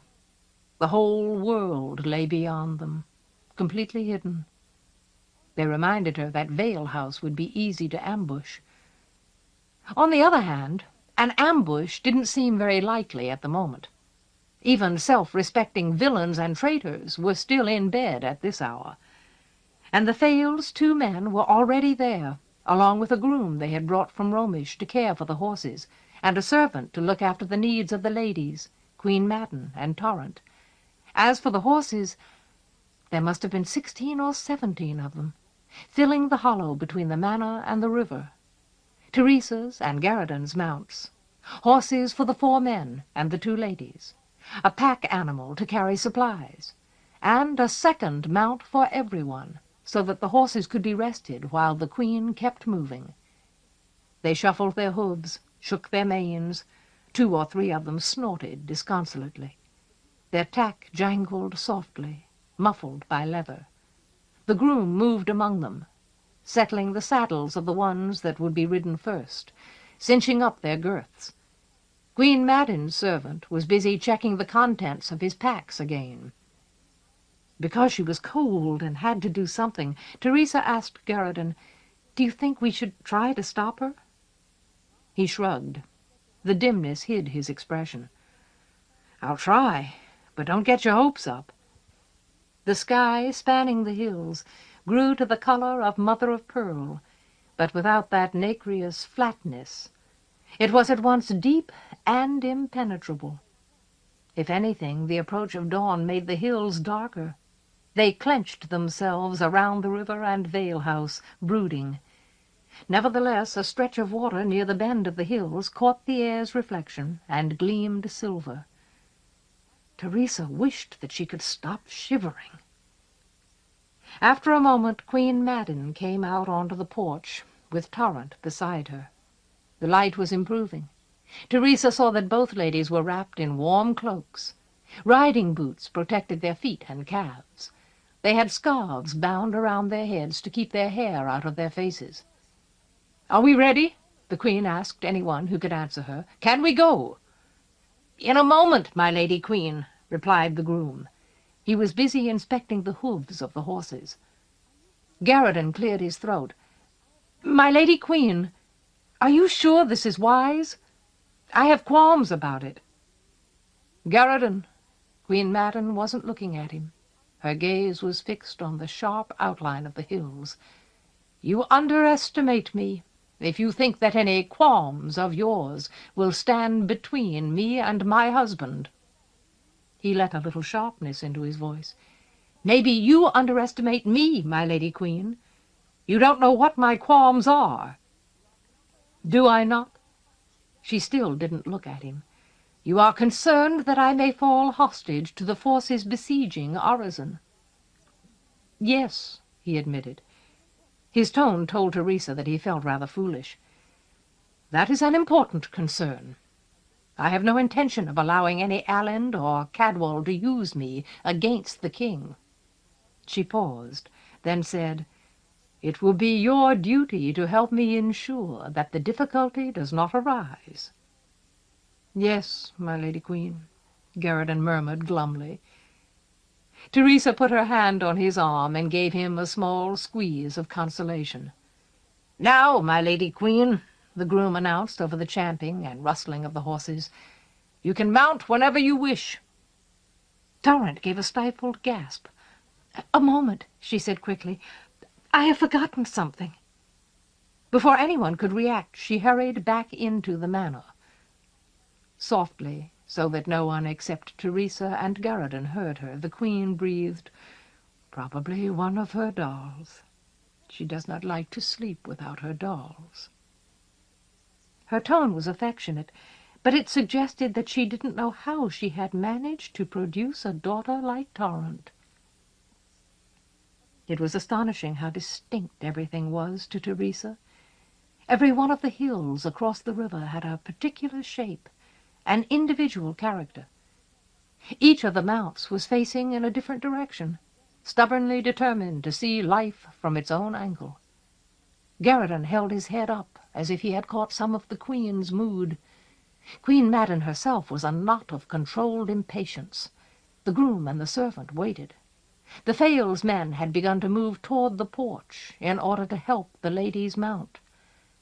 And a touch of cold, as thin as a feather and as sharp as steel, slid straight through the center of her abdomen.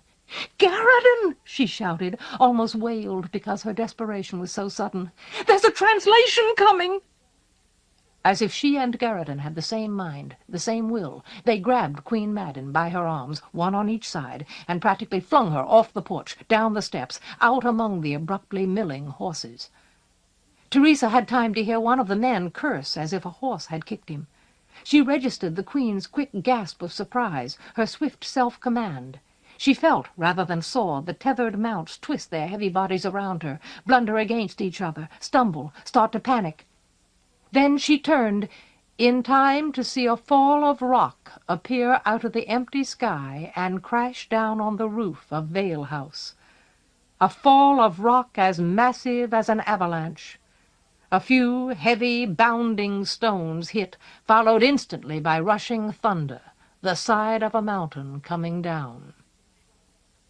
The slates and beams of the roof couldn't hold, couldn't begin to think of holding. Almost without transition, the whole attic story of the manor buckled and collapsed, plunging down into the level where the bedrooms were. "Torrent!" cried Queen Madden. Without thinking, she twisted against Teresa and Garradon's grasp, tried to run back into the house. "Torrent!" Teresa helped Garradon drag the Queen backward. A frightened horse hit them with its hindquarters and knocked them all off balance. The rock fall went on with a sound as if the hills themselves had begun to rumble and break. The bedroom level of the manor held until too many tons of rubble piled into it. Then, one room at a time, it crumbled toward the ground floor. Bouncing like balls, huge rocks came off the pile into the hollow. A horse screamed horribly. Others squealed, wheeling in wild circles. They were tethered, had no way to escape. Behind Teresa, the groom was trampled to death. She didn't know how any of the stones missed her. The rockfall and the horses made so much noise that she couldn't hear any of the stones splash into the river, couldn't hear any cries, commands, any warnings. Slowly, almost one stone at a time, the avalanche thinned. The rush of rock turned to scree and gravel, loose dirt. Teresa stared in shock as the thunder subsided and huge clouds of dust swelled into the dawn. The fact that she wasn't moving nearly got her killed. There were men on horseback in the middle of the chaos, at least half a dozen of them. They lashed their beasts among the tethered mounts. One of them clubbed Garradon to the ground. He never knew they were coming. Another knocked Teresa into a swirl of panic-stricken hooves. And yet, somehow, before she covered her head and curled into a ball to protect herself from being stamped on and broken, she had time to see 3 men leap from their mounts and snatch up the Queen. She had time to see that they were armed and armored just like the men of Prince Cragun's army. They were Allen's. Then hooves danced on all sides of her, thudded the dirt, hammered at her life, and she couldn't do anything except cling to herself and clench her eyes shut until the horses either killed her or backed away. They backed away. Garradin was on his feet. He yelled at the horses, slapped at them until they retreated. At once he reached down and pulled her to her feet. "The Queen!" he panted, as if he had broken something in his chest. "What happened to the Queen?" At the same time, another woman cried from the bottom of her heart, "Mother! Mother!" Staggering, Teresa turned. She dragged Garradin with her. Torrent stood amid the ruins of the porch as if she had never been touched. Her arms were locked and rigid at her sides. One of her hands clutched a knife. She didn't look down into the hollow, at the horses, down at Teresa and Garradin. Her face was lifted to the sky. "Mother!" Teresa stumbled in that direction, out of the confusion of horses, trying to reach the Queen's daughter before Torrent went mad. With Garradin behind her, she clambered among the splintered and canting remains of the porch. "She wasn't killed!" She answered Torrent's wail, shouting to make herself heard over the memory of thunder. "They took her! She's been kidnapped!" Master Aramis had sprung another of his imponderable traps. But this one changed everything. Allen's! He was in league with Allen's, as well as Gart and the High King? What in the name of heaven was going on? Teresa's shout snapped Torrent's head down, brought her frantic gaze out of the sky to Teresa's face. "What?" And Garradin demanded fiercely, "What? Kidnapped?" "Soldiers came." Teresa could hardly distinguish between her own voice and the long, deep rumble echoing inside her. "Allen soldiers. They took her. That's why this happened. So they would have a chance to take her." "Allen soldiers?" Garradin began to snarl uncharacteristic obscenities, ones Teresa had never heard him use before. "Why?" Torrent asked softly, as if she were being split apart. "Because she's so important," Garradin rasped at once. "King Joyce will do anything to save her. He'll surrender Orozen and the Conjury and every one of us to save her." Slowly Torrent raised her knife, stared at it. "It's my fault." Teresa was amazed that Torrent wasn't weeping. The Queen's daughter sounded like she was weeping. "I wanted to take a knife, so I could help defend us. Eliga would have been ready for that. Mist would have been ready. But I forgot. I ran to the kitchen." She turned the blade from side to side, as if she had the idea of stabbing herself. "If I'd been with her, if I hadn't forgotten, I could have saved her. I could have tried to save her." There was no doubt about it in Teresa's mind. Torrent was going mad. If she had gone to her bedroom, as her mother had expected, instead of to the kitchen, she would have been killed almost instantly. "No!" Teresa replied as loudly as she could, trying to convey conviction through her mounting sense of horror. "None of us could have saved her. They took us by surprise. The horses caused too much confusion. The men—" Abruptly she pivoted away to see what had happened to the groom, the servant, the Thales men. The dawn was brighter now. It didn't raise much color, but it showed everything clearly. A hoof had crushed the groom's head. He lay in the dirt as if he were abasing himself. One of the Thales men clutched at an incapacitating wound in his left shoulder.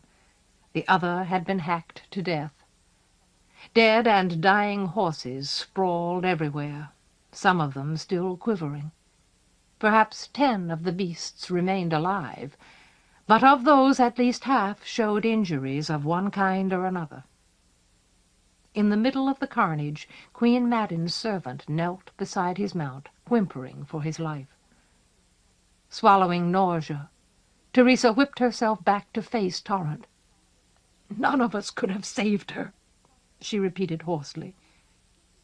"Then—" Torrent's voice shook wildly. but she drew herself up as if she had become a different woman. "We must rescue her!" Teresa stared at her, shocked by the strange sensation that she could see King Joyce in Torrant's eyes. "How?" With a visible effort, Garridan forced himself to speak gently, reasonably. "We don't have any weapons, and there aren't enough of us. By the time we get help from Romish, they'll be long gone.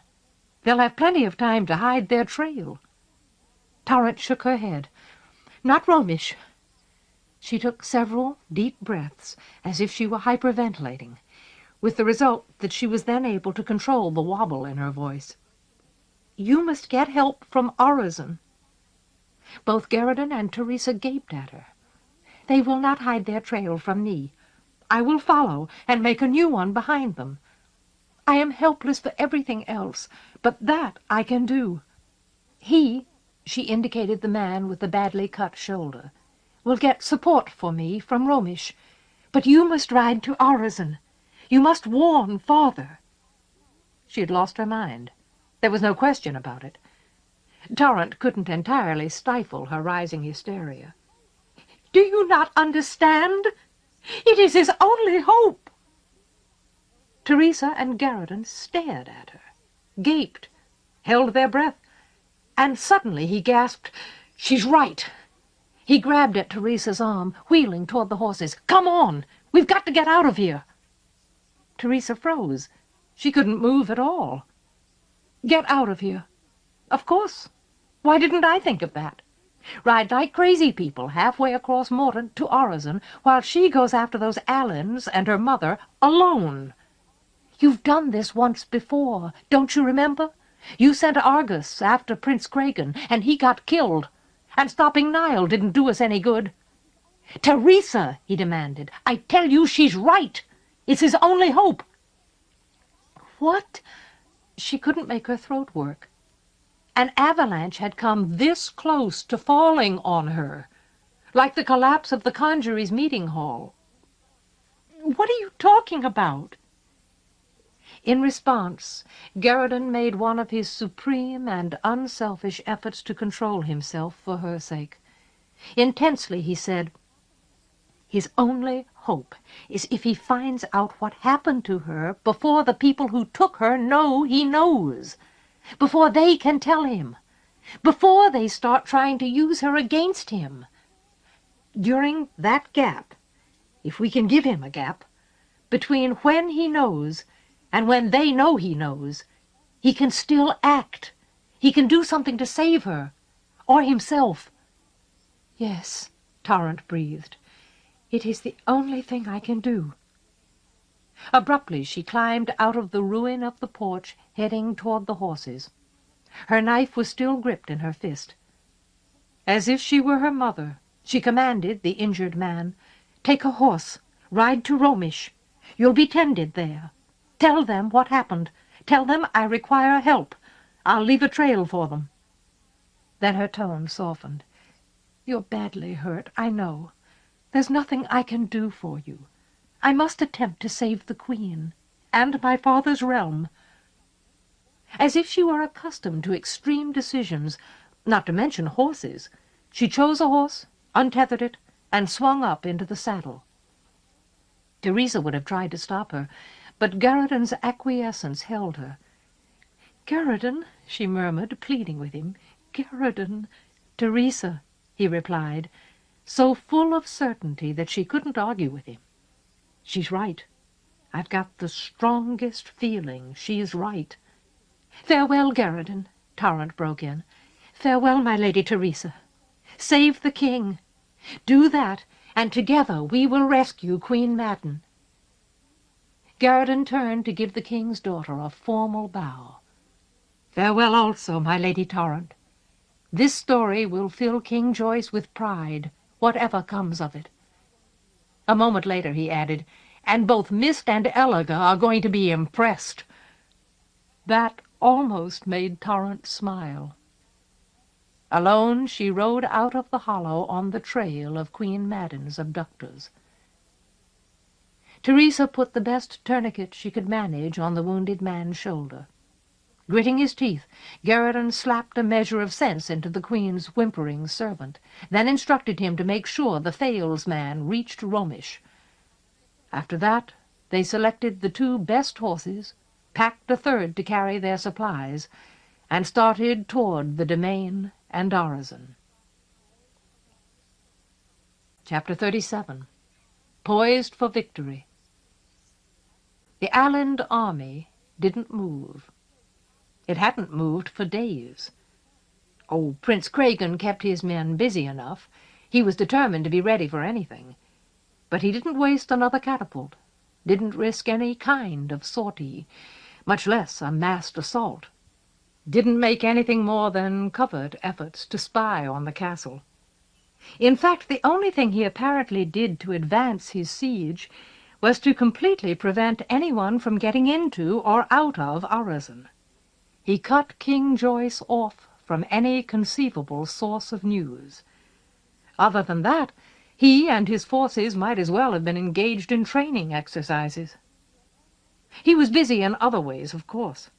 For instance, he had quite a number of men out at all times, furtively searching for some sign of the conjuree's champion. Knowing what the champion had done to Arezon, Prince Cragen felt a positive dislike for the prospect of being attacked from behind by that lone fighter. In addition, he spent quite a bit of time, both alone and with his father, trying to fathom King Joyce's daughters. But King Joyce's warnings haunted him, and Master Quillen's. He took no direct action to hasten the fall of Arezon. That changed during the night which Teresa and Geradon had spent with Queen Madden. Naturally, Prince Cragen had no way of knowing where Teresa and Geradon were.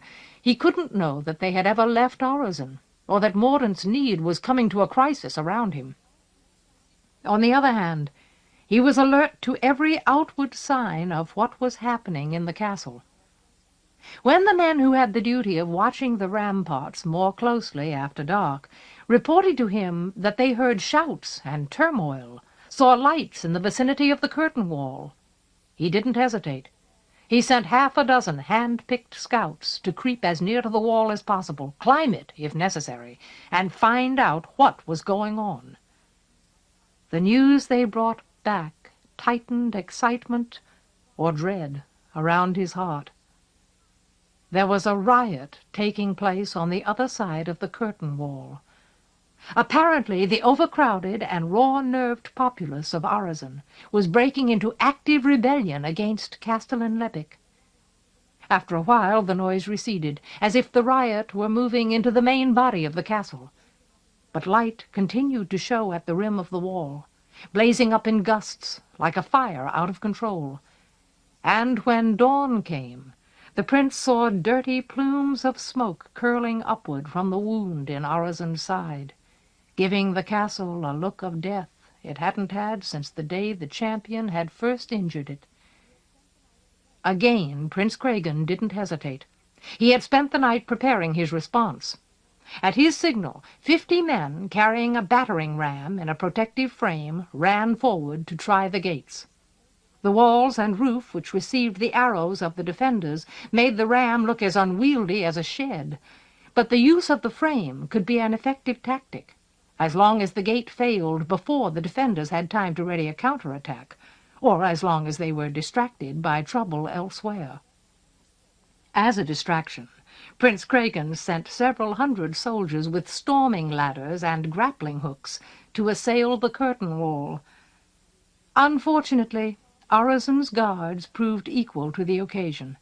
A tub of lamp oil and a burning faggot turned the ram's protective frame into a charnel, and the castellan, or whoever had taken command after the riot, had obviously expected the attack on the curtain wall, so the defense there had been reinforced. When Prince Cragen saw that his men were taking more than their share of losses and getting nowhere, he chewed his moustache, swore, and shook his fists at the sky, all inwardly, in the privacy of his thoughts, so that no one witnessed his frustration. Then he ordered a withdrawal. Rather tentatively, as if sensing the prince's state, one of his captains commented, Well, they have to run out of oil sometime. Prince Cregan swore again, out loud this time. Then he instructed the captain to begin raiding the surrounding villages and trees for wood. He wanted more battering rams, more protective frames, and while that raid was underway, he set about using up the rams and frames he already had. If the defenders had left any of the battering rams he now sent against them alone, they would have soon learned that none of the rams had enough men with it to actually threaten the gates. This time, however, for once, his tactics succeeded. The defenders faithfully burned every ram and frame to charcoal. The prince grinned grimly under his moustache. Apparently, Castellan Lebec, or whoever had replaced him after the riot, was still human enough to be outwitted once in a while. The riot which had taken place in Arezzo that night was an ugly one. It had a number of excuses. The castle was indeed overcrowded, badly so, a detail which became increasingly onerous for everyone as the siege wore on. And, of course, the siege had come at the end of a hard winter, before spring could do anybody any good. So supplies were relatively short, and everything from food and water to blankets and space was strictly, a swelling number of people said harshly, rationed. By Castellan Lebec, naturally, despite Master Aramis's heroic replenishment of the reservoir. And Arezzo's surplus population had nothing to do. Nobody really had anything to do. As long as the Alland army just sat there with all their heads crammed up the prince's ass, as one tired old guard put it, nobody had any outlet for long days of pent-up fear. Why didn't Prince Cregan do something? Where was High King Feston? For that matter, where was the Purdon? How much longer was this going to go on? Tempers grew ragged. Hostility fed on frustration and uselessness. Grievances multiplied in all directions. Arezzo's sewers kept backing up because the drain fields weren't adequate to the population. And the leaders of Arezzo, the men in command, King Joyce, Castellan Lebec, Master Barsonage, did nothing to ease the pressure. They all went about their lives in isolation, as if the burgeoning misery sealed within these walls were immaterial to them. Even the castle's most comfortable inhabitants, men of position, women of privilege, were in an ugly mood, and the ugliness was spreading. But even ugliness couldn't function in a vacuum. It needed a focus, a target. It needed the Castellan. He would have been a likely candidate in any case. After all, the responsibility for deciding and implementing Arezzo's distress was on his shoulders. Merchants and farmers had time to become bitter about the confiscation of their goods. Mothers with sick children had cause to complain about the rationing of medicines. People with a normal need for activity and privacy didn't have anyone else to blame for the lack of those necessities. The guards, however, were loyal to their commander. Most of them had had years to become familiar with his loyalties, to them as well as to King Joyce, and they were accustomed to taking his orders. One way or another, they worked to control the pressure building against the Castellan. As a result, there was no riot, no outbreak of resentment, until someone threw a spark into the tinder of Arezzo's mood. That someone was Sadith. She was on her feet now, able to get around. Despite the loss of a few teeth and the rather dramatic damage done to the rest of her face, she was able to talk, and that was what she had been doing ever since she had healed enough to climb out of her sick bed, getting around, talking. She had started with every man in Arezzo who had ever visited between her legs, or had let her know he had liked to visit. She had told those men what the Castellan had done to her, and why. She had gone to his bed out of simple pity for his loneliness, out of compassion for the pressure he was under, and he had hurt her here and here and here. But as her strength returned, she broadened her range. She carried her injuries everywhere in public, her left hand broken and useless, the right nearly so, her face so badly battered that it would never regain its shape, one cheek crushed, one eye unable to close properly, scars in all directions. If anything, she wore her blouses unbuttoned farther than before, enabling the world to see what Levick had done to her there. And everywhere she went, her message was the same. You sods were quick enough for fornication when I had my beauty. If you were men now, you'd hoist Castellan Levick's balls on a stick. His violence had no reason and no justification.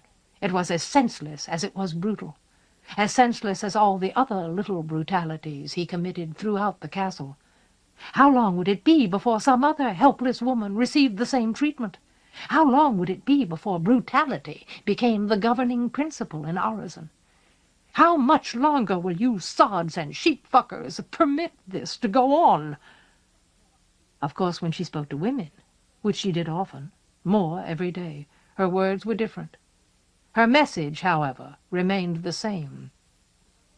Her disfigurement, as well as her intensity, made her impossible to look away from.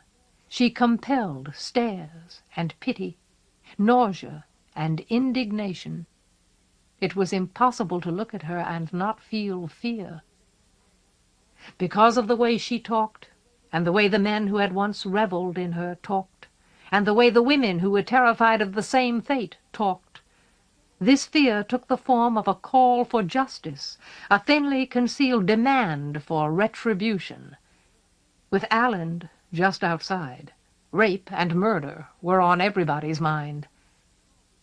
At the time, few people had any notion of how this demand came to be translated into action. One day people were growling to each other, muttering vague threats which they had no actual intention of acting on. The next, rumors seemed to filter everywhere that voices would be raised, justice insisted upon, action taken. Come to the disused ballroom this evening, the great hall where King Joyce and Queen Madden were married, and where the peace of Mordaunt had been celebrated. Oh, yes? Whose idea was this? No one knew. We're besieged. Is it really a good idea to challenge the Castellan at a time like this? Perhaps not, but it's gone too far to be stopped. Better to support it, make sure it succeeds, than take the chance he'll be able to crush it, the chance he'll be left alone to do something worse the next time. Yes, all right. So that evening the crowd began to gather in the high, vast, dusty ballroom. At first it was plainly a crowd rather than a mob, despite the fact that its numbers quickly swelled to several hundred.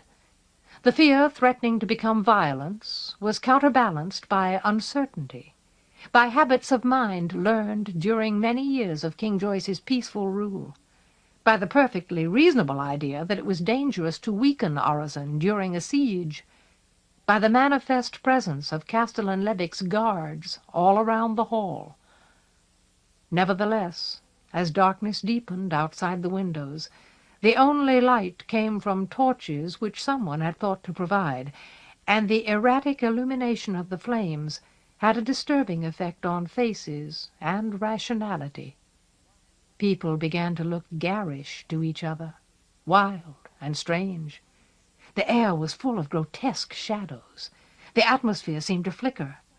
And through the shadows and the orange-yellow light, Sadith appeared, around and around in the ballroom, displaying her wounds, speaking of outrage. The seething murmur of several hundred voices took shape in fits and bursts, as more and more people found occasion to say the name Levick. Levick! And the guard captain who had been detailed to preserve order made a mistake. He was a tough old fighter, with bottomless determination and not much intelligence. And during one of King Joyce's battles, the Castellan had saved his entire family from being cut down when they were caught in the path of an Aland raid. He heard all these whimpering shitholes, they were practically puking with self-pity, start to mutter, "Lebbek, Lebbek," as if they had the right, and he decided that the crowd had to be dispersed. Even though the odds were against him, he might have succeeded if he had been able to drive people out of the ballroom back into the public halls and passages. Unfortunately, he failed to do that. Someone with more presence of mind, or maybe just a nastier sense of humor than the rest of the mob, went to the entryway which led to the laborium and called everyone else to follow. Fear of the castellan and fear of imagers formed a powerful combination. Several hundred people surged in that direction as if they had lost the capacity to think. Somehow they forced the guards back. Somehow they were swept into the laborium, where the great majority of them had never set foot in their lives. Somehow they found themselves packed into the ruined hall, where the conjurer had held meetings until the champion had blasted one wall open to the world.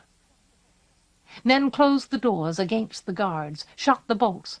Torches ringed the stumps of pillars which used to hold up the ceiling. Because the curtain wall didn't completely seal the hole in Urizen's side, the hall was theoretically exposed to the guards defending the wall. The wall, however, had been built to protect against siege rather than against riot. Its defensive positions faced outward rather than back down into the hall below. Only the archers could have taken any action, and even Lebbek's staunchest supporters knew better than to begin slaughtering Urizen's inhabitants. "Lebbek!" Men and women shouted back and forth, made threats. "Lebbek!" Their mood grew uglier by the moment. They started demanding blood. "Lebbek! Lebbek!" Back against the wall, near one of the doors, stood a tall man who wasn't shouting, didn't make any demands. Wrapped in his jet cloak, he was nearly invisible among the shadows. But the hood of his cloak couldn't hide the way his eyes caught the reflection of the torches, or the way his teeth gleamed when he grinned. "Very good so far," he said in a conversational tone, because absolutely no one could hear him. "Now the time has come. Do what I told you." Around him the confusion began to change. Something caught the attention of the mob, focused it. Amid the torches, Sadith stood on the dais of the masters. She was just tall enough to be seen over the heads of the people nearest her. "Listen to me!" There was nothing left of her beauty. It had all become disfigurement and rage. Her voice rang off the stones, rang through the mob. "Look at me!" She raised her hands into the light. "Look at me!" The mob snarled. She shook her hair away from her face. "Look at me!" The mob hissed. She stripped open her blouse, exposing her maimed breasts. "Look at me!" The mob shouted. "Lebbek did this! He did this to me!" The mob roared. "Yes, my sweet little slut," the man in the jet cloak commented, "and you deserved it. Perhaps that will teach you the folly of betraying my secrets." "Now he has threatened you," Sadith went on, as fierce as her nakedness, "for no reason except that you think this should not have been done to me. Lebbek! Lebbek! I went to him because I pitied him," she shouted. "I went to offer him my love when I was beautiful and all men desired me. This is the result." "No," said the man in the jet cloak, entirely unheard. "You went to him because you were ambitious, and you went when I told you to go. I understood his need far better than you did." Her voice seemed to turn the torchlight the color of blood. "He must pay! Lebbek, pay! Lebbek!" "Think about this gambit, Joyce." The man in the jet cloak was no longer grinning. "Save him if you can. Stop me if you can. You thought to play this game against me, but you are outmatched." Then he cocked an eyebrow in mild surprise, and peered over the heads of the crowd as a figure wrapped in a brown robe stepped unexpectedly up onto the dais beside Saddeth. Lit by torches, and looking like an image out of a dream, the figure turned sharply. The robe seemed to swirl through the air and float away, thrown off, as the man revealed himself. Castellan Lepic. He wore the purple sash of his authority over his mail, the purple band of his position knotted around his short gray hair. He had a long sword and a scabbard on his hip, but he didn't touch it. He didn't appear to need it. His familiar scowl answered the torches blackly. The lift of his head, the thrust of his jaw, the movements of his arms and shoulders were tight with passion and command. He wasn't tall, yet he made himself felt everywhere in the hall. He had never looked more like a man who beat up women. "All right," his voice carried. It promised violence, like a hammer knocking chips from stone. "This has gone on long enough. Get out of here. Go back to your rooms. The masters don't like having their precious laborium invaded. If they decide to defend it themselves, they might translate the whole lice-ridden lot of you out of existence." An interesting threat, thought the man in the jet cloak. Plainly hollow, but interesting. Nevertheless, everyone stared at the Castellan. He had clapped a hush over the mob. Surprise and old respect and inbred alarm did more for him than 50 guards. Saddeth ignored his threats. She ignored his appearance, his proven capacity for harm. After what he had cost her, she had nothing left to lose, no more reason to be afraid. And she hated him. Oh, she hated him. Her face was a scabbed and deformed clench of hate as she spat his name. Lebic! Despite his authority and fury, he turned to look at her, as though she had the power to compel him. "What do you wish here?" she asked thickly. "Have you come to gloat?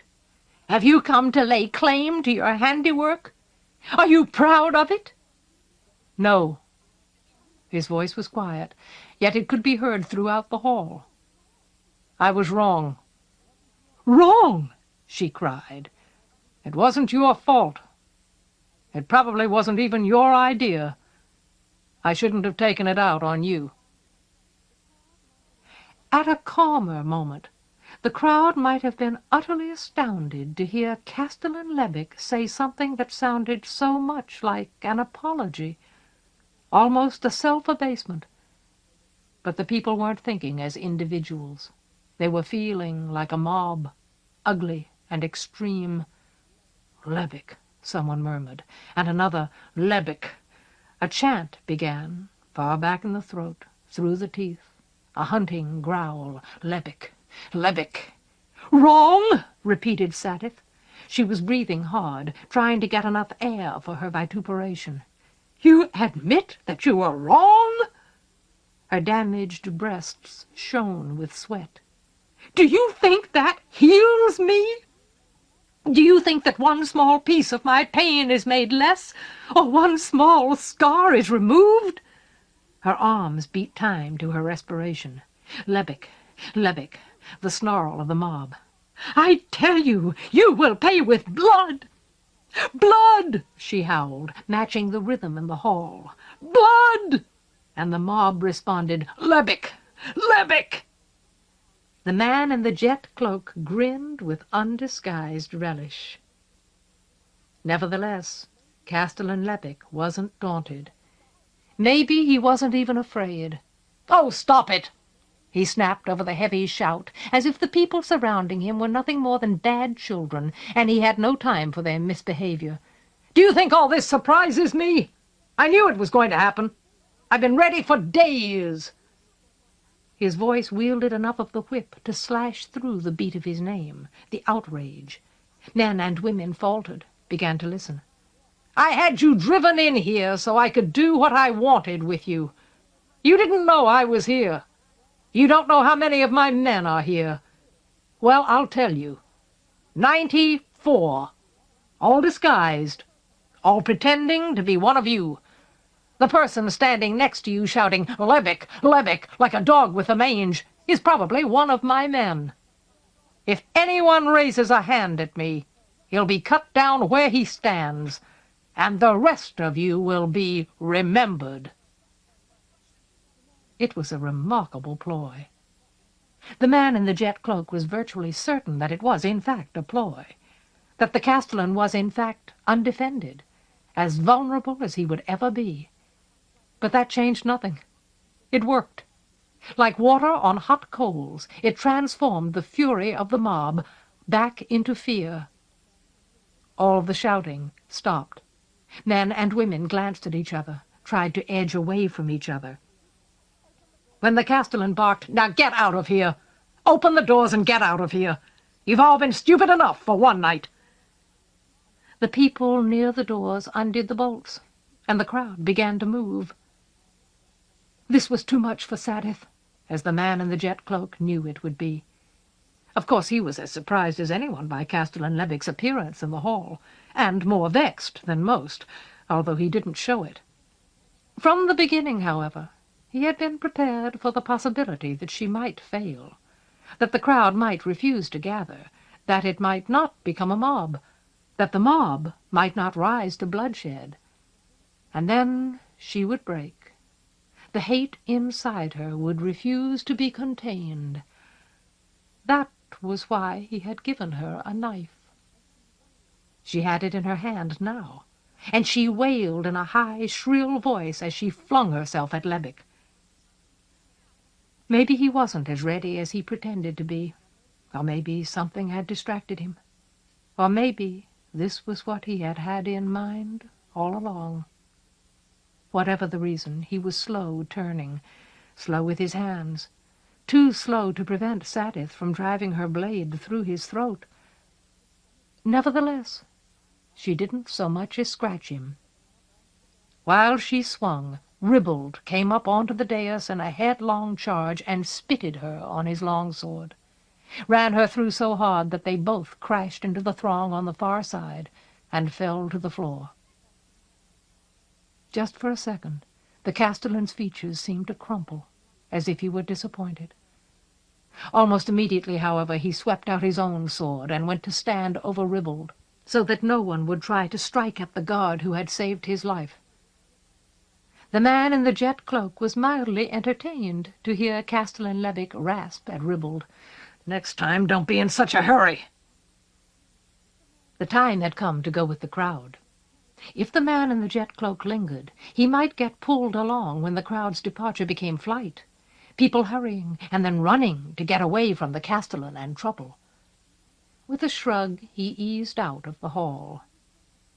The next morning, however, he was gratified to hear that some of Sadith's supporters had been sincere enough in their outrage to burn everything flammable they could find before guards arrived to drive them out of the laborium. She deserved at least that much recognition. She had become too ugly to go on living, of course, but while she lasted, she had been worth the risk of knowing her. Although he wasn't exactly grieved by her loss, he admired the aesthetic judgment of the man, or men, who had tried to commemorate her death by doing a little trivial damage to the laborium. On the other hand, he was both surprised and rather amused that the better part of the day passed before anyone discovered that during the riot someone had broken into the warren of rooms where the conjuree's mirrors were kept, and had shattered several of them. Treachery was everywhere, it seemed. What a shame! Chew on that, Joyce, you old goat. I hope it chokes you. The next morning, with Orison full of news, which he might be presumed to have come by honestly, Master Aramis went to visit the mediator of the conjurey. He had a number of matters that he wanted to pursue with Master Barsonage. He had been putting them off for days, partly because he hadn't wished to call attention to himself, partly because he had been busy elsewhere. But the time was ripe for a little probing. Perhaps he would be able to learn something useful. and sow a hint or two of uncertainty in the process. Twirling the ends of his chasuble, he walked through the tower which held King Joyce's private quarters. In fact, he made a point of passing that way often, whatever his destination might be. If anyone had asked him why he occasionally walked a considerable unnecessary distance in order to cross the waiting-room in front of the stairs up to the king's rooms, he would have replied that he always hoped to overhear something, any gossip or rumor which might reveal where he stood with his sovereign. After all, King Joyce had said exactly nothing to him, either in person or by message, after his solution to the problem of Urizen's water supply. Since what he had done was so obviously the kind of thing which King Joyce had always demanded from his imagers, he, Master Aramis, might be forgiven for drawing wearisome inferences from the king's silence. Was Aramis not trusted? Were his enemies speaking against him? Had he offended against King Joyce's apparent desire to bring about the collapse of the realm? Or was it true that the king's insistence upon an ethical use of imagery had never been sincere? Surely Master Aramis's interest in any news which might somehow emanate from the king was understandable. Under the circumstances, how could he be confident that his life wasn't in danger, even though he had saved Urizen from terrible suffering and inevitable defeat? This explanation, although Master Aramis would have supplied it with perfect assurance, was no more than a byblow of the truth. The truth was that he had come this way by accident several days ago, and had chanced to find the Tor in the waiting-room. The old lord was alone, of course. The waiting-room was almost always empty, now that King Joyce had made plain his disinclination to respond intelligently, if at all, to the petitions of his subjects. It was possible that the Tor had been alone there for hours, and would be alone for hours more. He was asleep on the floor, with his face pressed into the corner between the floor and wall. His fat made a quivering mountain, and he snored like a sawmill. He was so drunk that Master Aramis might have been unable to awaken him with a trumpet. The stink exhaling from him was so strong that simply breathing it made Master Aramis feel tipsy and arrogant. While the old lord's thick flesh shook from his raucous snoring, Master Aramis paused to think. He considered taking this opportunity to slip an unobtrusive knife between the Tor's ribs. That might be helpful. Not at the moment, naturally, but later on. Weigel would do it without hesitation. Gilbert, with glee. On the other hand, it would be almost no fun at all. Aramis wanted to humiliate the Tor before killing him. In addition, there was only one lord whom Master Aramis feared less, and that was the Armigot, who had already sold his care to Prince Craigen to purchase a temporary safety for himself and his women and his fresh boys. Upon reflection, Aramis let the chance for murder pass. But he didn't forget it. If the Tor was occasionally to be found in the waiting-room alone and drunk and asleep, then it was possible that he might also occasionally be found there alone and drunk and awake enough to talk, and too drunk to be cautious. Master Aramis believed that opportunities were like women. They came to men who knew how to court them. As a rule, he was given more to flashes of inspiration than to steady labor. That was why he, and Weigel as well, needed Master Gilbert. Nevertheless, he began courting this opportunity assiduously. He made sure that he passed through the waiting-room more often than any other man in Urizen. Today, on his way to talk with Master Parsonage, his diligence reaped its just reward. The Tor was sitting on one of the deserted benches, so drunk that he could hardly find his head with both hands. His eyes were red and miserable, self-abused, and he exuded a sour smell of old sweat and acid vomit. What was left of his hair straggled into his face. Clearly, the long, strange wait while Prince Craigen sat outside Orozen and did nothing had begun to bear fruit. A riot against Castellan Lebbek, what a shame! Mirrors broken in the laborium, and the king's oldest friend reduced to this, drinking himself to death in full view of anyone who bothered to notice. It was odd and wonderful that the man who bothered to notice wasn't the king at all, wasn't the one at whom this display was directed. Instead, he was Master Aramis. "My Lord Tor," the master said amiably, "this is fortuitous." Slowly, as if he were bringing long-forgotten muscles into service, the Tor raised his head. He peered at Aramis through a haze of drink. With no discernible self-awareness, he belched. Then he said in a surprisingly clear voice, "Got any wine?" Master Aramis smiled across his teeth.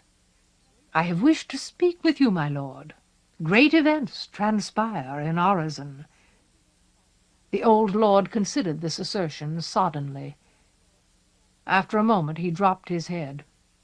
It lolled on his neck. Nevertheless, when he spoke, every word was as distinct as a piece of glass, broken and precise, like augury. "Too far to get. Too many stairs." He belched again, aimlessly. "We have had a riot against the good Castellan," explained Master Aramis, "and it may have been premeditated. While the guards were distracted by the riot, several of the conjuree's mirrors were destroyed." The Tor's head continued rolling back and forth, as if he were rocking himself to sleep. "And now, like a man who knows what happens within our walls, Prince Craigen attacks at last, although I must confess that I am less impressed by the audacity of his assault than by its circumspection. And may the attacks continue, the master wished, daring fate to deny him. They are an admirable distraction." Simply because he was so willing to pursue his aims even if everything went against him, he felt confident that fate would, in fact, heed his desires. The Tor met Master Aramis's remarks with a snort. He might have been starting into a snore. A quiver ran through him then, however, and he blinked his bloodshot eyes. "Wine," he pronounced, as if he expected a cask to appear magically before him. Master Aramis had difficulty restraining a laugh. True, some of King Joyce's supporters were proving to be more resourceful than Aramis could have predicted. Others, however, only saved themselves from appearing pathetic by being ridiculous. "What do you make of it all, my Lord Tor?" he asked in kind good humour. "Where are the forces of Cadwal? Where is the Purdon? How has Prince Craigen dared to let us endure against him so long?" Without looking up, the Tor countered, absent-mindedly, "Did I tell you my son was killed?" "It seems clear, does it not?" At the moment Aramis was delighted that he hadn't knifed the old lord, that the prince and his illustrious father know something we do not. This conversation was too much fun to be missed. They would not have wasted so much as a day in hesitation, unless they had reason to believe that High King Festin would not arrive against them. What conclusions do you draw, my lord? The Tor appeared to suffer from the delusion that he was actually participating in the discussion. "Did I tell you," he replied, "that he gave Lebbek permission to torture her?" That was an interesting revelation. But Master Aramis could guess its import too easily to pursue it. Instead, he inquired, "What conclusions can you draw? There are only two. The first is that Feston and Marginal are in alliance, and Feston trusts Marginal enough to give him time to capture the conjurer for himself. And if you are able to believe that, I fear we have nothing more to say to each other." "Torture her," repeated the Tor, "despite her obvious decency, and her proven desire to help him." "The second," continued Master Aramis, grinning, "is that the prince has cut us off from information which he himself possesses, from the knowledge that we are not indeed threatened by Cadwal at all. High King Feston has other intentions. He has mustered his army not against us and Aland, but to wage another war entirely. And if you are able to believe that, I fear you have nothing left to say to anyone." "I begged her."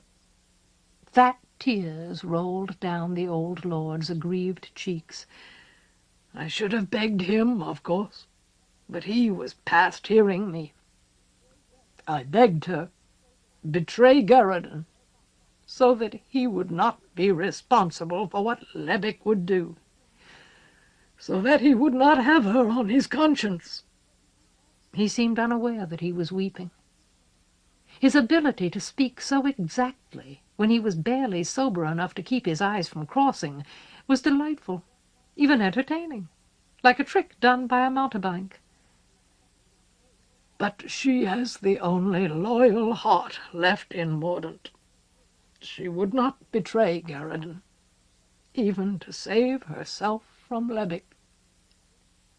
Master Aramis was so pleased that he could hardly contain his relish. Because his exuberance absolutely had to have some outlet, he spun the ends of his chasuble like pinwheels.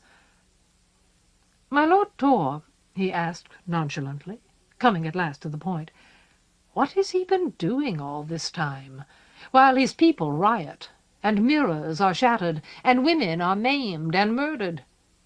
What has good King Joyce been doing?" As if the word had been surprised out of him, the Tor replied, "Practicing." "Practicing?" A brief giggle burst from the master. He couldn't hold it down. "What? Hopboard? Still? Has he not given up that folly yet?" The old lord shook his head, as morose as cold potatoes and congealed gravy. "Swordsmanship." That stopped Master Aramis's mirth. It made him stare involuntarily, as if the Tor had somehow, miraculously, opened a pit of vipers at his feet, or had told him a joke so funny that he couldn't believe it, couldn't laugh at it, until he had thought about it for a while. Swordsmanship? At his age? Was he strong enough to do as much as lift a long sword? "My Lord Tor," Aramis said casually, to conceal the intensity of his attention, "you jest with me. Our brave king cannot swing a sword. He can barely stand without assistance." Abruptly, with an effort that seemed to make his whole body gurgle, the Tor heaved himself to his feet. He hadn't looked at Master Aramis since the start of the conversation. Dully, as if he were losing his gift for enunciation, he announced, "Got to have wine." With his hams rolling unsteadily under him, he lurched away. Master Aramis was about to spring after him, pull him back, wrench an explanation out of him, when the true point of the joke struck home. King Joyce intended to fight, and he was years or even decades past the time when he was strong enough to do so. That shed a new light on everything, on every sign that the king knew what he was doing, that he did what he did out of deliberate policy rather than petulant foolishness. He intended to fight because he didn't know, or couldn't admit, he no longer had the strength. He wasn't self-destructive or apathetic. He was just blind to age and time. He risked his kingdom in an effort to prove himself still capable of saving it. That was a rich jest, too rich for any coarse display of mirth. Instead of laughing aloud, Aramis whistled cheerfully through his teeth as he continued on his way to see Master Barsonage.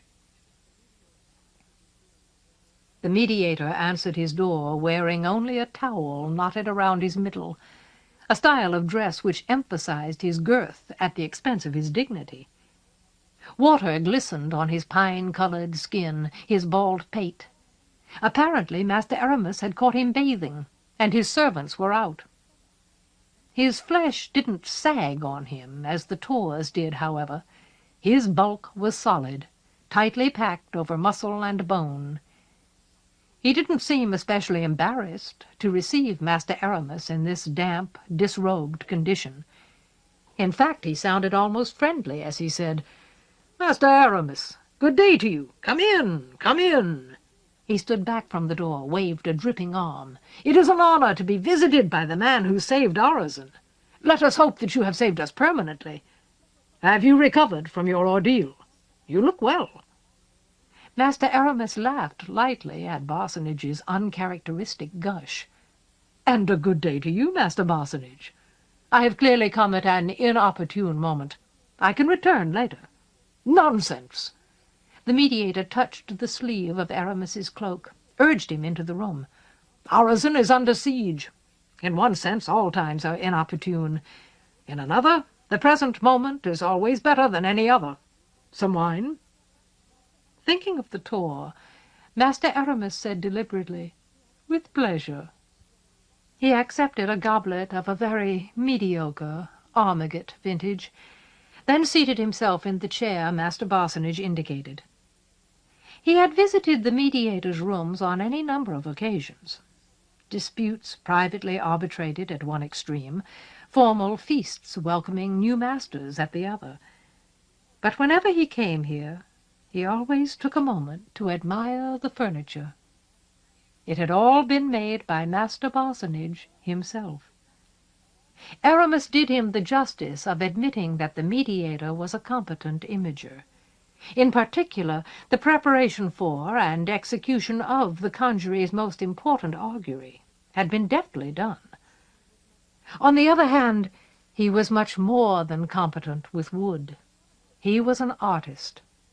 It was universally acknowledged around the conjuree that his frames were better than anyone else's, better made, better fitted, altogether finer, and his furniture could have graced the finest salon in Orison, or in Carmag, for that matter.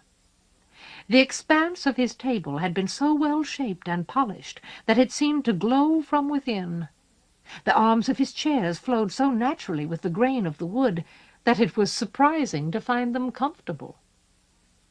Secretly, Aramis laughed at Master Barsonage for dedicating himself to his lesser talents, for wasting his time with imagery, when he could have contributed some real beauty to the world in another way. And he wanted to laugh more now. Instead of leaving the room to put on at least a robe, Barsonage sat down as he was, drank off his wine in a gulp, wiped the water out of his stiff eyebrows, and began to prattle. "You are much admired now, Master Aramis. Of course you have always been admired, but it will not surprise you to hear that you have not always been liked. You are too able, too quick, and you mock people. You have not made yourself easy to like. Ah, but now, the refilling of the reservoir was a clever action, as well as a courageous one. No, do not deny it," he said, although Aramis hadn't moved a muscle. "The exhaustion of so much prolonged translation. If I had made that attempt, my heart would have failed me. Yet you did not hesitate to risk complete prostration. And, as I say, it was clever.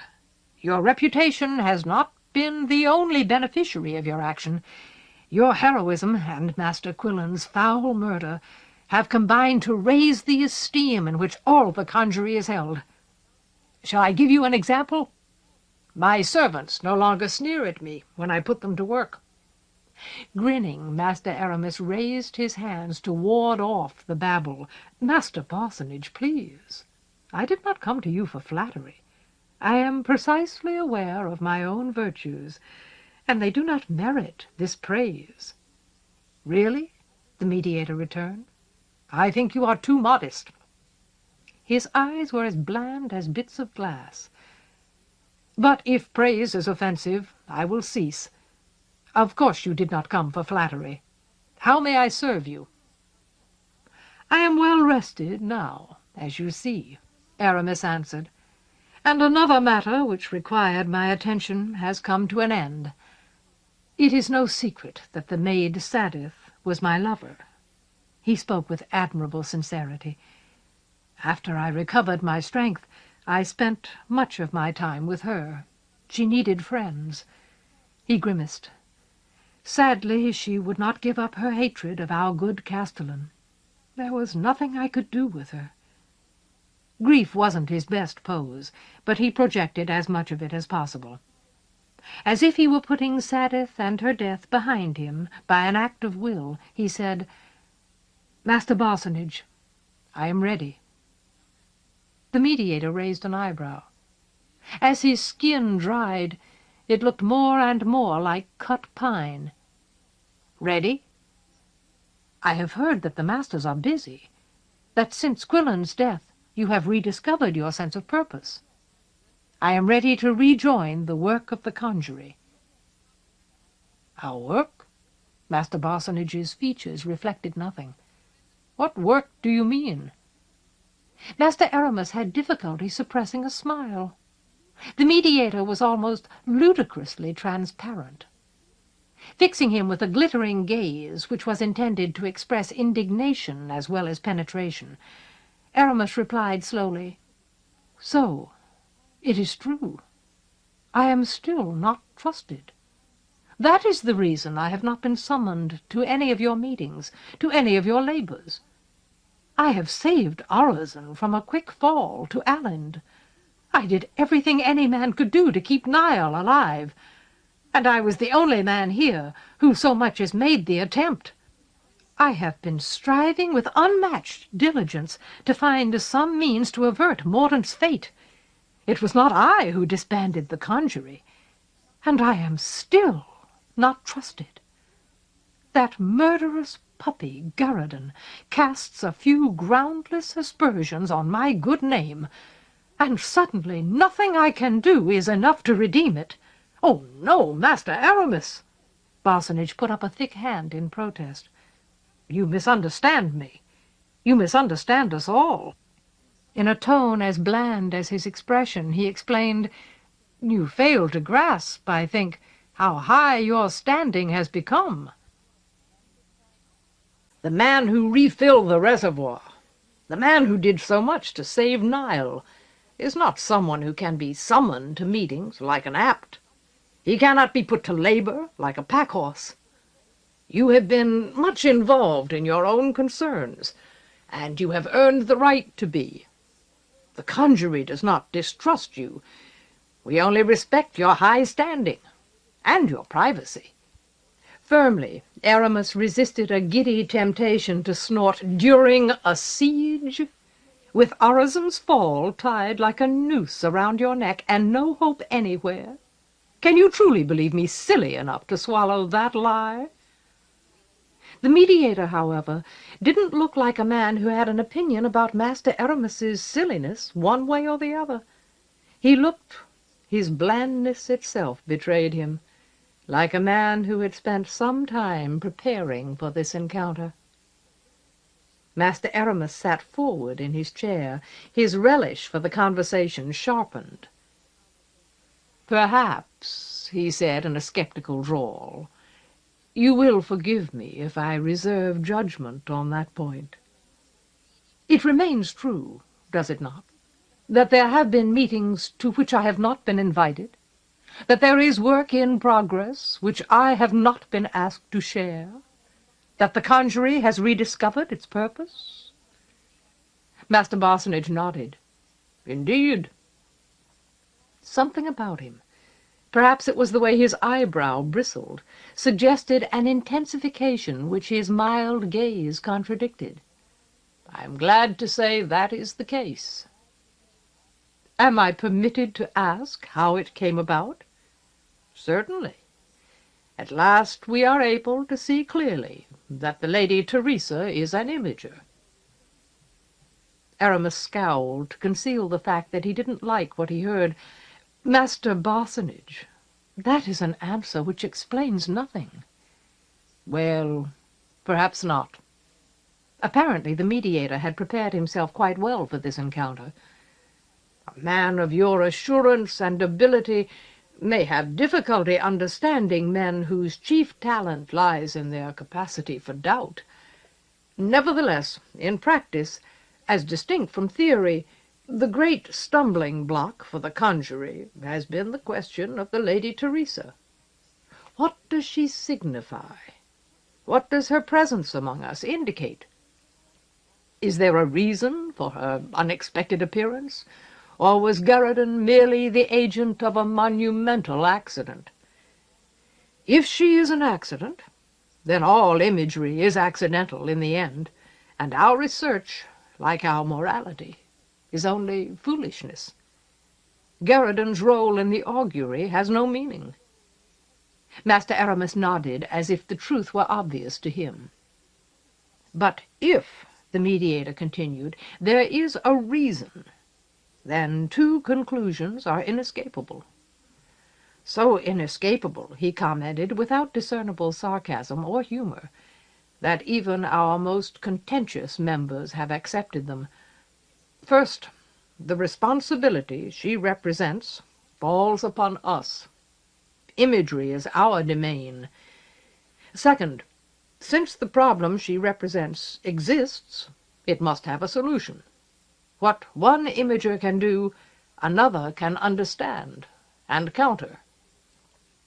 It has been demonstrated, he concluded, that there is a reason. She is an imager. We can regret that she has chosen to ally herself with Master Gilber and Arch-Imager Vagel, but we cannot shirk either the responsibility or the hope which that knowledge implies.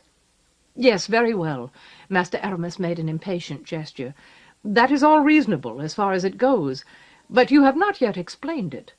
How do you know she is an imager? What evidence has she given?" "Lebic reports that Gilber freed her from her cell. He killed Quillan. He took her to the room where Havelock's mirrors are kept. Lebic found them there. After Gilber felled Lebic, he and she disappeared from Orizon. What does that demonstrate? Gilber's ability to come and go is as well established as Gart's, and as unexplained. There is no reason to attribute imagery to her." Master Barsonage shrugged, scratched his chest.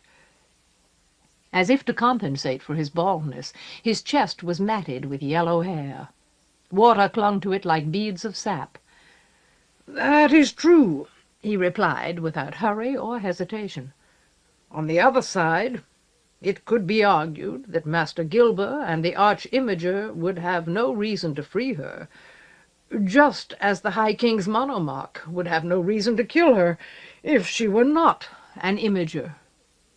Speaking only for myself, I have examined that argument and found it persuasive. In fact, it persuaded me to accept the position of the conjuree's mediator once again. Since then, however, we have been given evidence instead of argument, the kind of evidence you and several of the other masters require." Maddeningly, he halted, and gazed at Aramis as if he had said enough. Master Aramis forced himself to take a deep breath, relax, stop grinding his teeth. When he had recovered his nonchalance, he said, "You say that you do not distrust me. Do you trust me enough to tell me what that evidence is?" Once again Master Barsonage replied, "Of course." "The Castellan is a hard man, hard to defeat. He was already coming back to consciousness when the Lady Teresa and Master Gilber left the storeroom of Adept Havelock's mirrors. he saw that they did not depart together. The Lady Teresa vanished into a glass. Master Gilber was too far from her to have translated her. He left the room the same way he entered it, along the corridor. The mediator favored Master Aramis with a smile as bland as milk. Aramis prided himself on his restraint. Nevertheless, he betrayed some surprise as he protested, "That is not the story Lebec tells." He was surprised because he hadn't expected Barsonage to know so much, and a man who knew more than he was expected to might also do more than he was expected to. And if he really didn't trust Aramis, as his manner made clear, why was he revealing what he knew? "No," the mediator corrected his visitor amicably. "It is not the story Castellan Lebec has told in public. I gather from what I have heard that at first he was too full of fury and desperation to grasp the significance of what he had seen, and since then he has chosen to keep his thoughts to himself. But he did speak to Artegall, and Artegall brought the story to me. He believed, quite rightly, that his information was vital to the conjury." In a tone that made him sound like a simpleton, Master Barsonage said, "It has enabled me to unite the masters for the first time since the conjury was created." Master Aramis drank more wine to conceal the fact that all these surprises were beginning to affect him. Lebec told Artegall. Artegall told Barsonage.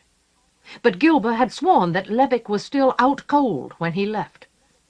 Was he just trying to cover up a mistake? Or was Barsonage lying? Barsonage, of all people! Was he playing some kind of game? Aramis grinned around the rim of his goblet. This was better than he had anticipated. More fun. He liked opponents who were capable of surprises. He had grown almost fond of King Joyce. Even Lebec had his good side. Garradon was almost likable. And as for Teresa, that made their destruction especially exciting. Unite the masters. Was that it? Then they would have to be ununited. He twirled his goblet in his long fingers. "Thank you, Master Barsonage," he said happily. "I understand you now. What work is the conjury doing with its rediscovered purpose?" Again the mediator shrugged. A trickle of water ran out of his chest hair across his belly. "It will not surprise you. We labor to learn how it is that men such as the High King's monomach, who is no imager, and Master Gilber, whose talents are known to us, can be translated in and out of Arisen at no cost to their sanity. Translation through flat glass drives men mad. That has been true since the dawn of imagery. Why, then, are our enemies not destroyed by the very weapons they use against us?" Ah, that was a subject which Master Aramis had come prepared to discuss. With a small inward sigh, relief perhaps, or disappointment, he said, "There I may be able to help you. I have an idea that may shed some light." For the first time since the conversation began, Master Barsonage looked interested. "Please explain it," he said at once. "You know that the matter is urgent." "Certainly."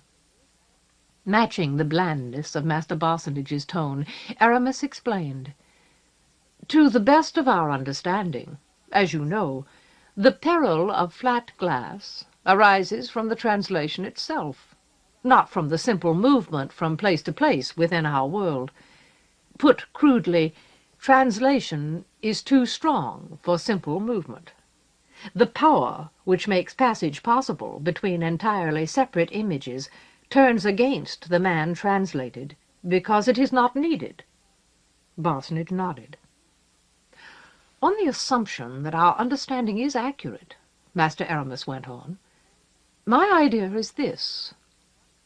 Suppose that two mirrors were made, one flat, showing, say, an unused chamber in Arezzo, the other normal, showing a barren, deserted plain.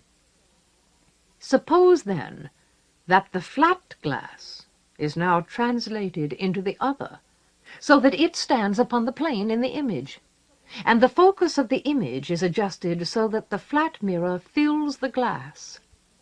Is it not conceivable that the imager who shaped those mirrors could now step straight through them, performing, in effect, two safe translations, rather than one, which would make him mad? The mediator was listening intently. He seemed to soak up Aramis's words through his pores.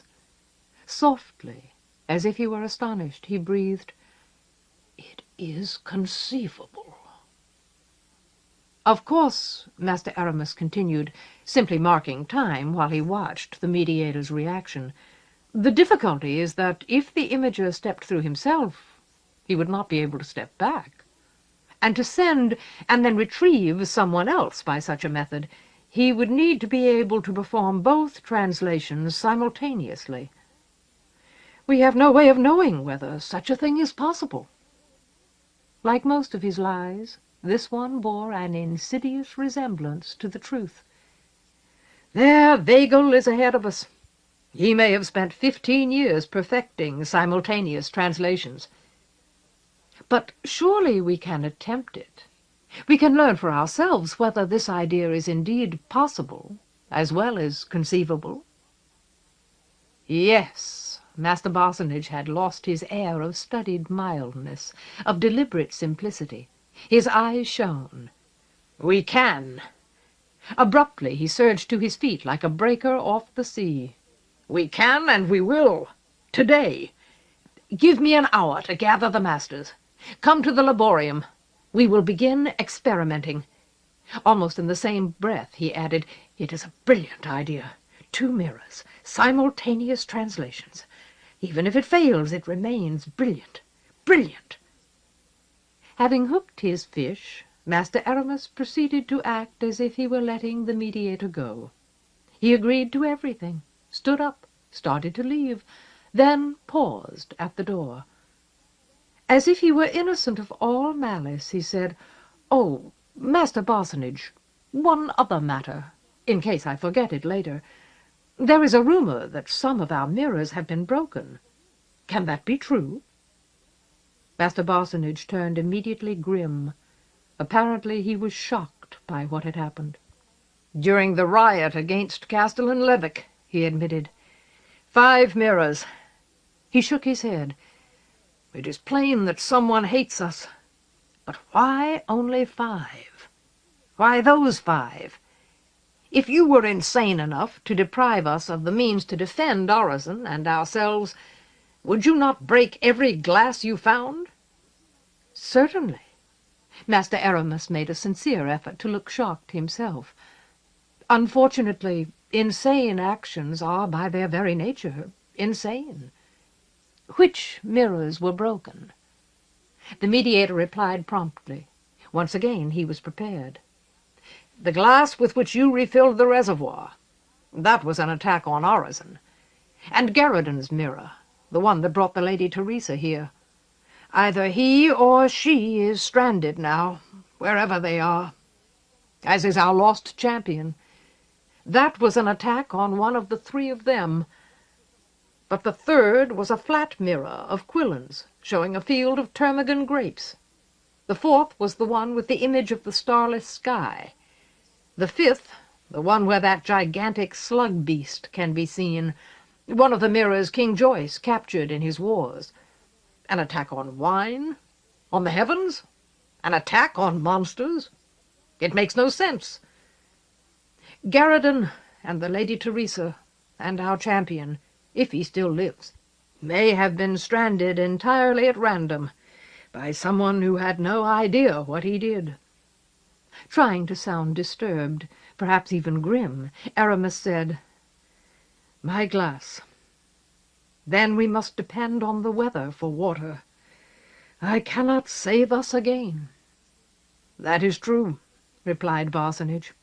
"Prince Cragan's position is now much stronger. We must hope he does not know it."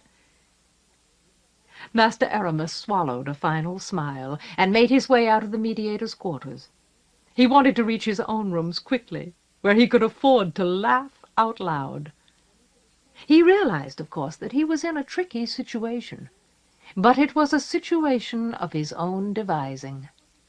Thanks to the seeds he had just planted, Parsonage and the other masters might spend the rest of their time until they died trying to work a simultaneous translation, because they didn't know it was impossible. Or rather, it was trivial. The trick was not in the translation, but in the glass. For all practical purposes, he had neutralized the conjury, the only force in Orozen still capable of fighting him. On the other hand, he would have to be very careful. Levick had said something to Article, who had told it to Parsonage. Not something about Teresa. Something about Aramis himself. The mediator had lied to him. For him, the trick would be to determine exactly what that lie was. Thinking about things like this made him look like he was about to burst with good humor. Chapter 38. Conflict at the Gates. "The trick," Garradin said the first time they rested the horses, "is not to get stopped." They had ridden hard for most of the morning.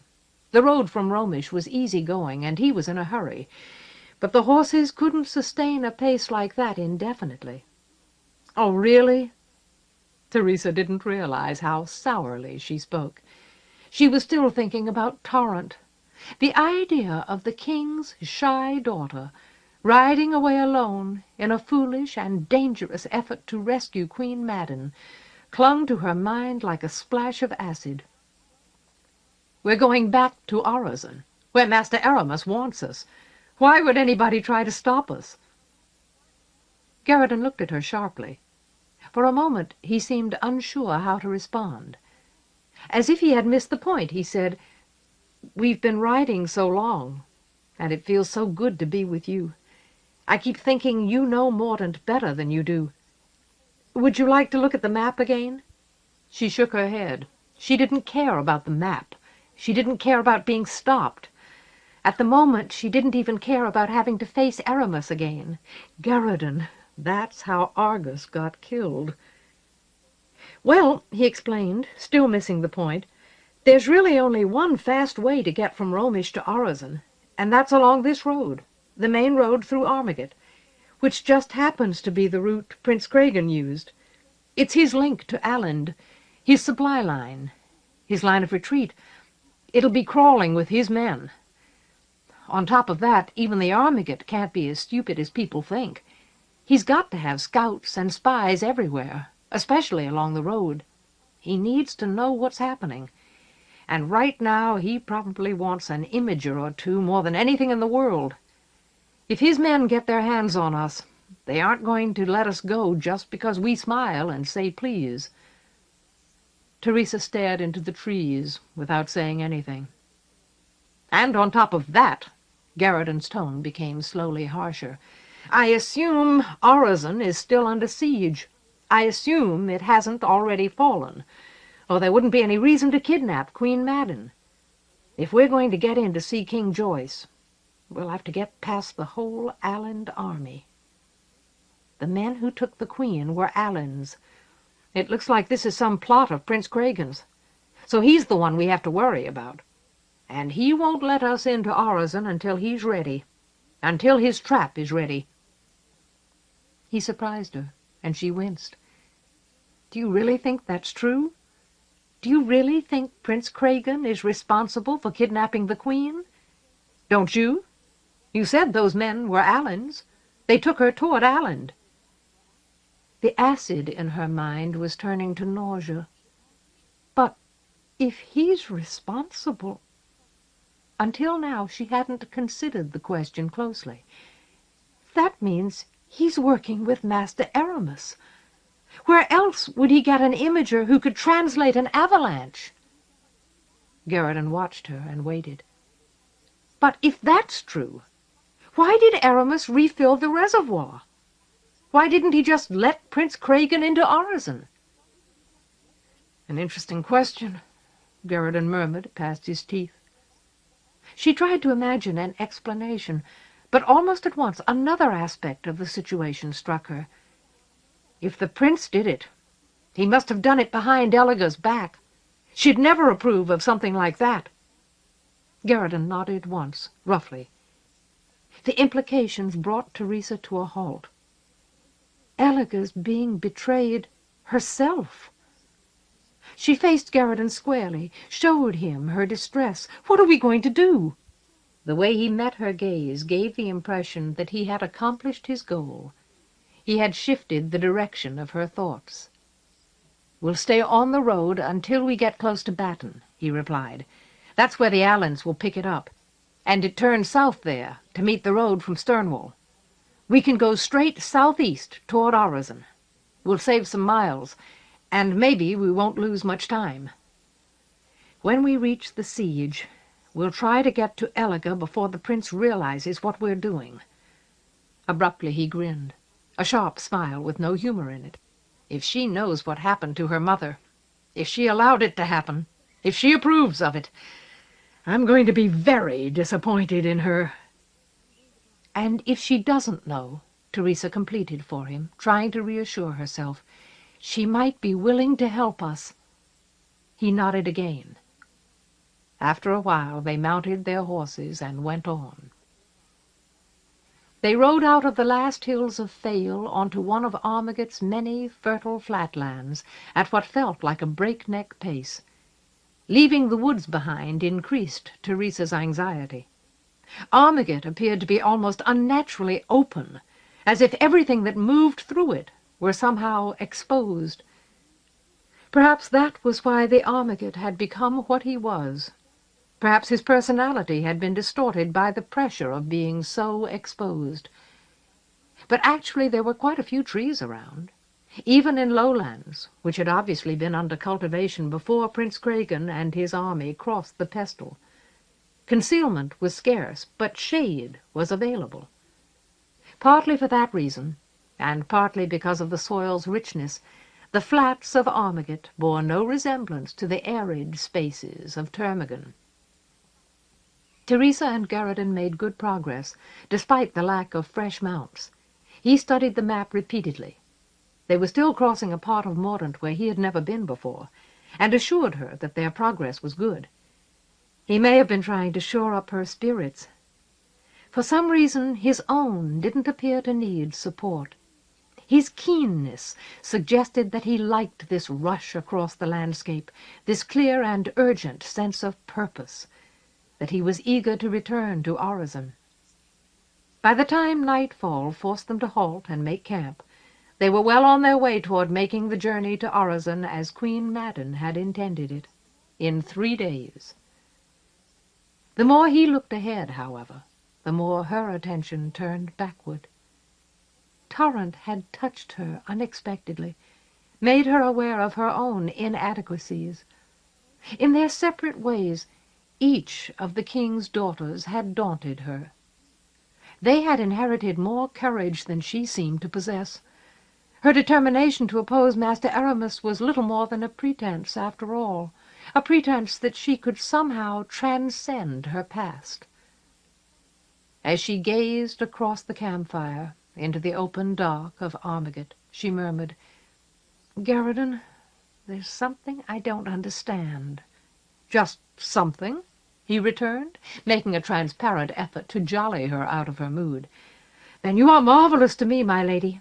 My lack of understanding doesn't stop at something. It's as vast as the world." She looked over at him. His face was as dear as ever, and if anything he had become more handsome. The excitement he had felt since Torrent left brought out the best in his eyes, in the lines of his features. He didn't deserve her gloom. For his sake, she made an effort to smile. "That's probably true, but I'll bet you know the answer to this one." He met her eyes and smiled back. "Try me." The dancing light of the campfire created the impression that his smile went all the way to the bone. Almost at once she found that the weight pushing down on her spirit wasn't quite as heavy as she had thought. "I think I will," she said. "But first I want you to explain something." The gleam in his eyes grew brighter as he waited for her to continue. "That avalanche," she said. "They must have used 2 mirrors. Isn't that right? One to translate it away from wherever they found it. One to translate it to Vale House." "Yes," Garrison replied at once. "But that's been true of everything we've seen. Those pits of fire outside Stonewall, the ghouls in Vale, even the creatures that attacked Houseldon." A shadow which might have been grief or rage darkened his gaze briefly. "They all needed 2 mirrors. That must be Aramis's secret. It must be how he's able to attack so many different places in Mordaunt without actually going to them. And it must be how he's able to move people in and out of Urizen without costing them their minds. We've talked about that before," he added. "I remember. It's the only explanation I've heard that seems to make sense. 2 mirrors. One shows a scene with a lot of landslides. The other is a flat glass with Vale House in the image. That means—" Her heart tightened as she came to the point. "Aramis could have seen us in the image. He must have seen us. I know I was in the image. Otherwise I wouldn't have felt the translation. That means he knows where we are. And it means we're responsible for what happened to Queen Madden. She was taken because of us." "No." Garrison rejected the idea without hesitation. "That can't be true. It wasn't because of us." "Why not?" "It's too complicated. He had men ready for that attack. They must have been on their way before we ever got near Vale. If we had anything to do with it, he must have known we were going there, and not to Romish, long before we did. And his men wouldn't have ignored us. He would have been glad for a chance to capture us. That attack was aimed at the Queen herself. Even the timing was just a coincidence. Aramis couldn't control the avalanches in his mirror. He had to be ready to act whenever the opportunity came along." Involuntarily, Teresa shook her head. She didn't like what she was thinking. No, he probably can control the avalanches. I mean, he can cause one whenever he wants. All he has to do is focus his mirror on the right kind of mountainside. Then, when he wants a landslide, all he has to do is translate away the rock supporting the mountainside." Garrison stared at her, his eyes glittering flames. "You're right. I never thought of that." "The attack wasn't aimed at us," she assented, "but he knows we were there. He could have seen that we survived. He could have seen us ride away. He could guess where we're going. That means we can't warn King Joyce. It won't do any good. There won't be any gap between when he knows what happened to the Queen and when Aramis knows he knows. He won't have a chance to act. What we're trying to do doesn't make any sense." She stopped and watched Garrison's face, holding her breath as if she feared his reaction. She was relieved to see that he wasn't discouraged. His expression became intently thoughtful, but he didn't look especially alarmed. He certainly didn't look horrified. Softly he commented, "I've said it before. You have a morbid imagination. No wonder you've been so depressed all day." "This time," he said after a moment, "I think you're wrong." Quietly she let the air sigh out of her lungs. "If Aramis saw us, he asked by way of explanation. "Where's Gart?" Teresa's mouth fell open. She wasn't the only one with a morbid imagination. "While we were talking with Torrent," Garridan continued, "while we were trying to help the Fales man, while we were packing our horses. That was the best chance Gart's ever had to kill us both. We were defenseless. Why didn't Aramis get rid of us while he had the chance? I don't think he saw us. He could have seen us, of course. We found that out outside Sternwall. But this time I don't think he did. I'm sure he didn't before the avalanche. We were on the porch, under the roof, and his mirror was focused in the air over the house. After all, he didn't want to kill Queen Madden. She wouldn't have done him any good dead. But that's not really the point. The point is, if you're translating several hundred tons of rock out of one glass into another, what do you do with it while it's between translations? If you make even the tiniest mistake, all that rock will shatter the second mirror, and you'll have the entire avalanche in your lap." In spite of herself, Teresa let out a slightly hysterical giggle. That would have been perfect justice. If the landslide Aramis had planned for Vale House had come down on his own head. Garridan flashed her a grin.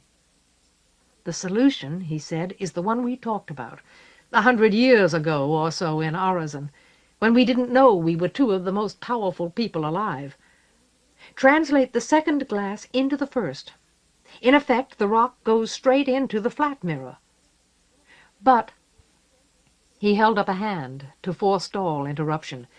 "This is what saved us.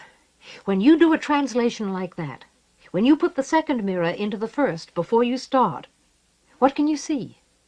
You can see the mountainside, you can see the rock, but you can't see the image in the second mirror. The back of the flat mirror faces you, so the front can translate the rock. And once you start a process like that, you have to keep it going until the dust clears, and you're sure you're safe. If you stop while there's any chance one or two boulders are still hopping down the mountainside, the flat glass could be crushed, and the boulders could end up in your face. So you can't be in a hurry to translate the second mirror back out of the first and turn it around and refocus it. That's why we had time to get away." Listening to him, Teresa felt a knot inside her loosen at last. He was right. It was possible that Aramis hadn't seen them. If he had, surely he would have sent an attack after them, wolves or a fire-cat, if not Gart himself. There was still hope for the wild scheme Torrent and Garridan had conceived. That night she experienced some of the benefits of Garridan's keenness. She began to feel a bit keener herself. At about the same time, when the embers had died down and clouds covered the moon, Prince Craigan sent men to clear the charred remains of his battering rams and their protective shells away from Arezon's gates. He wanted the new rams and shells being hammered together to have an unimpeded approach. And the next morning he pressed his attack. Well, they have to run out of oil sometime. It seemed a rather thin tactic on which to hinge Alan's hopes for survival, never mind victory. Nevertheless, he persisted. He simply didn't have any better ideas. With enough time, he could have sat where he was in perfect safety, discussing governance with his father, or with the Lady Elliger, training his forces, and waiting for Arezon to starve itself into submission. That was the way sieges were supposed to go. But nothing that had anything to do with King Joyce ever went the way it was supposed to go. And as for High King Feston, if the prince could use up Arezon's supplies of lamp oil, cooking oil, flammable grease, he might be able to bring his battering rams to bear on the gates more effectively. All he needed was to get the gates open. He knew he had enough men to overwhelm the castle, if he could just get the gates open. around mid-afternoon that day, while the fifth of Prince Cragan's makeshift rams burned like a bonfire, Teresa and Garradon sighted Batten and left the road to work eastward around the city. This was one of the tricky parts, Garradon explained. Here they had to cross Allen's supply route. The danger of encountering Allen's soldiers was now severe, and the Armiget scouts or spies would almost certainly be concentrated along the lines where Allen's forces were expected. Garradon and Teresa slowed their pace almost to a walk, and he spent long moments on the crest of every rise, straining his eyes toward the horizons. From time to time he found a tree and climbed it to study the terrain from that vantage. For no good reason, except that she saw nothing, not even the walls of the city, once she and Garradon had left the road. She began to think these pauses for caution were unnecessary.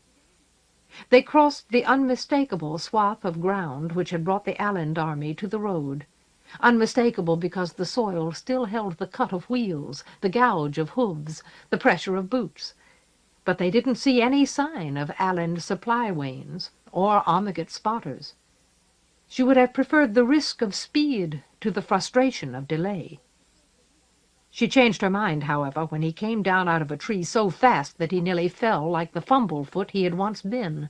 Hissing instructions rapidly, he dragged the mounts into a nearby thicket. With her help he forced the beasts to lie down, then did his best to muffle their noses, prevent them from whickering as the other horses came near.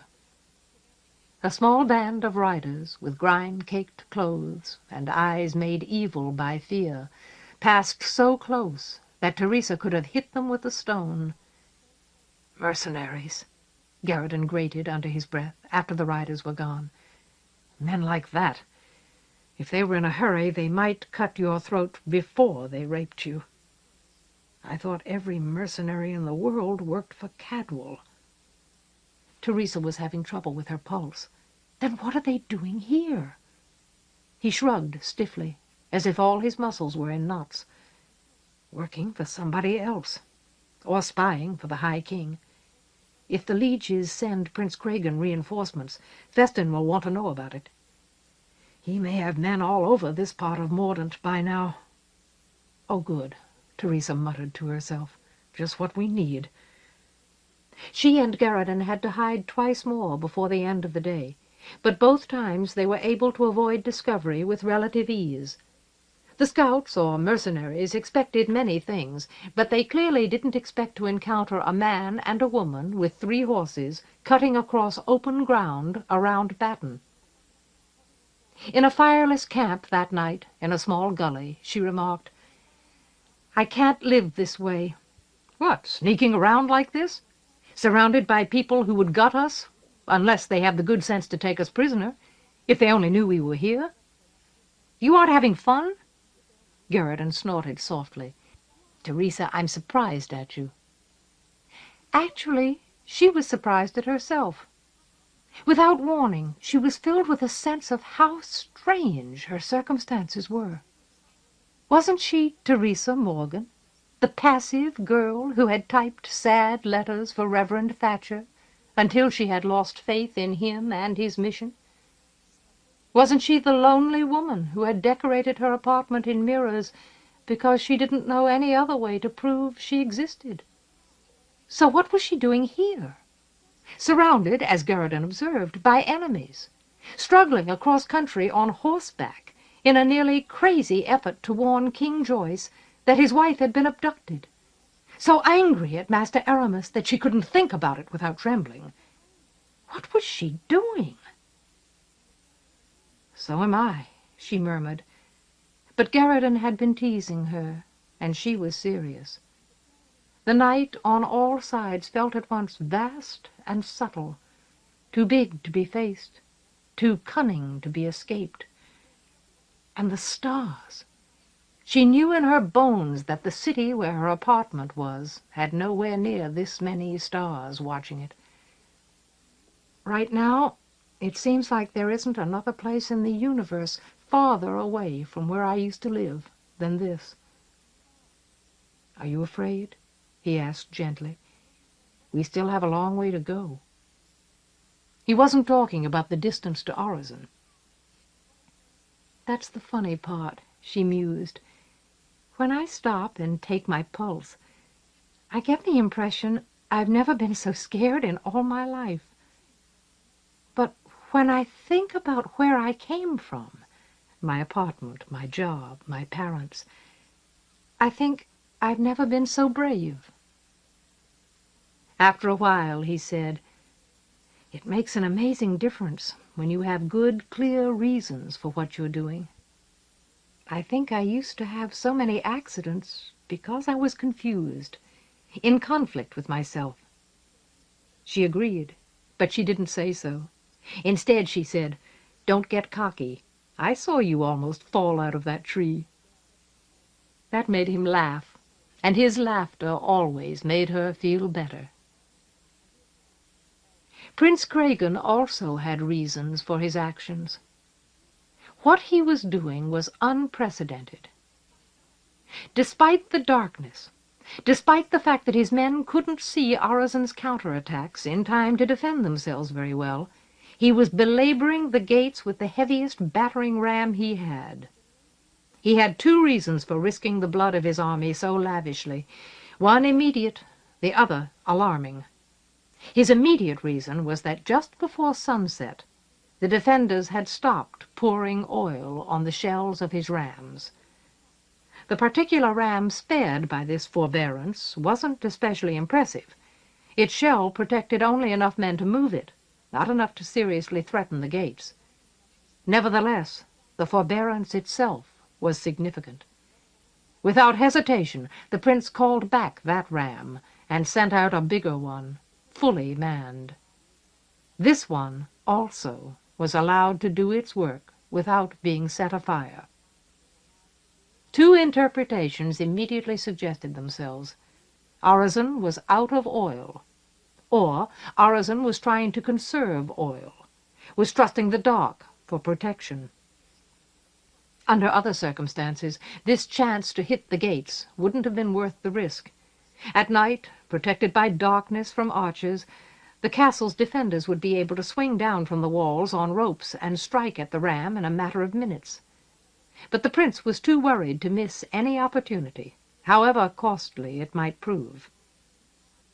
He was alarmed because during the afternoon his scouts had intercepted two hacked and dying men who were apparently the last survivors the Purdon would ever send to Orozen. They weren't actually sure of their lord's fate. When he sent them away, he still had several hundred men around him, was still fighting. But he knew he was finished. He sent these two soldiers to warn King Joyce. They were too badly hurt to last the night, but Prince Cregan pieced their story together from their confused and feverish babblings.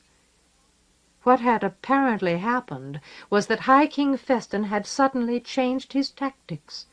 He had halted his unexplained march into the care of Tor. For a while he had even stopped striking at the Purdon.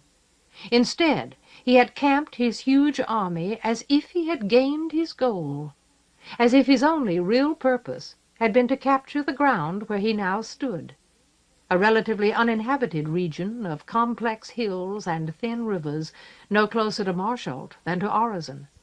And then, while the Purdon was still trying to figure out what Feston was doing, the High King had sent out nearly 5,000 soldiers to encircle and trap the Lord. In the end, only the terrain had enabled these two wounded men to escape. They had hidden in a tree-clogged ravine until darkness allowed them to creep away northward. How many days ago? Prince Cregan wanted to know. How far, exactly? In fact, he wanted to know so badly that out of raw frustration he was tempted to resort to some of the harsher forms of questioning. But it was obvious that the Purdon's men, in effect, had already been tortured past the point where they were able to think or speak coherently. Prince Cregan was left with very little idea when they had left their lord, or where Feston was. So he attacked Orozen's gates at night, despite the losses he knew he was going to incur. He was afraid. He could feel a kind of doom stalking him through the dark. An enemy who would march at least 20,000 men that far into the middle of nowhere, in this case the middle of the Care of Tor, for no discernible purpose except to make camp, was capable of anything. Through the hours of darkness, Cragen listened to the flat, dull booming of the ram against the gates, to the shouts of the defenders and the cries of his own forces, listened, and ground his teeth to restrain his rage at a war he couldn't either avoid or understand. Castellan Levick appeared to be in a completely different mood. If he felt any desire to rage, he didn't show it. From the battlements above the gate, he watched the massive Alland ram at work, with a twisted expression on his face, as if something inside him were being torn. Yet he didn't so much as raise his voice or curse. He didn't even grin. For no very clear reason, he muttered in disgust words that sounded to the guards around him like "fool woman." Then he called for ropes and began mustering men to fight for the gates.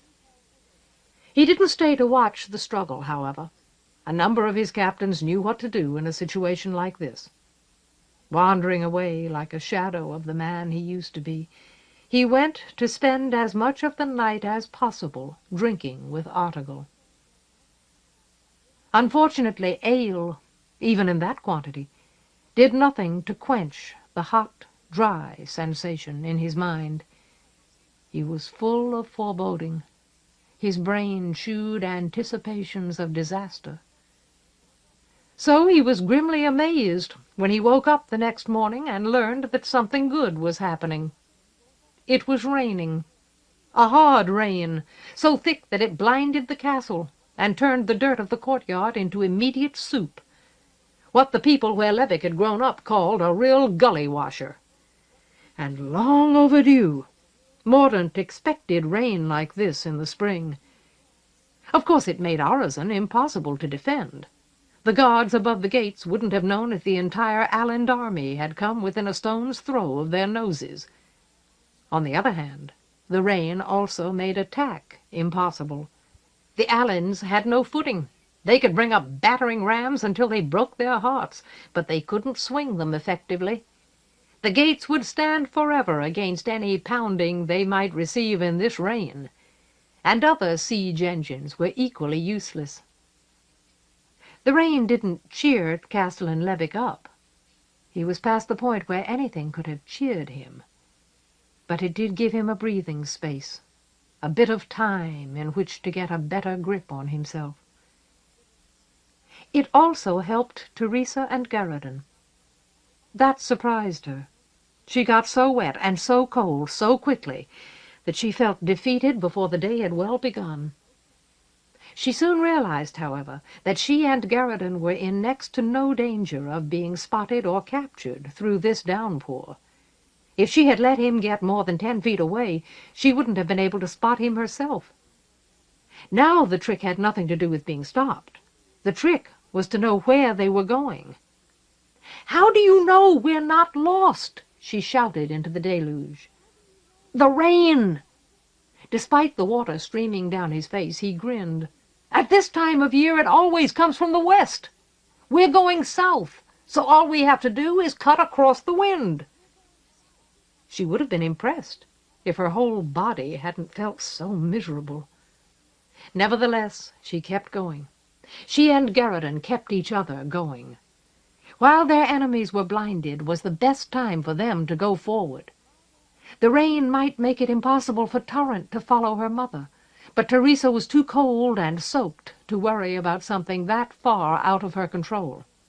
She concentrated solely on Garradon and motion, until the storm finally blew away an hour or two before sunset, and he had an opportunity to find his bearings. "Tomorrow." There was relief in his voice, yet she had never heard him sound so tired. "We'll be in the Domain tomorrow morning. Tomorrow afternoon or evening we'll reach Arezon." Just for something to say, she muttered, "If Prince Craigen doesn't give me some dry clothes, I'm going to spit right in his face." Garridan nodded his approval. "Just don't kick him. I've heard princes tend to get cranky when they're kicked." "I don't care," she retorted. "I've been on a horse for as long as I can remember, and my whole body hurts. I'm going to kick anybody I want." Again he nodded. "You may have to." It was obvious that his thoughts were elsewhere. "We've been carrying a lot of questions around for a long time. Tomorrow we'll start getting answers. You may have to kick everybody we meet." Teresa refused to worry about that. All she wanted at the moment was to be warm and dry. The inhabitants of Urizen had the opposite reaction. They prayed for more rain. Unluckily, they didn't get it. By the next morning, the ground was dry enough for Prince Craigen to resume his attack. The mud was still thick. A sea of it surrounded Urizen. But decades or centuries of use had packed the roadbed hard. It gave the Allans enough footing to put some heft into the swing of their ram. Protected by shields and shells, nearly 1,000 men edged close to the walls to ward the ram as it hammered the gates. Every blow seemed to carry through the stone to the tops of the towers, the bottoms of the dungeons. In response, Castellan Lebic's guards cranked up mangonels powerful enough to dent iron and splinter wood. The mangonels shattered Allan's shields almost effortlessly, reduced the flesh under the shields to pulp and crushed bone. Lebic didn't have many of the ponderous crossbows, however, and his men had to fire scores of lead bolts in order to damage the shell protecting the ram. Slowly, inevitably, one blow at a time, the gates began to fail. The wood started to compress and crack.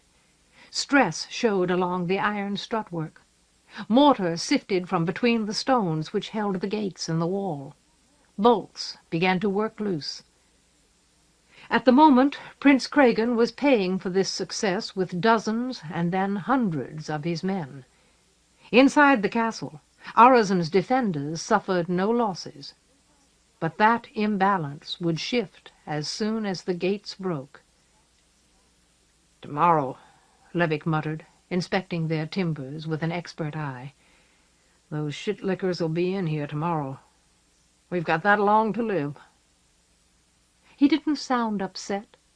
He didn't even sound angry. He sounded satisfied. Dutifully, he sent a report to King Joyce. Then he reduced Urizen's defenders to a minimum. Every guard who could be spared he ordered away to spend as much time as possible with whatever friends or family the man had left. His wife would have approved of that. Amiably, Article asked him, "What do you suppose King Joyce will do to save us?" Entirely without warning, Castellan Levick recovered his rage. "The way our luck's going." He was clenching his teeth so hard his forehead felt like it might crack. "He'll challenge Prince Fornicating Craigen to a duel." With fury crackling in every muscle, he left the gates and the courtyard. While he was angry, at least he couldn't bear to watch what was happening. Like the prince, he had no way of knowing that Teresa and Garridan were already in the domain. Late that afternoon, they rode as if they were fearless straight up to the first Allan patrol they met, and demanded to be taken to the Lady Elliger. Swords and distrust surrounded them promptly. Teresa's mount showed a distressing inclination to shy in all directions. She had to fight to keep the beast under control. She was conscious that the weather had turned chilly since the previous day's rain. Allans? She wondered. Not Cadwell's? Does that mean Urizen is still standing? But she had no intention of asking those questions aloud. After all, these soldiers were dressed and armored, just like the men who had taken Queen Madden. The leader of the patrol snapped, "What makes pig slop like you two think you've got a reason to see the prince's lady?" Garriton's mouth smiled, but his eyes were hard. "We're servants," he answered, with a hint of danger in his voice. "Our parents have served her family since before we were born. We grew up with her. We've come from Romish. The Queen sent us to see her." The Alland leader snarled a curse. "The Queen? Madden? That shithole Joyce's wife?" The effort of controlling her horse disguised Teresa's face as effectively as a mask. Garriton's expression was positively serene. Only his eyes threatened to betray him. "So you've heard of her," he said blandly. "Good. Then you'll understand that the Lady Elliger won't take it kindly if you prevent us from delivering our messages." "Queen Madden?" the Alland repeated in a voice congested with hostility. "You've got messages from Queen Madden?" Garriton's mouth smiled again. "My, you are quick." Then, softly, he said, "Take us to see the Lady Elliger." A little thrill touched Teresa's heart as she heard the authority in his tone. The leader of the patrol hesitated. He was taken aback, a fact which seemed to surprise him. To compensate, he growled an obscenity. Then he said, "I think the Prince is going to want to hear your messages." "As long as we get to talk to her," replied Garriton, "I don't care who else hears us. Take us to see them both. Just do it."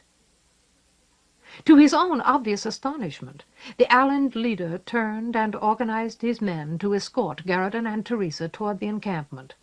A pair of the Allands galloped ahead. The rest formed a knot around the travelers. Suddenly giddy with relief, perhaps because her horse had stopped shying, she took the risk of giving Garriton a wink. He pretended not to notice it. They were closer to the siege than she had realized. In only a short time they came in sight of the Alland army and Orizon. She was surprised by how small the castle looked under these circumstances, invested by 10,000 soldiers, 100 siege engines, and an uncounted number of servants and camp followers. Orizon's bluff gray stone, which should have appeared impregnable, bore an unexpected resemblance to cardboard. Tiny flags fluttering from the towers gave the place the air of a child's plaything. At the same time, the breach, partially covered by the curtain wall, seemed to gape unnaturally wide, as if it were bigger than it used to be, darker, a fatal wound. The men who had ridden ahead had already caused a commotion. Teresa could see the army and its adherents shifting to receive her and Garriton. People ran forward to stare. Questions were called, which the Alland leader either ignored or shouted down. The attack on the gates used only a fraction of Prince Cragan's forces. The rest had nothing to do at the moment except wait and worry.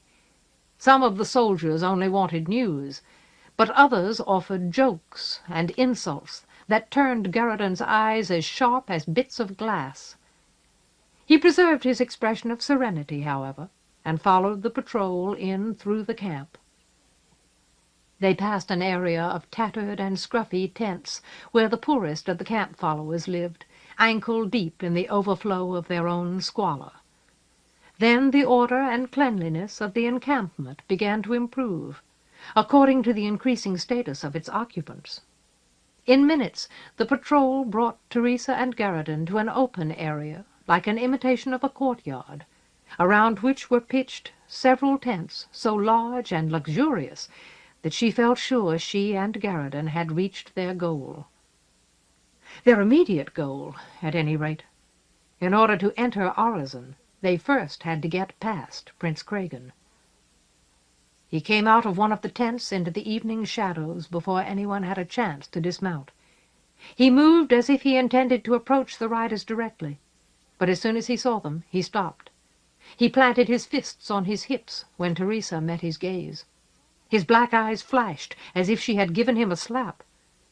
For a moment, forcing himself to be thorough, he turned his head and considered Garriton.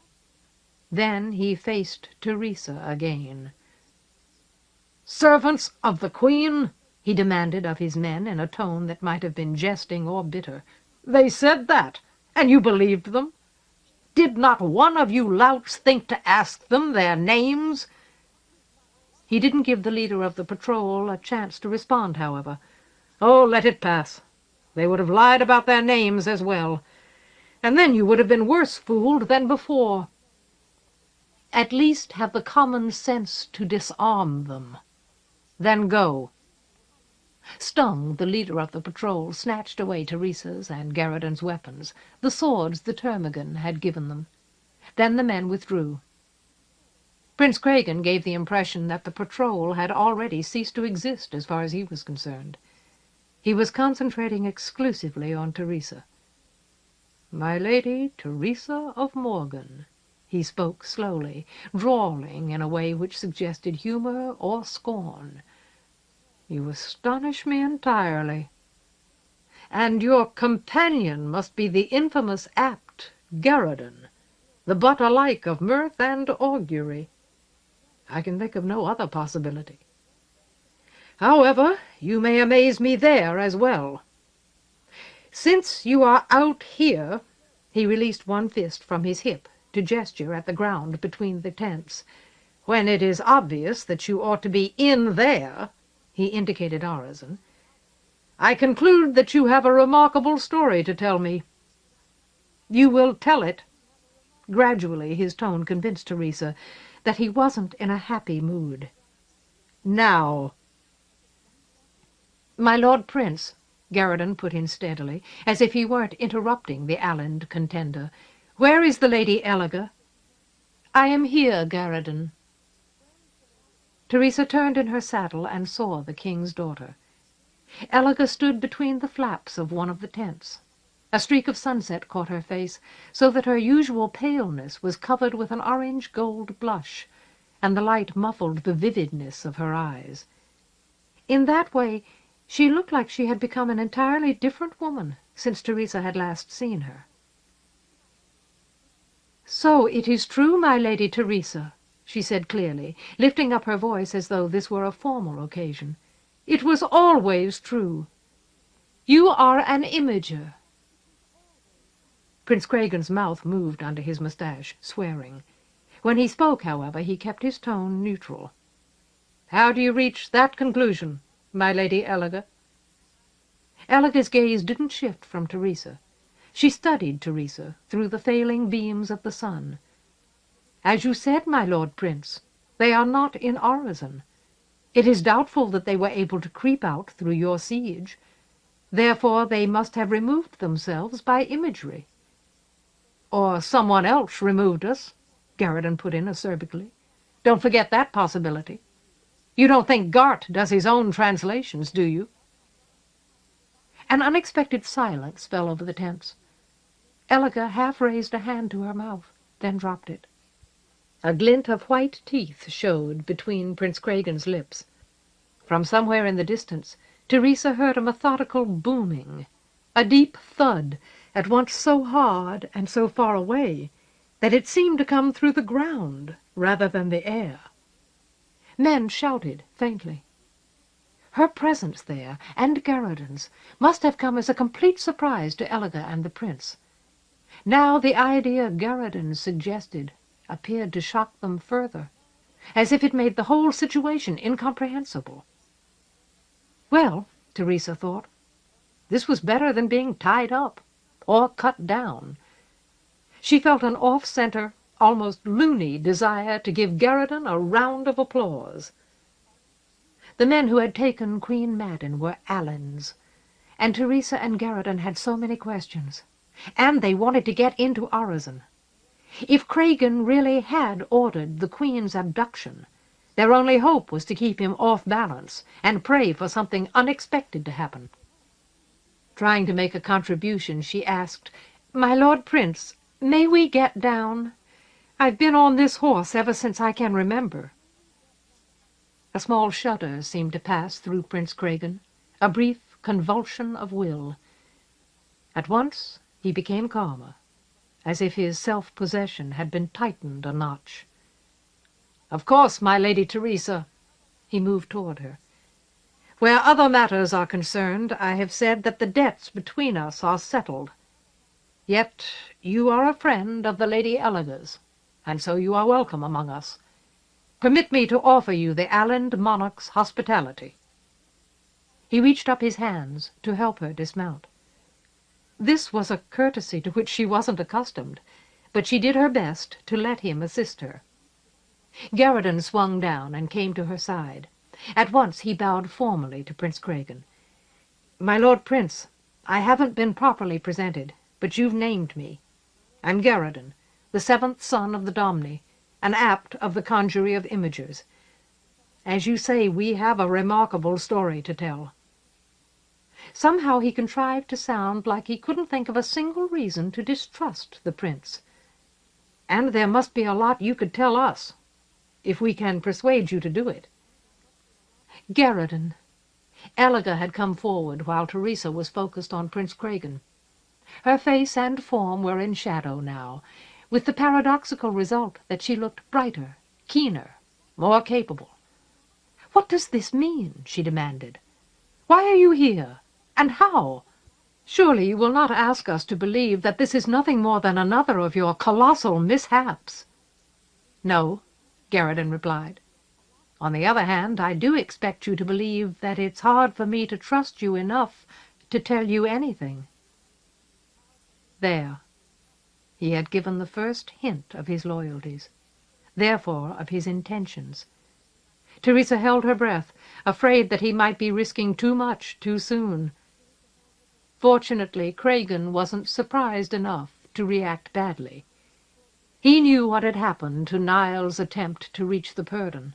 He was probably able to take Garridan's loyalties for granted. Before Elaga could respond to Garridan's jibe, Prince Craigan stepped between them and took Teresa's arm. "We will discuss such things thoroughly, I assure you," he remarked, "but I can see no reason why we should not discuss them in comfort and in private." With his hand on her arm, he urged Teresa into motion, steering her toward the largest of the surrounding tents. "In addition, I have offered you the Alland monarch's hospitality, and he does not like to be refused." As if she weren't already moving, as if she had a choice, he asked, "Will you come with me?" Teresa nodded, but she didn't let out her breath until she saw that both Garridan and Elaga were following. The prince took her into what she realized after a moment was a fore-tent. It was lit only by the braziers which warmed it, with the result that its furnishings were obscure, vaguely ominous. The chairs seemed to crouch in the dimness, as unpredictable as beasts. Prince Craigan clapped his hands, however, and called for lamps as well as wine. The servants responded almost instantly. Soon warm yellow light filled the fore-tent, and the danger crept away, hiding in the darkness at the tops of the tent poles, or in the shadows behind the chairs.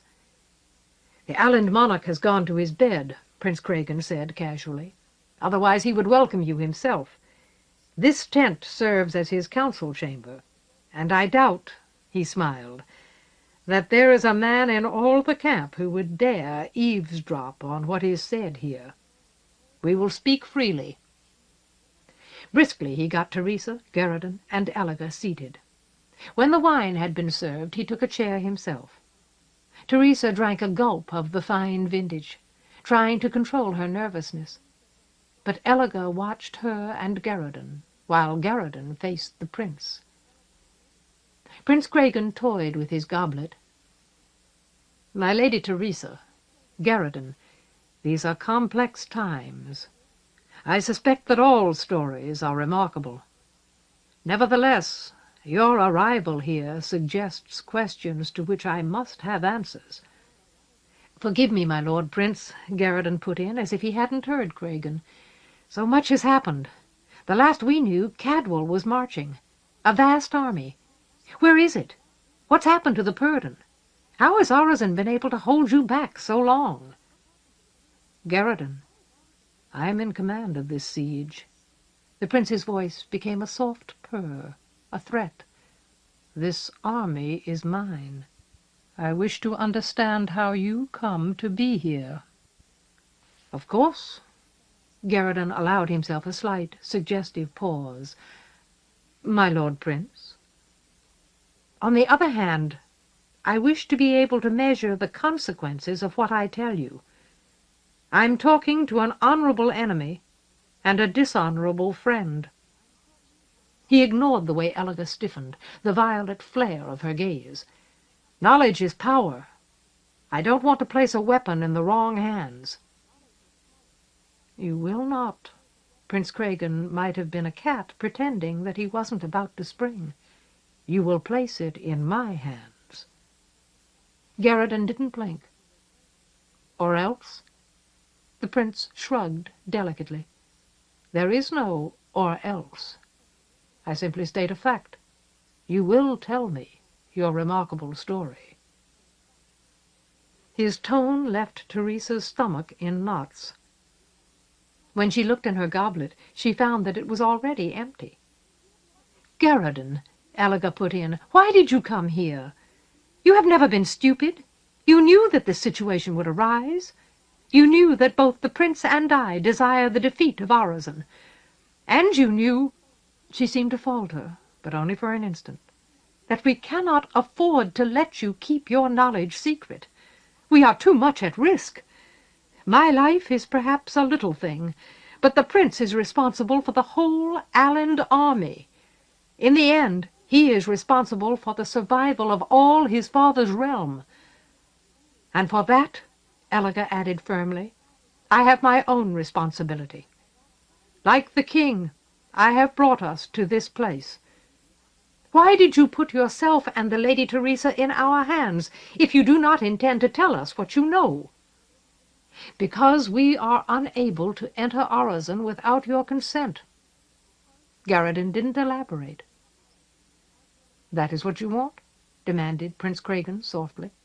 "You wish to be allowed to enter Orozen, so that you can tell King Joyce the story you mean to withhold from me?"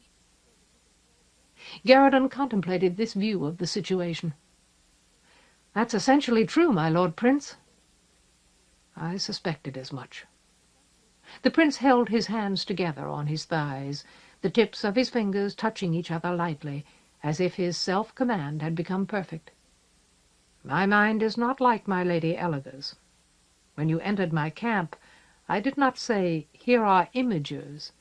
I said, 'Here are scouts who wish to report to their lord.' If you believe that I will let you pass my siege in order to take assistance or information of any kind to King Joyce, you are seriously deranged." Garridan shrugged. Judging by the blandness of his expression, he had no idea how seriously he was being threatened. Teresa was too full of anxiety to sit still. Without asking permission, she stood up and went to the wine decanter. "Why don't we trade?" she said impulsively. Fatigue and the first effects of the wine might have been speaking for her. She had played the game of trading information with King Joyce. She knew it was dangerous, but it was the best she had to offer. Her goblet full, she returned to her seat. "You tell us something, we'll tell you something. Fair exchange. That way we don't have to trust each other." "Who will speak first?" asked Elga, in a carefully neutral tone. "You will." Teresa didn't hesitate. "We're in your power. You can do anything you want to us any time you want. What have you got to lose?" She sat down. Garridan kept his reaction hidden. The Lady Elga looked at Prince Cregan. The prince thought for a while. He didn't appear to be aware that he was chewing his moustache. Two of his fingertips tapped soundlessly against each other, measuring the menace in the portent. Then he said with steady nonchalance, "I think not." "My Lady Elga," he continued before Teresa was sure that she had heard him right, "you have not heard the details of our guest's arrival. You will be interested, I am sure." Garridan and the Lady Teresa made no attempt at stealth. They confronted one of my patrols. He paused ominously. "But they did not request an audience with me. they did not request permission to approach Orazon. No, my lady. They demanded the right to speak with you. Involuntarily, Elga caught her breath. While she stared at Garridan and Teresa, Prince Cregan added, "It is clear that whatever device or policy they have prepared to get them into Orazon is directed at you. They believe that they have the means to persuade you." Again he paused. Then he remarked cryptically, "It is even conceivable that they are aware of the existence of a precedent." In response, Elga's eyes widened with pain and anger. "That is unfair, my lord." Almost instantly, however, she seemed to catch the implications of what he said. In a rush, she asked, "Garridan, have you seen—" So suddenly, so loudly that the sound made Teresa's heart lurch, Prince Cregan slapped his hands together, interrupting Elga, stopping her. "My lady," he articulated, "I have said that I do not wish to trade stories with them. When they have told us what they know, I will decide what they may hear." Elga held her tongue, yet her face showed the difficulty of restraint. Abruptly, Teresa became aware that she wanted to hear Elga's story. The Elga she remembered wouldn't have suffered a command to shut up so compliantly. What had happened to change the lady, to make her acquiescent? What kind of contest was going on between her and the prince? Was it just a question of blame because her attack on the reservoir had misfired? Or had she done something else to earn Cregan's distrust? Because her heart was still racing and she wanted to be calm, Teresa went to get some more wine. As if they were being polite, the other people in the fore-tent waited until she had seated herself again. She had the impression that they were all watching her. "You serve a heady wine, my Lord Prince," Garridan murmured softly. "I haven't tasted anything like it for a long time." In Teresa's opinion, that was an odd thing to say at a time like this. Apparently, Prince Cregan agreed with her. He ignored Garridan's comment. Still speaking to Elga, as if she were the true subject of his scrutiny, he said, "In any case, my lady, I have not yet told you everything you must hear. When Garridan and the Lady Teresa demanded to speak to you, they gave a most interesting explanation. They said that they had messages for you from Queen Madden, your mother." At once, Elga was on her feet. "The Queen?" She didn't appear to realize that she was standing. "You have spoken with the Queen? She sent messages for me?" Her eyes shone with excitement and anguish. Her voice held a visceral tremor. "Doubtless you told her of my part in the siege. What does my mother wish to say to me now?" Teresa was bemused to find that she had slipped down in her chair. The wine seemed to have made her top-heavy. Pushing herself upright, she said, "We can tell you who the traitors are inside Orazon, who the renegade imagers are. We can tell you how they planned all this with Cadwal. Together, we might be able to guess what kind of trap they plan to spring." Prince Cregan's gaze burned darkly at her. For no particular reason, she added, "If you want to trade, we can even tell you what Domney and Termagant and Fail are going to do about it." As far as she could tell, Garridan and Elga and Cregan were all speaking at once. Garridan asked, "Do you know what you're doing? You look like you've had too much wine." He sounded like a man who had lost his sense of humor. At the same time, Elga protested, "No, I will hear my mother's messages." Prince Cregan was saying, "Continue, my Lady Teresa." Despite his self-control, he looked eager. "I am sure that we will be able to achieve an equitable exchange when you are done." Grinning, Teresa wagged her finger at him. "Oh, no, my Lord Prince." She actually wagged her finger at him. "Be fair. That isn't the way the game is played." Garridan stood facing Elga. His voice was pitched to cover Teresa's. His tone didn't hold any authority, however. It didn't even convey confidence. Instead, it hinted at hysteria. "The fact is," he said, "we don't have any messages from the Queen. She didn't have time to give us any. She was planning to come here herself. She wanted to stand beside the king, but she didn't get the chance." In spite of the pressure to speak, he faltered. Elaga's gaze was fastened to his face, her whole body concentrated toward him. "Go on," she said, with her throat clenched. "Continue, my lady," Prince Craigen snapped, apparently trying to startle words out of Teresa. Just in time, Teresa put her finger to her lips and made a shushing noise. "Elaga, I'm sorry," Garridan said miserably. "While we were there, the Queen was taken. Ambushed. Imagery and soldiers. She was abducted." Slowly, as if she could barely lift them, Elaga raised her hands to her mouth. "We know who the imager was." Her breath came hard, straining between her teeth. "The soldiers were Allen's." Prince Craigen was so startled that he sprang to his feet and barked, "You lie!" before he could stop himself. Teresa studied the three of them. "No." It was wonderful how clearly she could speak, despite the weight in her head. "He's not lying. We were there. That's why we want to go into Orizon. That's what we want to tell King Joyce. Your men kidnapped Queen Madden." From Teresa's perspective, the Lady Elaga went up like a candle flame. Without moving, she seemed to burst into passion. It swept through her toward the ceiling, hot enough to scorch.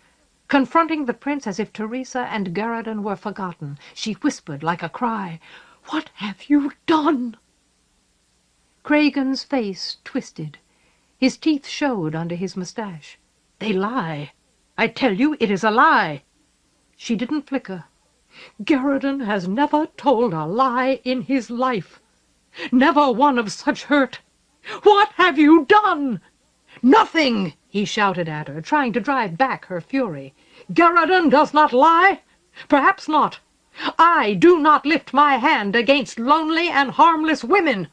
Never in my life." Perhaps she didn't hear him. Perhaps she couldn't. Her hands clenched into fists against her cheeks. Blazing, she lifted her voice into a wail. "Where is my mother?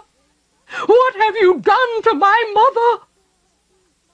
In that outcry, she burned up too brightly to sustain herself. She was too vulnerable. Her strength failed, and she fainted. Delicately, like heated wax, she slumped toward the floor. Garridan caught her. Holding her in his arms, he faced the prince. Now he was the one breathing hard, panting for air, as if he had caught fire from her.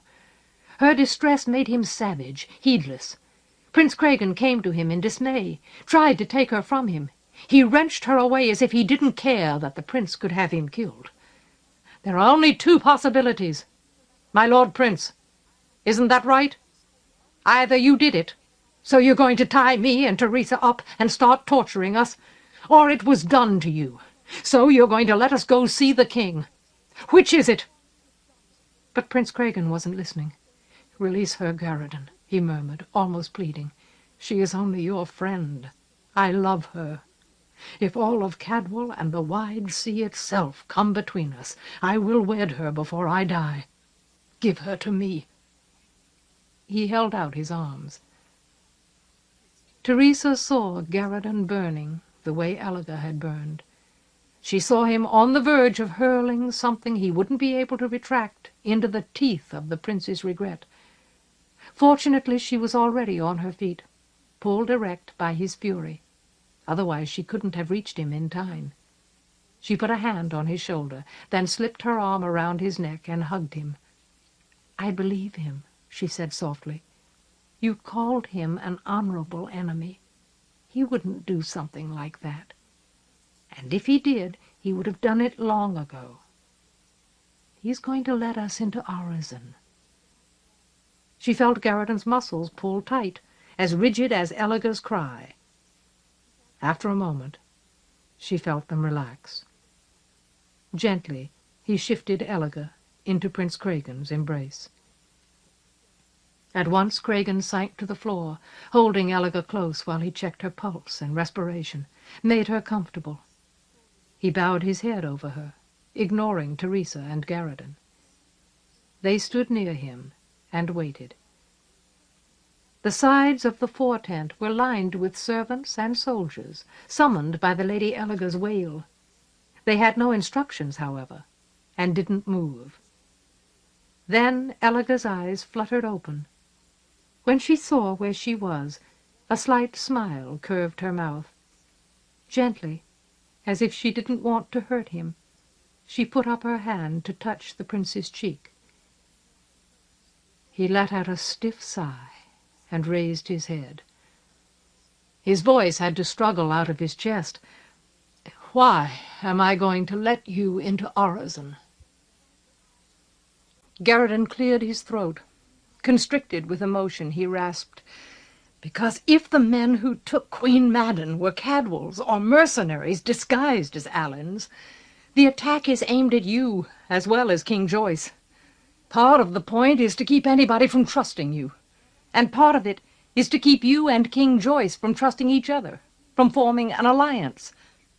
You're being manipulated by High King Feston and the traitors, and the only way you can save yourself is to let us talk to the king. And if I do not let them into Orozen," the prince was speaking to Elga, "you will believe that I am responsible for your mother's abduction." Elga didn't nod or shake her head. The small smile stayed on her lips. Her hand cupped Cragen's cheek. "You want an alliance, my lord. You have always wanted an alliance, not this misconceived and aimless siege. Perhaps that is possible now. Perhaps it would be worth the attempt." Prince Cragen made a harsh noise like an attempted laugh. "The last time I proposed that, he humiliated me. He went to considerable lengths to humiliate me." "He didn't," Teresa began. Her legs were unsteady, however, and she had to support herself on Garridan's shoulder. For a moment she forgot what she was saying. Then she remembered.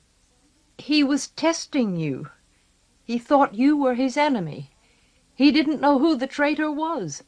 He didn't know what alliances had already been made. Now we can tell him." Prince Cragen's head turned. His eyes held an obsidian smolder which would have frightened her if she had been able to concentrate on it. Softly he commanded, "Tell me." Garridan took a deep breath, straightened his back. "I'll tell you this much, my lord. The traitor is Master Aramis. We can guess how he does the translations that let him attack anywhere in Mordant, that let him and Gart and Master Gilber move through flat glass without losing their minds. And we know where his power is located, where he keeps his mirrors." With an intensity Teresa didn't quite understand, Prince Cragen demanded, "Where is that?"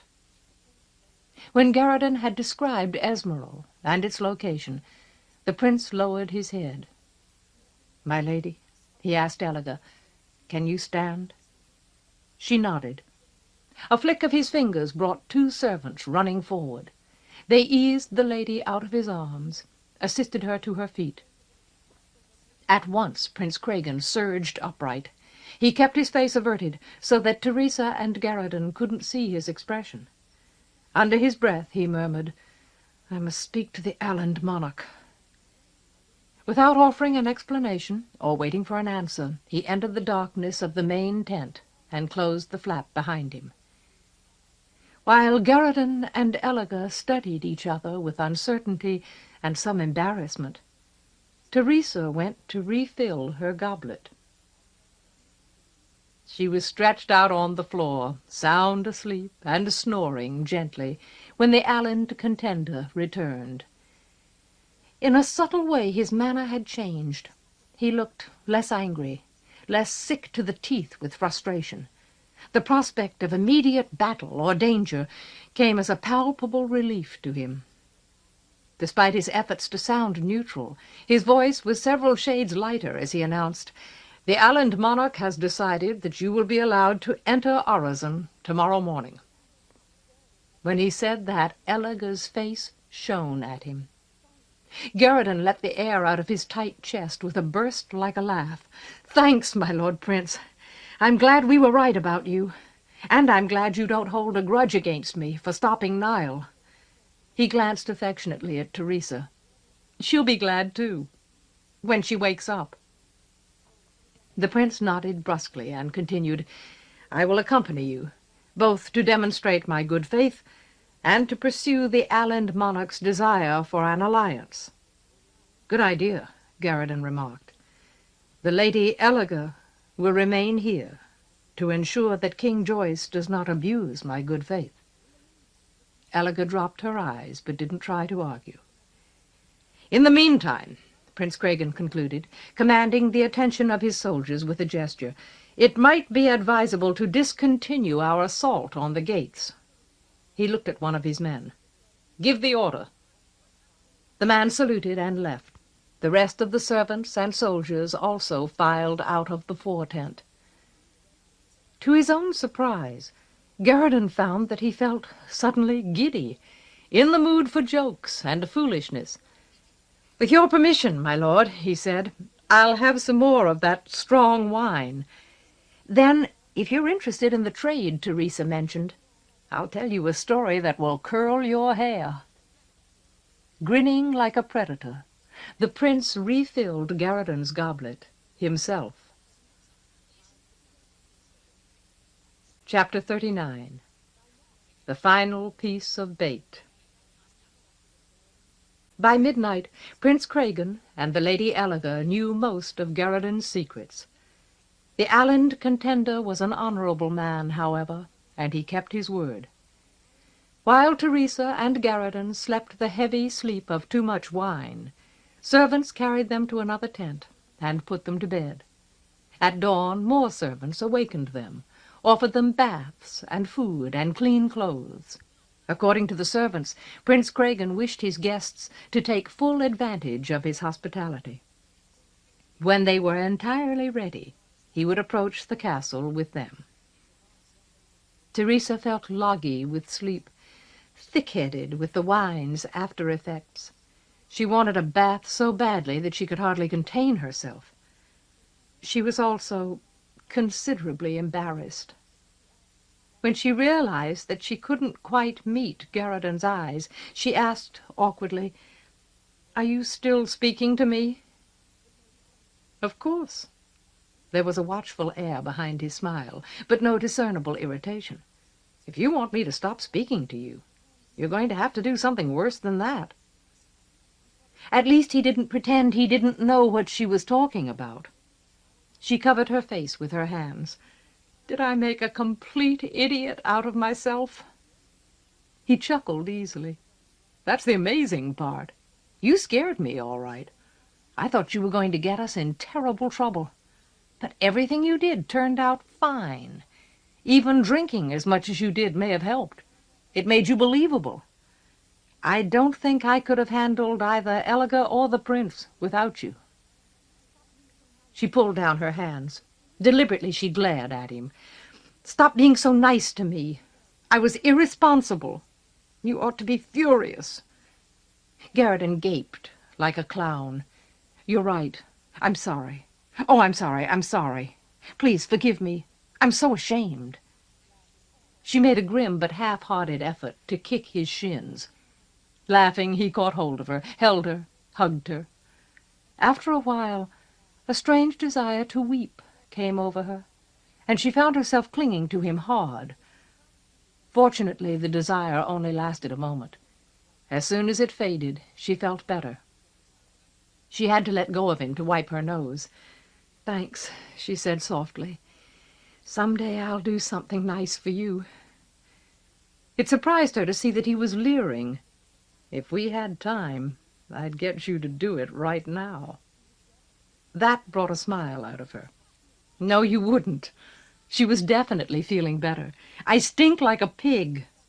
I think I've got cockroaches living in my hair." He stuck out his tongue in mock nausea. She went to take a bath. When they were clean and dressed in the new clothes Prince Craigen had provided for them, comfortable traveling clothes, sewn of leather as supple as kidskin, they ate breakfast. The impression that they were keeping the Alland contender waiting nagged at the back of Teresa's mind. Nevertheless, she let him wait, so that she would have a last chance to talk to Garridan. She had to prepare herself for Urizen. "We aren't likely to get much of a welcome, you know," she said, between bites of honeyed bread and souffled eggs, an unexpectedly rich sample of the Alland monarch's hospitality. "I tried to make the castellan think I might be innocent, but Master Gilver did a pretty good job of wiping that out." She didn't mention Artegall.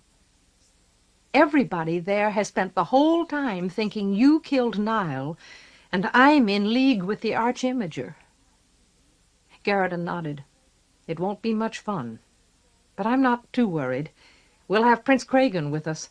We'll be under a flag of truce. No matter what Lebic and everybody else thinks of us, they'll leave us alone." He chewed for a moment in silence, then added, "What I'm worried about is that mirror. The one that attacked the Purdon when he came here to get King Joyce's help."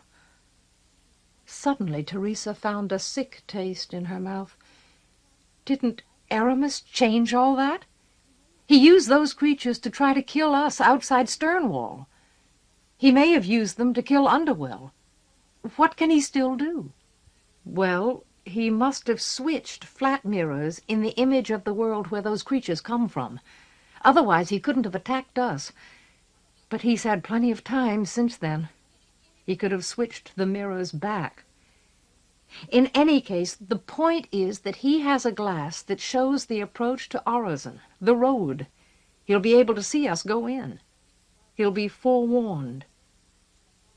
She thought about that, while the taste in her mouth changed to an old, settled anger. Then she muttered, "At least he'll be surprised. He won't have any idea how we managed to talk Prince Craigen into this." It did her good to be angry. Facing down Castellan Lebic, or the Tor and Artegall, who had turned against her, would be hard enough, but confronting Master Aramis would be worse. The more she loved Garridan, the more her skin crawled at the memory of the things Master Aramis had done to her. She could see Garridan's eagerness in his eyes, in the way he moved. He was starting to hurry. She had never been as confident or as clear as he was, but she too felt a need for haste. By tacit agreement they left the remains of their meal. They had nothing to pack, nothing to carry. They kissed each other once, like a promise. Then they went out of the tent. Prince Craigen was waiting for them. They caught him in the act of pacing back and forth across the open area among the luxurious tents.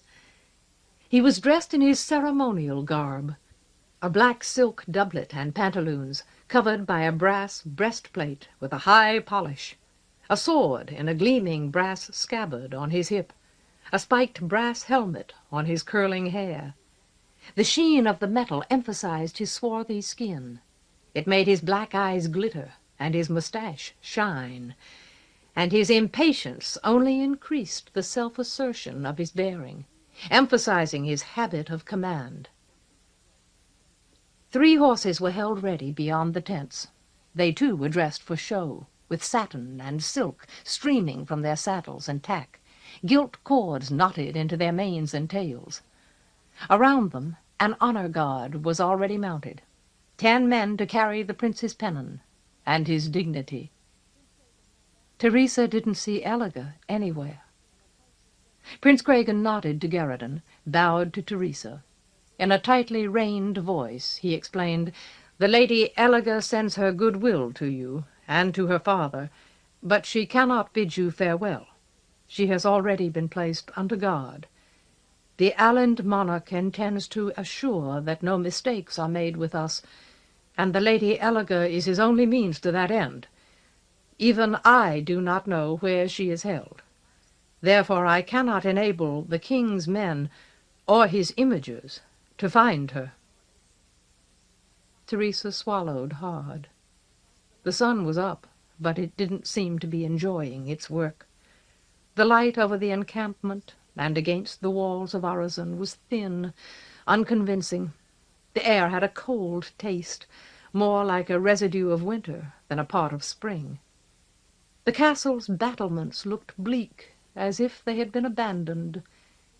If anything happened to her and Garradon there, but especially if anything happened to Prince Cragen, Elliga would be in serious trouble. "My Lord Prince," Garradon changed the subject awkwardly, "you must have heard about the mirror that attacked the Purdon. If he didn't tell you about it himself, surely Elliga did?" "Yes?" A subtle shift in his expression suggested that Prince Cragen was glad to discuss something other than Elliga. "But I must confess that I am baffled.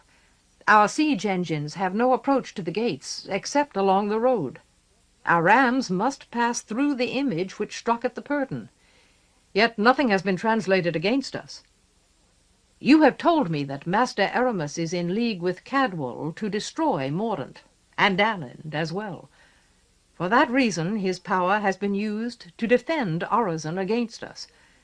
Yet we are now within hours, within a day at most, of breaking down the gates, and he has done nothing to hinder us."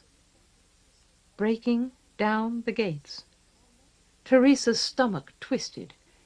So it was now or never.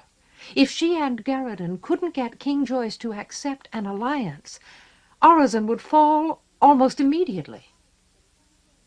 The muscles along Garradon's jaw bunched. But if he was worried about Orozen's vulnerability to Prince Cragen, he didn't admit it. "He probably hasn't given you trouble," he said, "because you haven't been attacking very hard. If you're about to break in, and he still isn't using imagery, I'd guess his trap is just about ready to spring." Prince Cragen nodded darkly. Without a word he beckoned for the horses and his honor guard. In a moment Teresa found herself being offered a charger so big that she couldn't see over its back. "Oh, shit," she muttered to herself. That was one thing she had learned in Mordaunt anyway. After some practice, she was now able to say "oh, shit" without sounding like she expected to have her mouth washed out with soap. If she fell off that beast, she might take days to hit the ground. Unfortunately, Prince Cragen had already mounted. Garradon was swinging up into the saddle of his horse. This probably wouldn't be a good time to ask for something smaller. Somehow she climbed onto the charger's back. The reins carried so many streamers that they looked like the lines of a maypole. She was afraid to move them. They might make her horse shy. But Prince Cragen and Garradon weren't having any trouble. Apparently these beasts were trained for ceremonial occasions. Nothing embarrassing happened as she guided her mount to Garradon's side. "Simply as a precaution," the prince announced, "we will avoid the road. We will ride to the walls directly, and around them to the gates." Garradon seemed to think that made sense. Prince Cragen nodded to his honor guard. His standard-bearer raised the green and red pennon of Aland, then affixed a flag of truce below it. The soldiers took their formal positions around their prince and his companions. In formation, the riders left the encampment. The charger's strides made the distance shorter than it had any right to be. Before she had time to accustom herself to the beast's gait, Teresa found herself moving into what looked like arrow range of the castle. She could see men on the walls now, watching, pointing. Some of them hurried from place to place. She tried to stifle the fear that they would ignore the flag of truce and start firing, but it refused to go away. Luckily, there was still some common sense left in Orozen. None of the men on the battlements bent their bows. None of them made any threatening gestures. Instead, the castle's trumpeter winded his horn, sending a forlorn call like a wail of defiance into the skeptical sunlight. As the riders rounded the corner of Arrazon and neared the entrance, they heard the great winches squeal against the strain of raising the battered and deformed gates up into the architrave. Teresa felt nothing to indicate that a translation had ever taken place near here. In formation, Prince Cregan and his company crossed the bare ground to the road in front of the gates. Castellan Levick and 10 of his men came out on horseback to meet them. Seeing the Castellan filled Teresa's stomach with a watery panic. His men were nervous. The horses fretted because they hadn't had enough exercise. In contrast, he looked too obsessed and single-minded for nervousness. His eyes were red and raw, dangerously aggrieved. He moved as if the violence coiled in his muscles might burst out at any moment. His features were sharp with anticipation, almost with yearning. "My Lord Prince," he bared his teeth. Maybe he was trying to smile. "You've got strange friends, a fratricide and a traitor. I never thought I was going to see either of them again." Castellan Levick. Prince Cregan lacked Levick's air of madness, but he matched the Castellan's tone. "Garradon and the Lady Teresa accompany me under a flag of truce. I have no interest in your opinion of them. You will respect the flag." "Oh, of course. They're as safe as babies, especially since they're with you. You're the man who intends to break down my gates. I wouldn't lift a finger against any of you."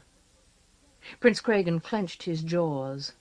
Before he could speak, however, Garradon said hotly, "Castellan, I didn't kill my brother." His face was flushed. Anger glinted from his eyes. Hints of authority echoed in his voice.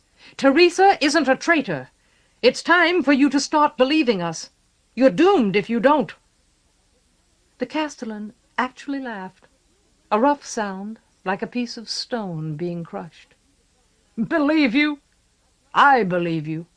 I don't need you to tell me I'm doomed. That's not the problem." Prince Cregan contained himself. "What is the problem, Castellan?" "The problem, my Lord Prince," retorted Levick fiercely, "is that I'm the only one. Nobody else here cares enough. Nobody else is desperate enough." Teresa recoiled from his vehemence. She didn't want to know what he was talking about. She wanted to get away from him. Garradon leaned forward in his saddle, however. He was almost panting. "Did I hear you right, Castellan?" he demanded. "Did I just hear you admit Teresa and I are innocent?" "No." The Castellan bared his teeth again. "You heard me say I believe you. They all think I'm insane. If I said the sun is shining today, the people in there," he indicated Arrazon with a twitch of his head, "would run to get out of the rain. Nobody cares what a crazy man believes. Besides," he shrugged maliciously, "I might be wrong. Castellan Levick," Prince Cregan spoke harshly, trying to gain control of the situation, "we will discuss the question of your sanity at another time. As you may guess, Garradon and the Lady Teresa have travelled widely since they departed Arrazon. They bring news.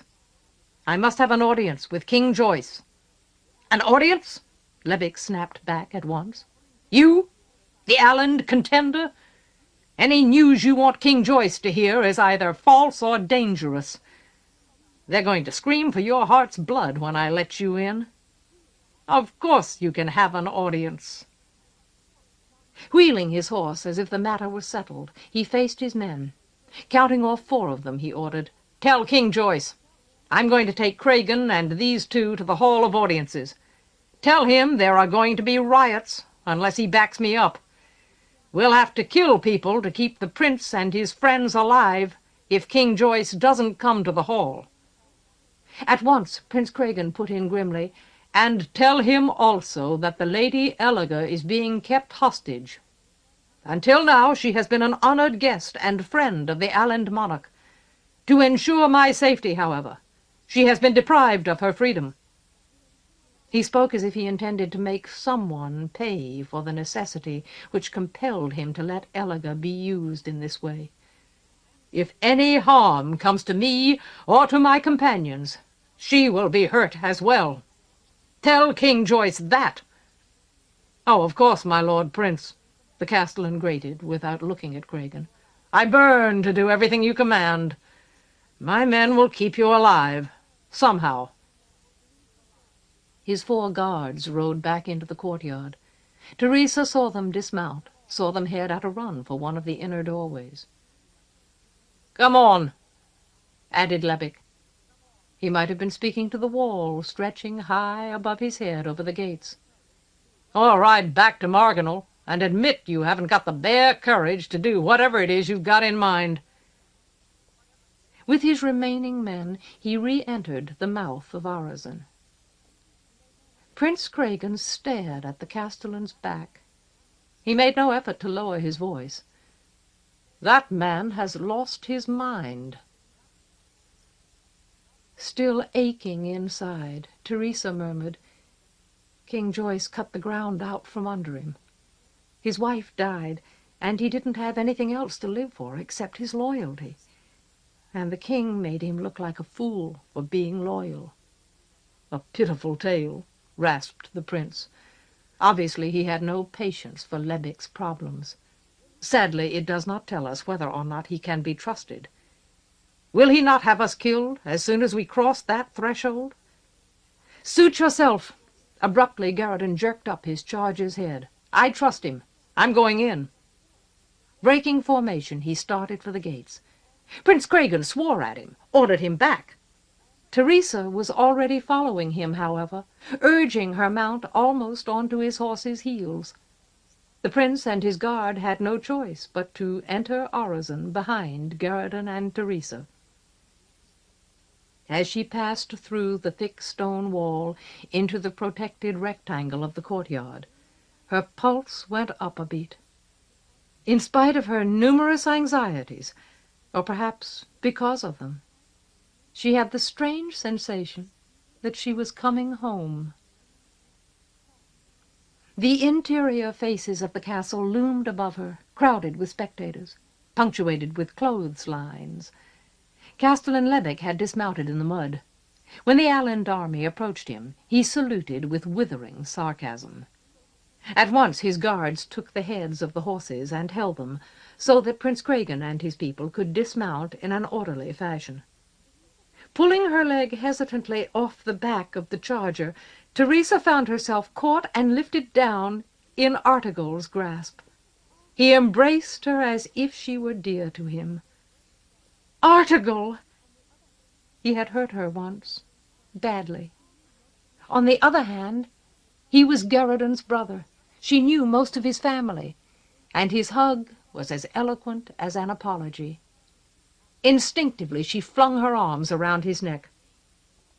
After a moment he pushed her away and gave her a lopsided, rather embarrassed grin. "Be careful, my lady." He rolled his eyes at Garridan. "We don't want to make him jealous." "Artegall!" Garridan practically jumped on his brother. He grabbed Artegall, shook him, hugged him, thumped his back. "How are you? How's your side? Are you all right? What's going on here? What's the matter with Lebec?" Garridan's face shone with joy. "Do you realize how long it's been since I saw you well? I can tell you, the Domine had some stern things to say about letting yourself get hurt like that." "Da," Teresa put in happily. "You promised to call him Da." Artegall's smile told her everything she needed to know. Now she was just glad that she had never told Garridan about Artegall's distrust.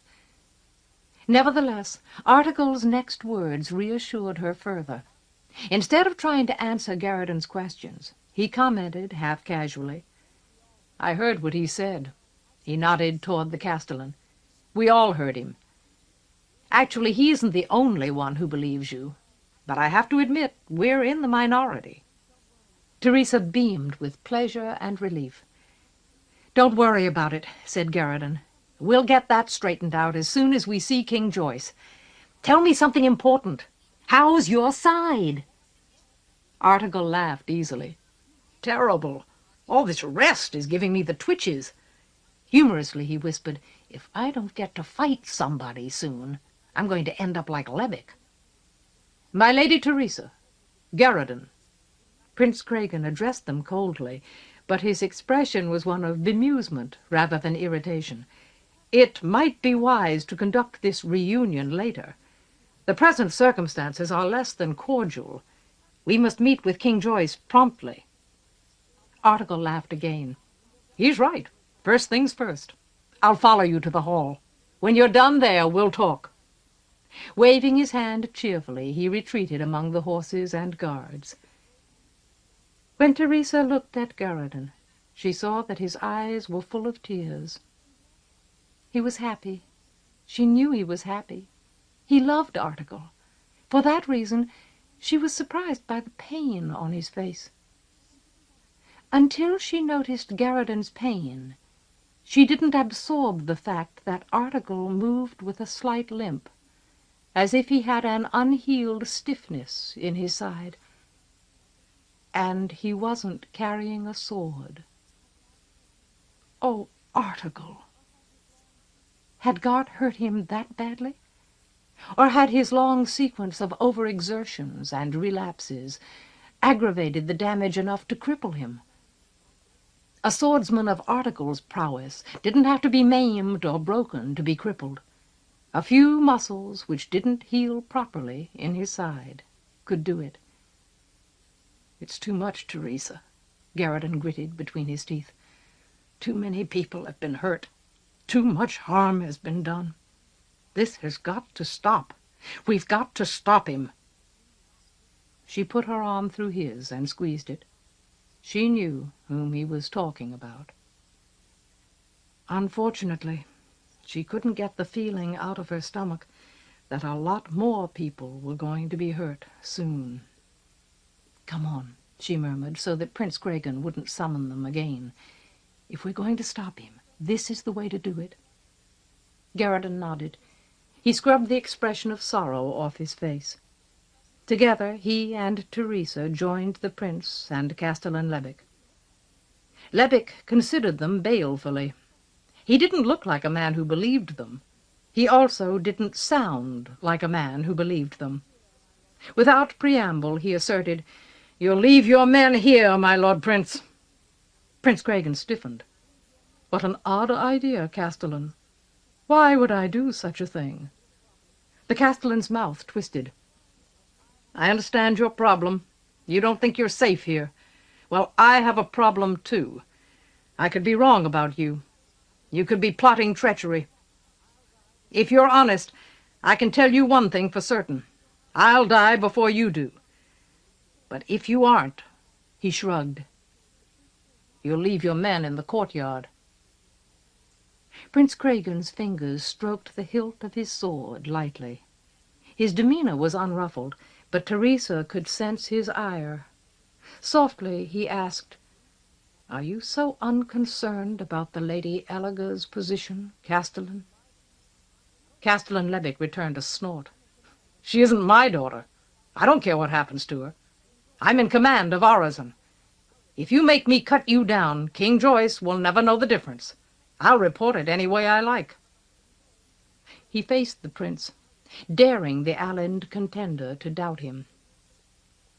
The darkness in Prince Craigen's eyes scared Teresa. She thought she ought to do something, intervene somehow. But Garradon was holding her arm now. He kept her still. After a moment the prince said, "If you had come to me, Castellan, you would have received better treatment." "Swine's water," remarked Levick succinctly. Prince Craigen's jaws bunched. Blood deepened the hue of his skin. After a moment, however, he nodded. "My guard will wait outside the gates. If we do not return in an hour, they will ride to the Allind monarch. The Lady Elaga will be killed. Tell King Joyce what you will." Castellan Levick gave another of his crushed rock laughs. "Let the Allinds wait outside the gates," he told one of his men. Be civil about it. Keep the gates open." Without waiting for a reply, he headed toward the nearest doorway. Prince Craigen glanced at Teresa, at Garridan. She chewed her lip, but Garridan assented promptly. "It's the best chance we've got. He's never stabbed anybody in the back." "You are a bad influence," murmured Prince Craigen. "Both of you. You urge me to accept horrifying risks as if they were entirely plausible.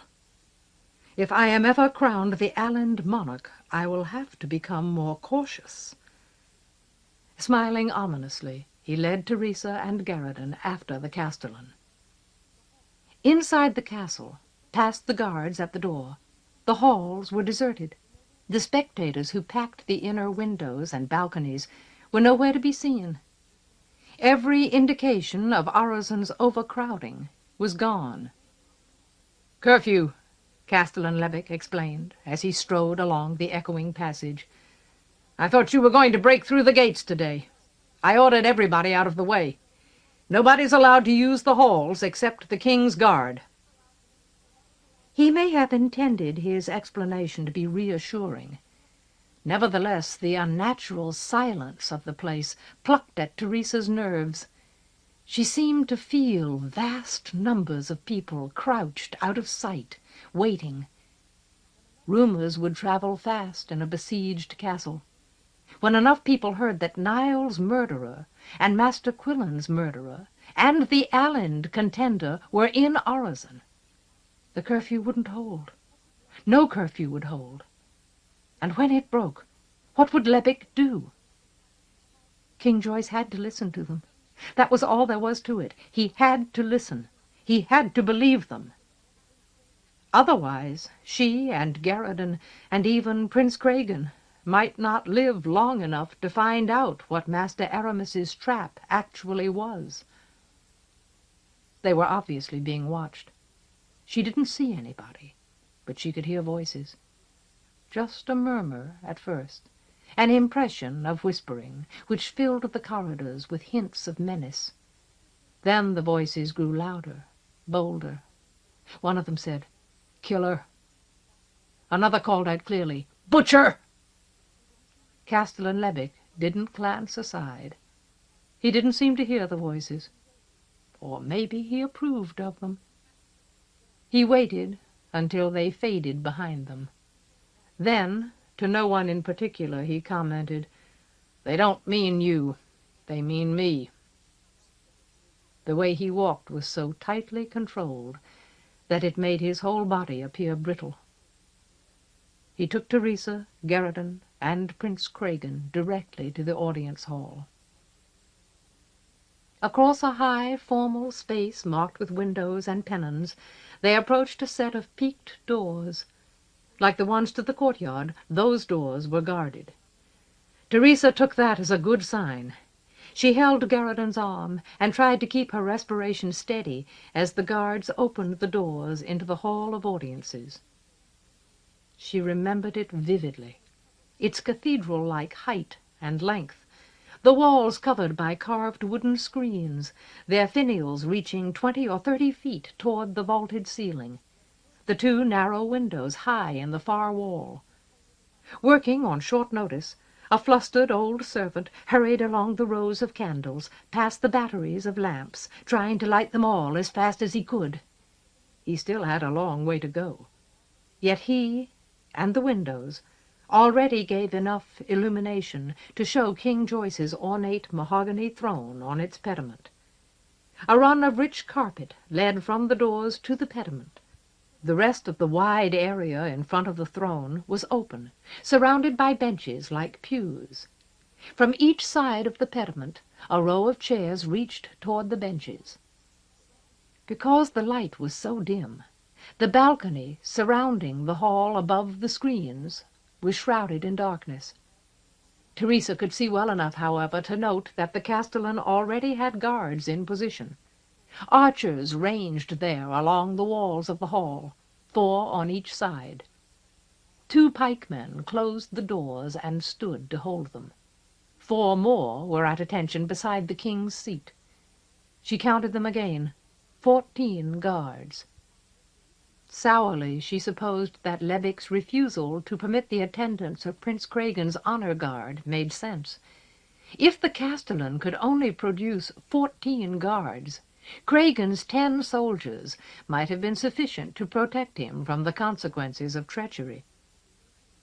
Then, as the old servant continued to do his job and the light improved, she realized that the benches and chairs weren't empty.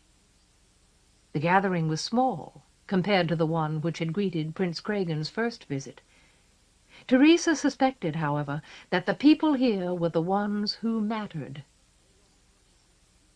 No courtiers were present, no lords or ladies whose sole claim to significance arose from birth or wealth.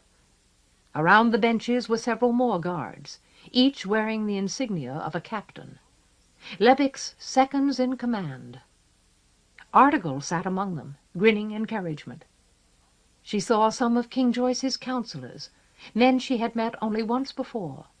The Lord of Commerce, for example, the Home Ambassador, the Lord of the Privy Purse, and in the chairs, to the right of the throne, sat the Tor, sprawling his bulk over at least 2 chairs. To all appearances he hadn't changed his robe since Teresa had last seen him. It was crumpled and filthy, so badly stained that it looked like it would never come clean. The dull red in his eyes and the way his flesh sagged from the bones of his face gave the impression that he was drunk. If he recognized either Teresa or Garradon, he didn't show it. As if to avoid him, as if he stank or had lost countenance. Everyone else was seated on the left. The men there were masters. Teresa knew Barsonage, of course. The mediator was scowling at her as if she had betrayed everything he valued, and most of the imagers with him she had seen before. But at least one of them looked so unfamiliar and so young that she thought he must be an apt who had just recently earned his chasuble. 2 of the 3 of them were breathing hard. They must have come at a run. After all, the castellan's men hadn't had much time to summon people to this audience. The reason for the attendance of the masters was obvious. King Joyce had threatened to defend Donaldson with imagery. To do that, he needed the support of the conjurer. The imagers made her think of Master Quillen, and her heart twisted. Then she realized that Adept Havelock was missing. The High King's dastard wasn't in the hall anywhere. Neither was Master Aramis, however. That was a relief.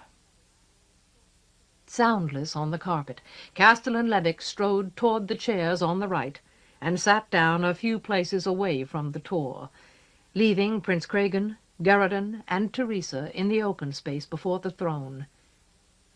Inconsequently, she noticed the burned spot on the rug where Havelock had once dropped his censer. No one had bothered to mend it. King Joyce hadn't had much use for his audience hall in recent years. He didn't have much use for it now, apparently. He wasn't present. Prince Cragan surveyed the hall. He scanned the balconies. The corner of his moustache lifted, as if he were sneering. When he had completed his study of the king's defenses, he said clearly, "Remarkable. Is this the best audience King Joyce can produce? If an ambassador came to the island, monarch, at least 100 nobles would commemorate the occasion, regardless of the hour or the urgency." A moment later, however, he remarked politely, "Most impressive, Castellan. For the first time I truly believe that you do not intend to harm us. You would not need so many men and so many witnesses to procure our deaths. What do you intend? Where is King Joyce?" Castellan Levick remained sitting. In a voice which resembled his laugh, he barked, "Norge!" Slowly, almost casually, one of the captains stood and came to attention. He saluted the Castellan calmly. In fact, everything about him seemed calm. He sounded like he was talking in his sleep. My Lord Castellan? Norge, where is King Joyce? Demanded Levick. Norge shrugged comfortably. I spoke to him myself, my Lord Castellan. I told him what you said. I even told him what the prince said. He said, then you'd better get the audience hall ready. Apparently the captain didn't think any other comment was necessary. He sat down. Teresa heard a door open and close as the servant left, his job done. Castellan Levick faced the prince. Now, he said, you know as much as I do. Are you satisfied? No, Castellan, put in King Joyce. I doubt that he knows as much as you do.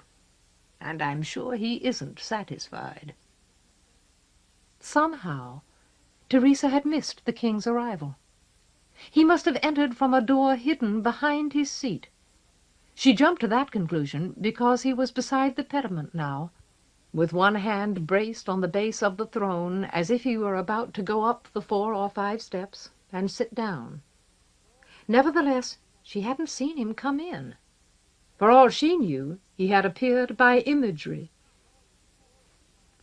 He was wearing what she took to be his formal attire, a robe of purple velvet, not especially clean, a circlet of gold to keep his white hair off his forehead, and from a brocade strap over his right shoulder hung a tooled sheath which held a long sword with a jeweled pommel. His blue eyes were as watery and vague as she remembered them. His hands appeared arthritic, swollen and inflexible. The way he moved conveyed the impression that he was frail under his robe, barely able to support his own weight, too frail for dignity or decision. Only his beard had changed. It had been trimmed short and neatly combed. Under his white whiskers his cheeks showed a flush of exertion or wine. At once everyone stood. A bit too slowly for decorum, Levick stood also and bowed. "Attend," he drawled by way of announcement. "This audience is granted to Prince Craigan, the Aland contender, by Joyce, Lord of the Domain and King of Mordaunt. It's a private audience. Everyone here is commanded to speak freely, and to say nothing when they have left the hall. To speak outside of what is said here is treason." Bitterly, as if he had no use for the king's permission, he sat down. No one else sat. Even Levick's captains remained on their feet, while King Joyce looked up and down the hall, as if he were making a mental note of everyone present. Meeting Teresa's gaze, and Garridan's, he scowled so dramatically that she was tempted to think he didn't mean it, tempted to think he was scowling to conceal a leap of joy. She had no way of knowing the truth, however. Instead of addressing her or Garridan, or the audience generally, he turned abruptly and ascended his seat, dragging his sword upward like a millstone. When he reached his throne, he collapsed into it. He had to pause and breathe deeply for a moment before he was able to tell the gathering to sit. The assembled captains and councillors and imagers obeyed. Of course Prince Craigan, Teresa, and Garridan had to remain standing. Her reaction to the sight of King Joyce was more complex than she had expected. She was at once gladder and more distressed. He had a strange power which had always surprised her, an attraction of personality that made her want to believe he was still as strong and idealistic and dedicated and, yes, heroic as he had ever been. That was why his appearance upset her. He was simply too weak.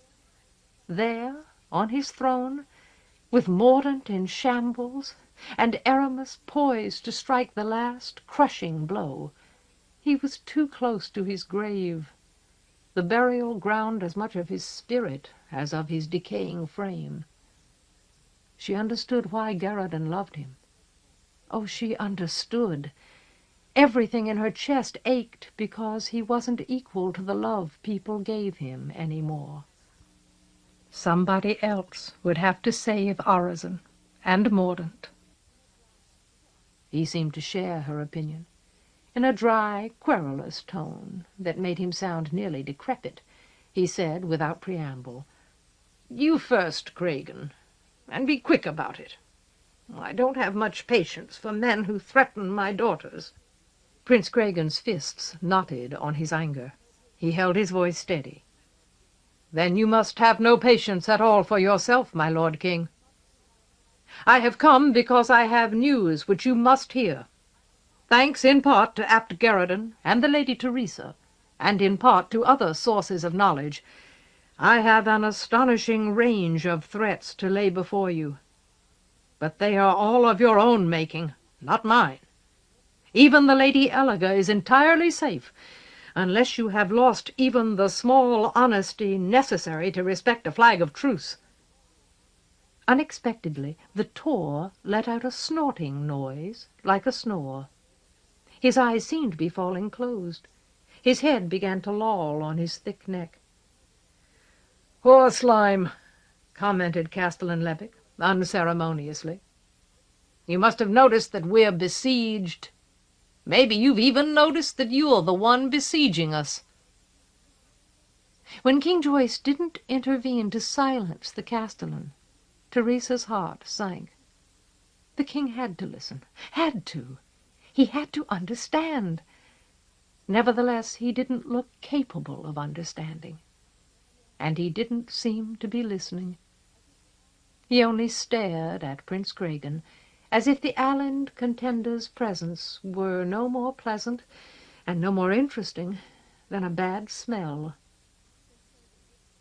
"No, my lord king." Prince Cragen did what he could under the circumstances. He treated Levick's words as if they came from King Joyce. "Even that threat you have brought upon yourself. When I first came to you seeking an alliance, you humiliated me deliberately. And since that time your only ambition has been to destroy your realm before you die.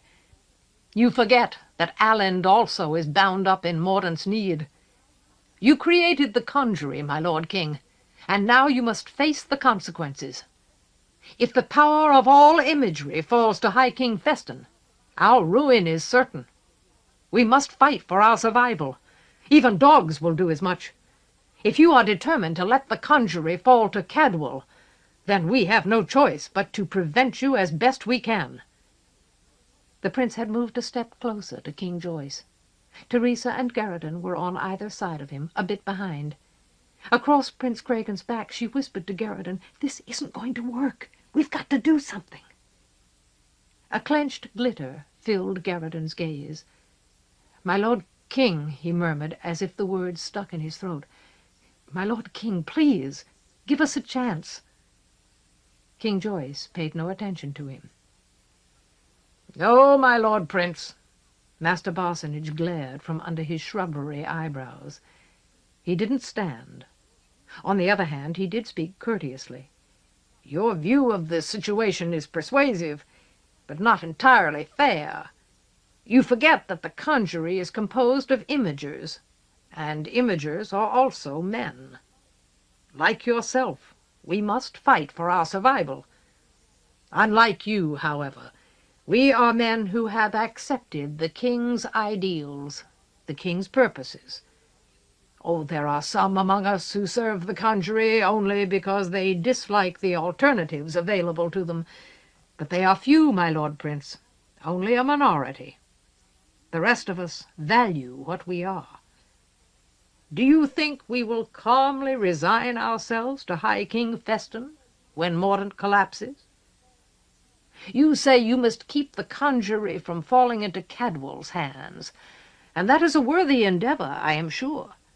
But the assumption on which your actions are based is that the conjury is a thing, not men, that we do not choose or believe or have worth as men.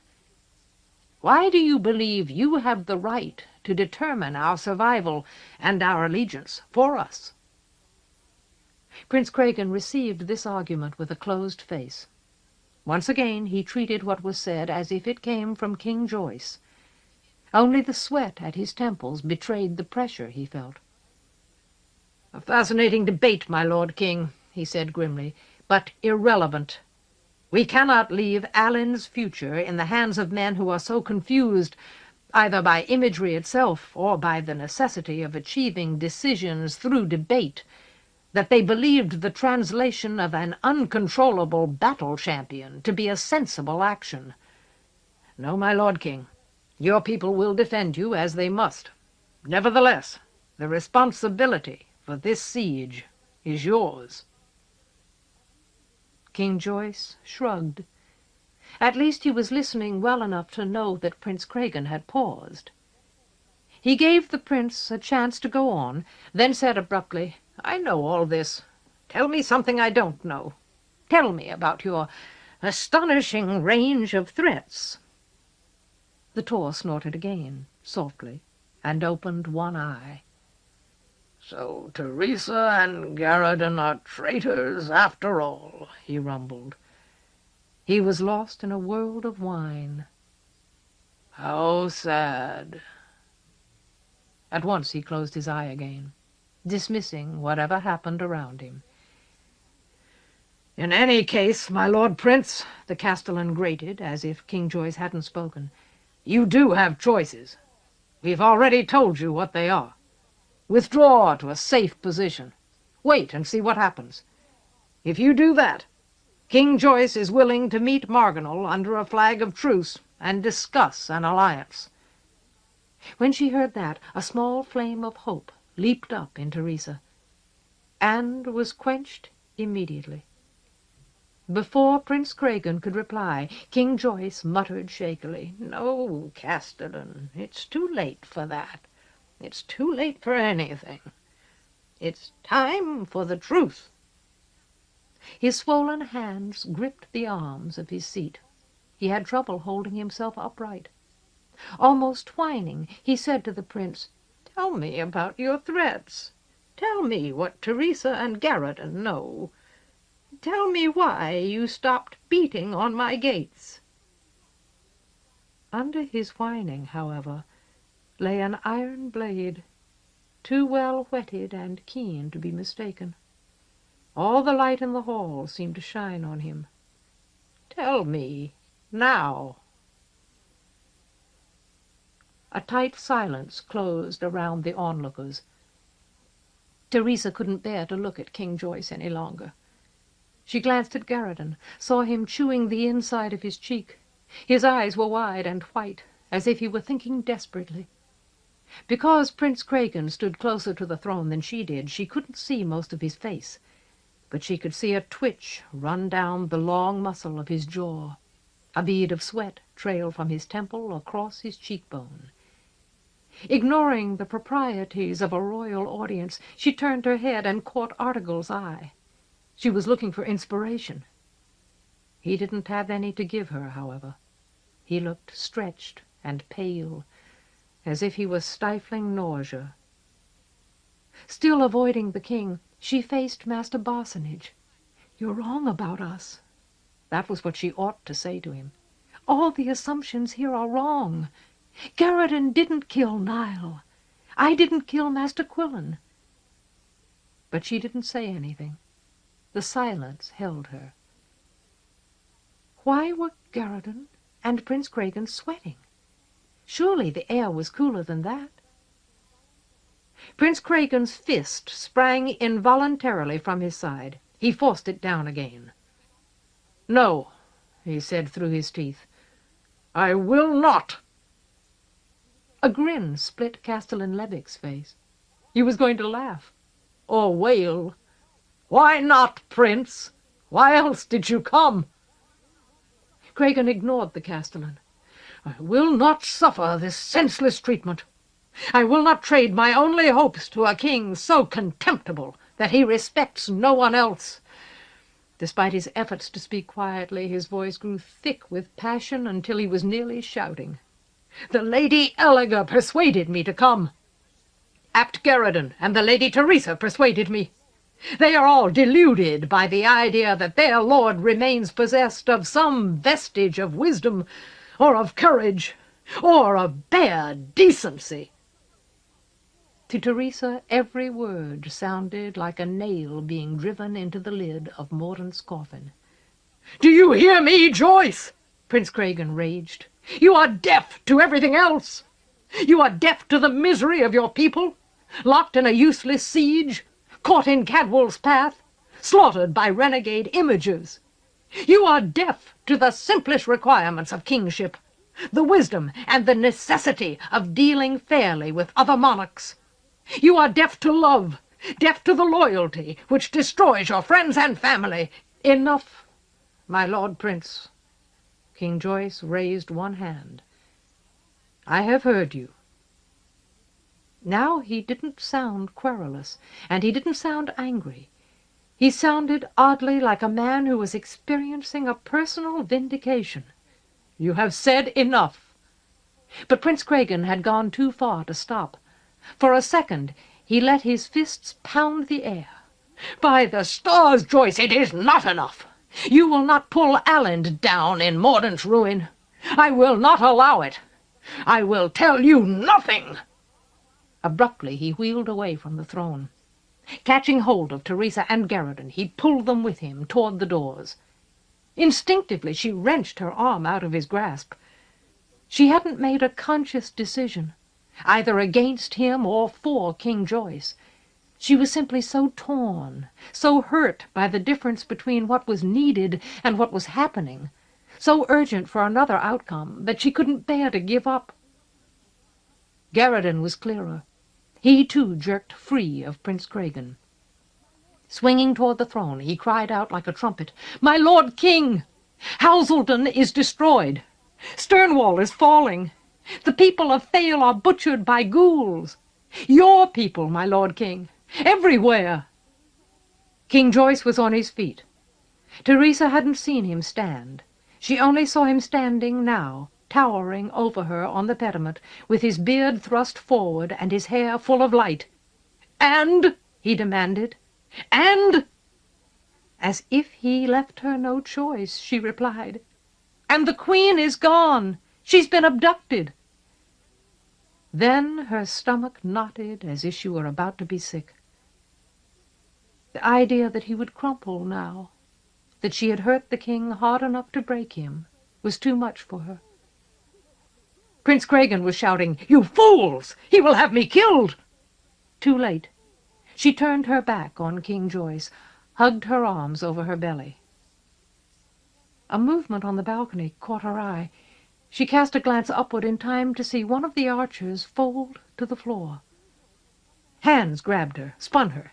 King Joyce had come down from his seat so fast that she didn't have time to think, to react. He clenched his fists in her soft shirt. Shouting the king's name, Garradon tried to intervene. King Joyce thrust him away. "Who took her?" The king seemed to swell over Teresa. His eyes were blue fire. His teeth flashed. He shook her as if her heart were an empty sack. "I'll have that man's head! Who took her?" Teresa struggled to turn her head, look back up at the balcony. But King Joyce was shaking her too hard. She couldn't get her gaze into focus. "Allens!" cried Garradon. "She was taken by Allens!" So suddenly that Teresa nearly fell. King Joyce dropped her. His sword came into his hand swiftly, catching the light like a whip of fire. She stumbled around to scan the balcony. 3 of the archers were down. The rest were so engrossed in the scene below them that they hadn't realized what was happening. King Joyce and Prince Craigen confronted each other. The prince had drawn his own blade. The tips of their swords danced at each other in the glow of the lamps and candles. "Where is she?" demanded the king. Wildly, Garradon pushed himself between the blades. "They were dressed like Allens," he panted. "We think it's a trick. Prince Craigen came here to prove his good faith." Before his king could cut him down, he added, "Torrent went after her. She's going to leave a trail for help to follow." "The balcony," Teresa said. She was hardly able to hear herself. Shielded by Garradon, Prince Craigen lowered his sword. Facing King Joyce regally over Garradon's shoulder, he avowed, "My Lord King, I spit on the men who did this to you. and I spit on the cheap ploy which made them appear allied. I would rather die than become a man who can only gain his ends by violence against women." He was too late. The blow which felled him was already in motion. Too quickly for any reaction, even from King Joyce, Article reared up behind the prince and chopped him so hard across the back of the neck that he went down as if he had been hit with an axe. At the same time, Castellan Levick cried like a howl of glee, "Gart!" Teresa could see the High King's monomach now. As the fourth archer went down, Gart rounded the balcony to attack those on the other side. He was black and swift, a slash of midnight, and his sword seemed to splash blood in all directions. The remaining archers had their bows ready to protect King Joyce from Prince Cregan. Instantly they shifted their aim toward Gart and let fly. Unfortunately, he wasn't alone. He had a number of his apts with him. Swooping like shadows, they caught the archers from behind, hacking the guards down, spoiling their aim. Only one of the arrows went true. Gart knocked the shaft aside with the flat of his blade. His return stroke beheaded the nearest archer. The head flopped lopsidedly over the balcony railing and fell among the benches with a thud. Men yelled everywhere. Castellan Levick roared, "I'm coming, you bastard! I'm coming!" and sprinted toward a door hidden behind one of the screens. Most of the imagers started to flee. Master Barsonage lashed them back to his side with curses. Garridan cried at Article uselessly, "You idiot!" "I didn't know," retorted Article. Looking frantic and self-disgusted, he flung a glance up at the balcony, at Gart, then scanned the hall. He couldn't decide what to do. In spite of his uncertainty, however, he didn't hesitate to help himself to Prince Cregan's sword. Laconic in the tumult, Norge demanded reinforcements. 2 of the captains headed out of the hall to rally Arisen. The rest of Levick's men followed him toward the stairwell to the balcony. The noise awakened the Tor. He opened his eyes with a snuffle and gazed around blearily. Teresa felt that she was still watching the severed head flop off the balcony and fall. The sound when it hit the bench was unmistakable. She would remember it for the rest of her life. She had to get out of the way, but for some reason she couldn't move. Garridan turned toward the masters. She thought she heard him ask, "Can you fight? Have you got mirrors with you?"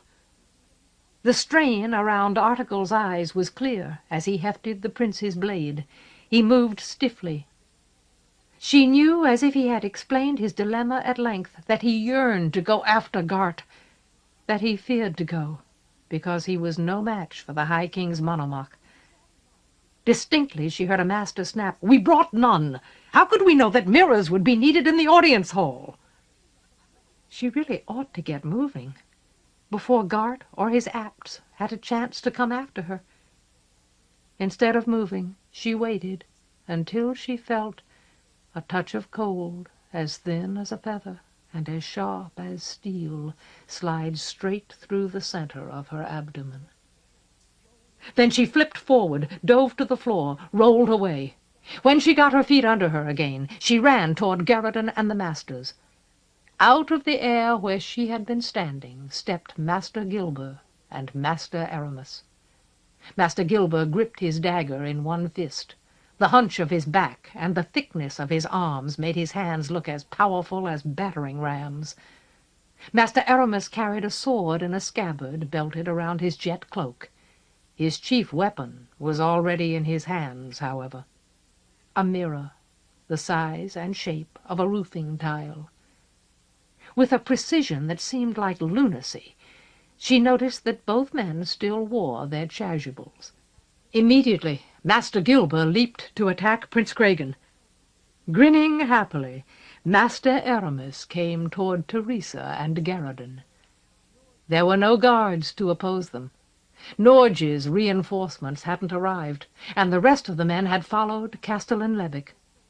Levick burst out onto the balcony with his sword in both hands, snarling for blood. And he almost caught Gart. Unfamiliar with the stairwell, Gart couldn't know where it opened. Out of ignorance, he had placed himself in an awkward position. Nevertheless, he countered Levick's first cut, blocked it against the railing so hard that chips flew. Retreating nimbly, he countered the backstroke. That gave him all the time he needed to recover his balance. Behind the castellan, 6 guards and as many captains, led by Norge, rushed from the stairwell one at a time to engage the monomach's apts. Gart had only 4 men with him. They were badly outnumbered, but the balcony was too narrow for any 2 men to stand and fight abreast. Gart blocked Levick on one side. On the other, an apt battled the first pikeman to come at him. The rest of the defenders were caught in the middle, helpless. Gart struck furiously, trying to jam his opponents against each other. He almost succeeded at driving the castellan backward. Levick slipped one blow, blocked a second, which hit hard enough to jar his joints and leave a notch on his blade. But he was happy at last, nearly ecstatic at the chance to fight without restraint. Savage joy lit his face as he held Gart's attack. "Bastard!" he panted. "I'll teach you to think you can do what you want in my castle!" Behind him, unfortunately, the first pikeman didn't fare as well. The guard probably hadn't had a fraction of the training given to Gart's apts. He stumbled, and his black-armored opponent gutted him almost without effort, then used the moment of surprise while he fell to cut halfway through the nearest captain's chest. Norge stooped, snatched up one of the bows. So placidly that he didn't seem to be hurrying, he flipped a shaft into the apt's throat. Across the hall, one of Gart's men recklessly flung a dagger. It should have missed from that distance. Its target should have seen it coming. Unluckily, he didn't. The guard went down with the blade buried in his left eye. Norge shot the apt cleanly in the chest. Gart's gaze swept the balcony. He took in the positions of the people below him. Instead of ripping Castellan Levick's parries aside, the High King's monomach began to give ground. Artegall watched what was happening above him for one more moment, then turned his attention to Master Gilber. Plainly, Gilber intended to kill the Allind contender. It was also plain that he wasn't going to succeed. Artegall's side was sore and tight. In some sense he was a cripple. Nevertheless, he could have handled a lone imager, armed with only a dagger, in his sleep. "Guard the prince!" shouted the Tor, for no discernible reason. He was on his feet, his legs splayed, swaying under the influence of too much wine. Smiling pleasantly, Artegall aimed Prince Cragun's sword, and barely saved himself when Master Gilbert turned suddenly, picked up one of the benches, and hurled it at his head. A corner of the bench punched his shoulder, and he went down. He hit the floor heavily, lost his direction. The master's strength was prodigious. How was it possible to fight somebody who could throw benches around with one hand? Shock numbed Artegall's shoulder, but he ignored it. He ignored his side. Suppressing any kind of pain, he surged upright again as smoothly as he could, facing in the wrong direction. He wheeled back to the prince's sprawling body, just in time to block Master Gilbert's dagger. Roaring, Gilbert hit Artegall's blade so hard that Artegall nearly dropped it. Nearly. Not quite. Mustering his balance, his poise, his old skill, Artegall pointed his sword at the base of Master Gilbert's throat and dared the imager to move again. The struggle over Prince Cragun apparently held no interest for Master Aramis. He approached Garradon and Teresa and the knot of masters as if he were on the verge of an epiphany. His smile was so keen it seemed to cut the air. When Garradon cried in frustration, "Doesn't anyone have a mirror?" Aramis began to laugh. He tightened his fingers, murmured something Teresa couldn't hear. Instantly, a creature the size and shape of a fruit bat swept out of the glass, flapped forward and fastened itself to the nearest image's cheek. The man toppled backward, screaming. "Aramis!" Garriton yelled, as if that were the worst obscenity he knew. From under his jerkin he produced a knife, an eating utensil he must have appropriated at breakfast, and threw it with all his strength. For once in his life he did something right. He had never trained with a knife, but by chance his blade shattered the glass in Aramis's hand as neatly as if that was what he had intended all along. Splinters sprayed out of Aramis's grasp, glittering like jewels in the light. The master's laugh turned to a snarl. While he ripped out his sword, the doors of the hall slammed open and 20 guards charged inward. Norge's reinforcements. The guards were too late to save Garriton or Teresa. Their backs were to the wall screens. They had no escape from the easy action of Aramis's blade. He plainly knew what to do with a sword. It seemed to flex like a live thing in his hands. In contrast, Article didn't need any help. This was the work he had been born to do. First he slapped the dagger out of Master Gilber's fist. Then he began to make small, delicate cuts in the image's thick neck, as if he were marking the spot at which Gilber's head would be hacked away. All his movements were taut and precise. Up on the balcony, Gart lost another apt. Gart himself hadn't killed anyone. Levick kept him back. Levick's fury appeared almost equal to Gart's skill. The apts had accounted for 5 of the defenders. Surveying the situation, Gart judged that one more pikeman would die before his last student fell. He prepared himself to dispatch Levick, perhaps eviscerate him. Then he glanced downward, saw the arrival of the reinforcements, and changed his mind. Before anyone could grasp his intent, he sprang away from Castellan Levick and vaulted over the railing. A drop like that could have killed him. It should have snapped his legs. But he had been jumping from high places ever since he began his training under the previous monomach. He knew how to do it. When he hit the rug, he collapsed into himself and rolled to absorb the impact. Then, despite the fact that his feet and legs had gone numb, as if his spine were broken, he launched himself at Article's back. The only warning Article got was the thump when Gart landed. He turned just in time to keep the monomach's sword out of his ribs. Swiftly he launched a second parry, a counterstroke. He knew he couldn't beat Gart, but in the rush of action, the heady flow of battle, he didn't care. Unfortunately, he never finished his riposte. Gilber's quickness was like his strength, prodigious. In an instant he sprang after Article and clubbed him to the floor with both fists.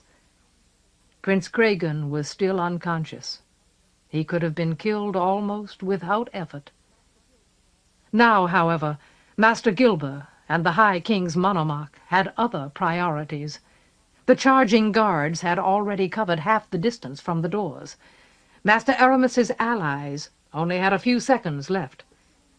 Behind them, Castellan Levick came down on the rug with a smashing impact. He had tried Gart's jump, had landed badly. Pain ripped a gasp out of him. It muffled the sound of breaking bones. Together, Gilber and Gart raced to help Aramis. He was fighting for his life. No one had opposed his advance on the masters, on Teresa and Garriton.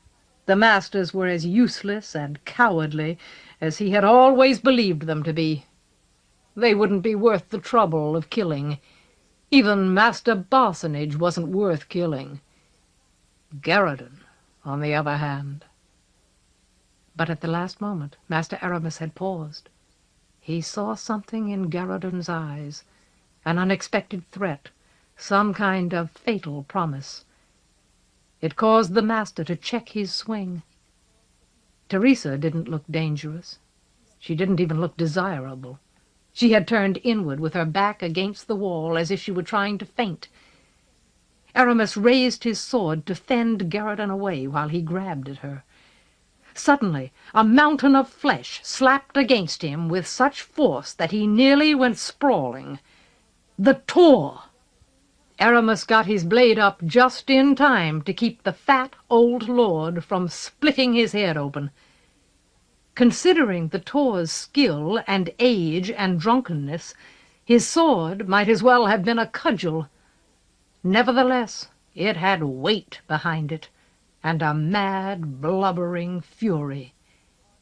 Master Aramis parried as hard as he could, and again, yet he was driven backward. He would have to disembowel that old slob to stop him. "My lord!" Garradin yelled. "Look out!" The Tor didn't seem to hear the warning. He was still swinging his sword like a club when Gart kicked him in the stomach hard enough to rupture his guts. Retching, he collapsed to his knees and presented his exposed neck to Gart's blade. Garradin jumped at Aramis. Gilbert intercepted him, however, and flung him aside like a handful of rags. Like Prince Craigen, Garradin wasn't important enough to risk death over. Teresa was the one who mattered. Aramis closed a hand around her arm. Gart braced himself for the quick satisfaction of beheading the Tor. Fuming curses and agony, one knee crushed, an ankle cracked, Castellan Lebec came up behind the High King's monomach. He was barely able to stand. Every movement ground the splinters of bone against each other. His sword hung in his hands, too heavy to lift through the pain. Yet he kept Gart from killing the Tor. To save himself, Gart whirled and drove his sword straight through the Castellan's heart. Lebec's eyes flew wide, as if he had just seen an astonishing sight. Blood burst from his mouth, gushed down the front of his mail. He dropped his weapon. For a moment, his hands clutched at Gart's blade as if he wanted to wrench it out of his chest. Then, like a man who had decided to let go, he released the iron. "Bastard," he breathed between gouts of blood, as if he were talking to someone else, not Gart at all. "Now I'm free. You can't hurt me any more." Slowly, as if performing at last the only graceful action of his life, he slid backward off Gart's sword. In that way, Lebec finished mourning for his wife. Full of horror, Teresa tried to break Master Aramis's grip, but she couldn't do it. She had never been strong enough with him. Garradin lay on the floor without moving. Helplessly, she watched as Aramis made a strange, familiar gesture, a signal she had seen once before. Only a heartbeat ahead of the charging guards, she and Aramis, Gilbert and Gart were translated out of the hall. In the resulting confusion, a long time passed before anyone noticed that King Joyce had also disappeared.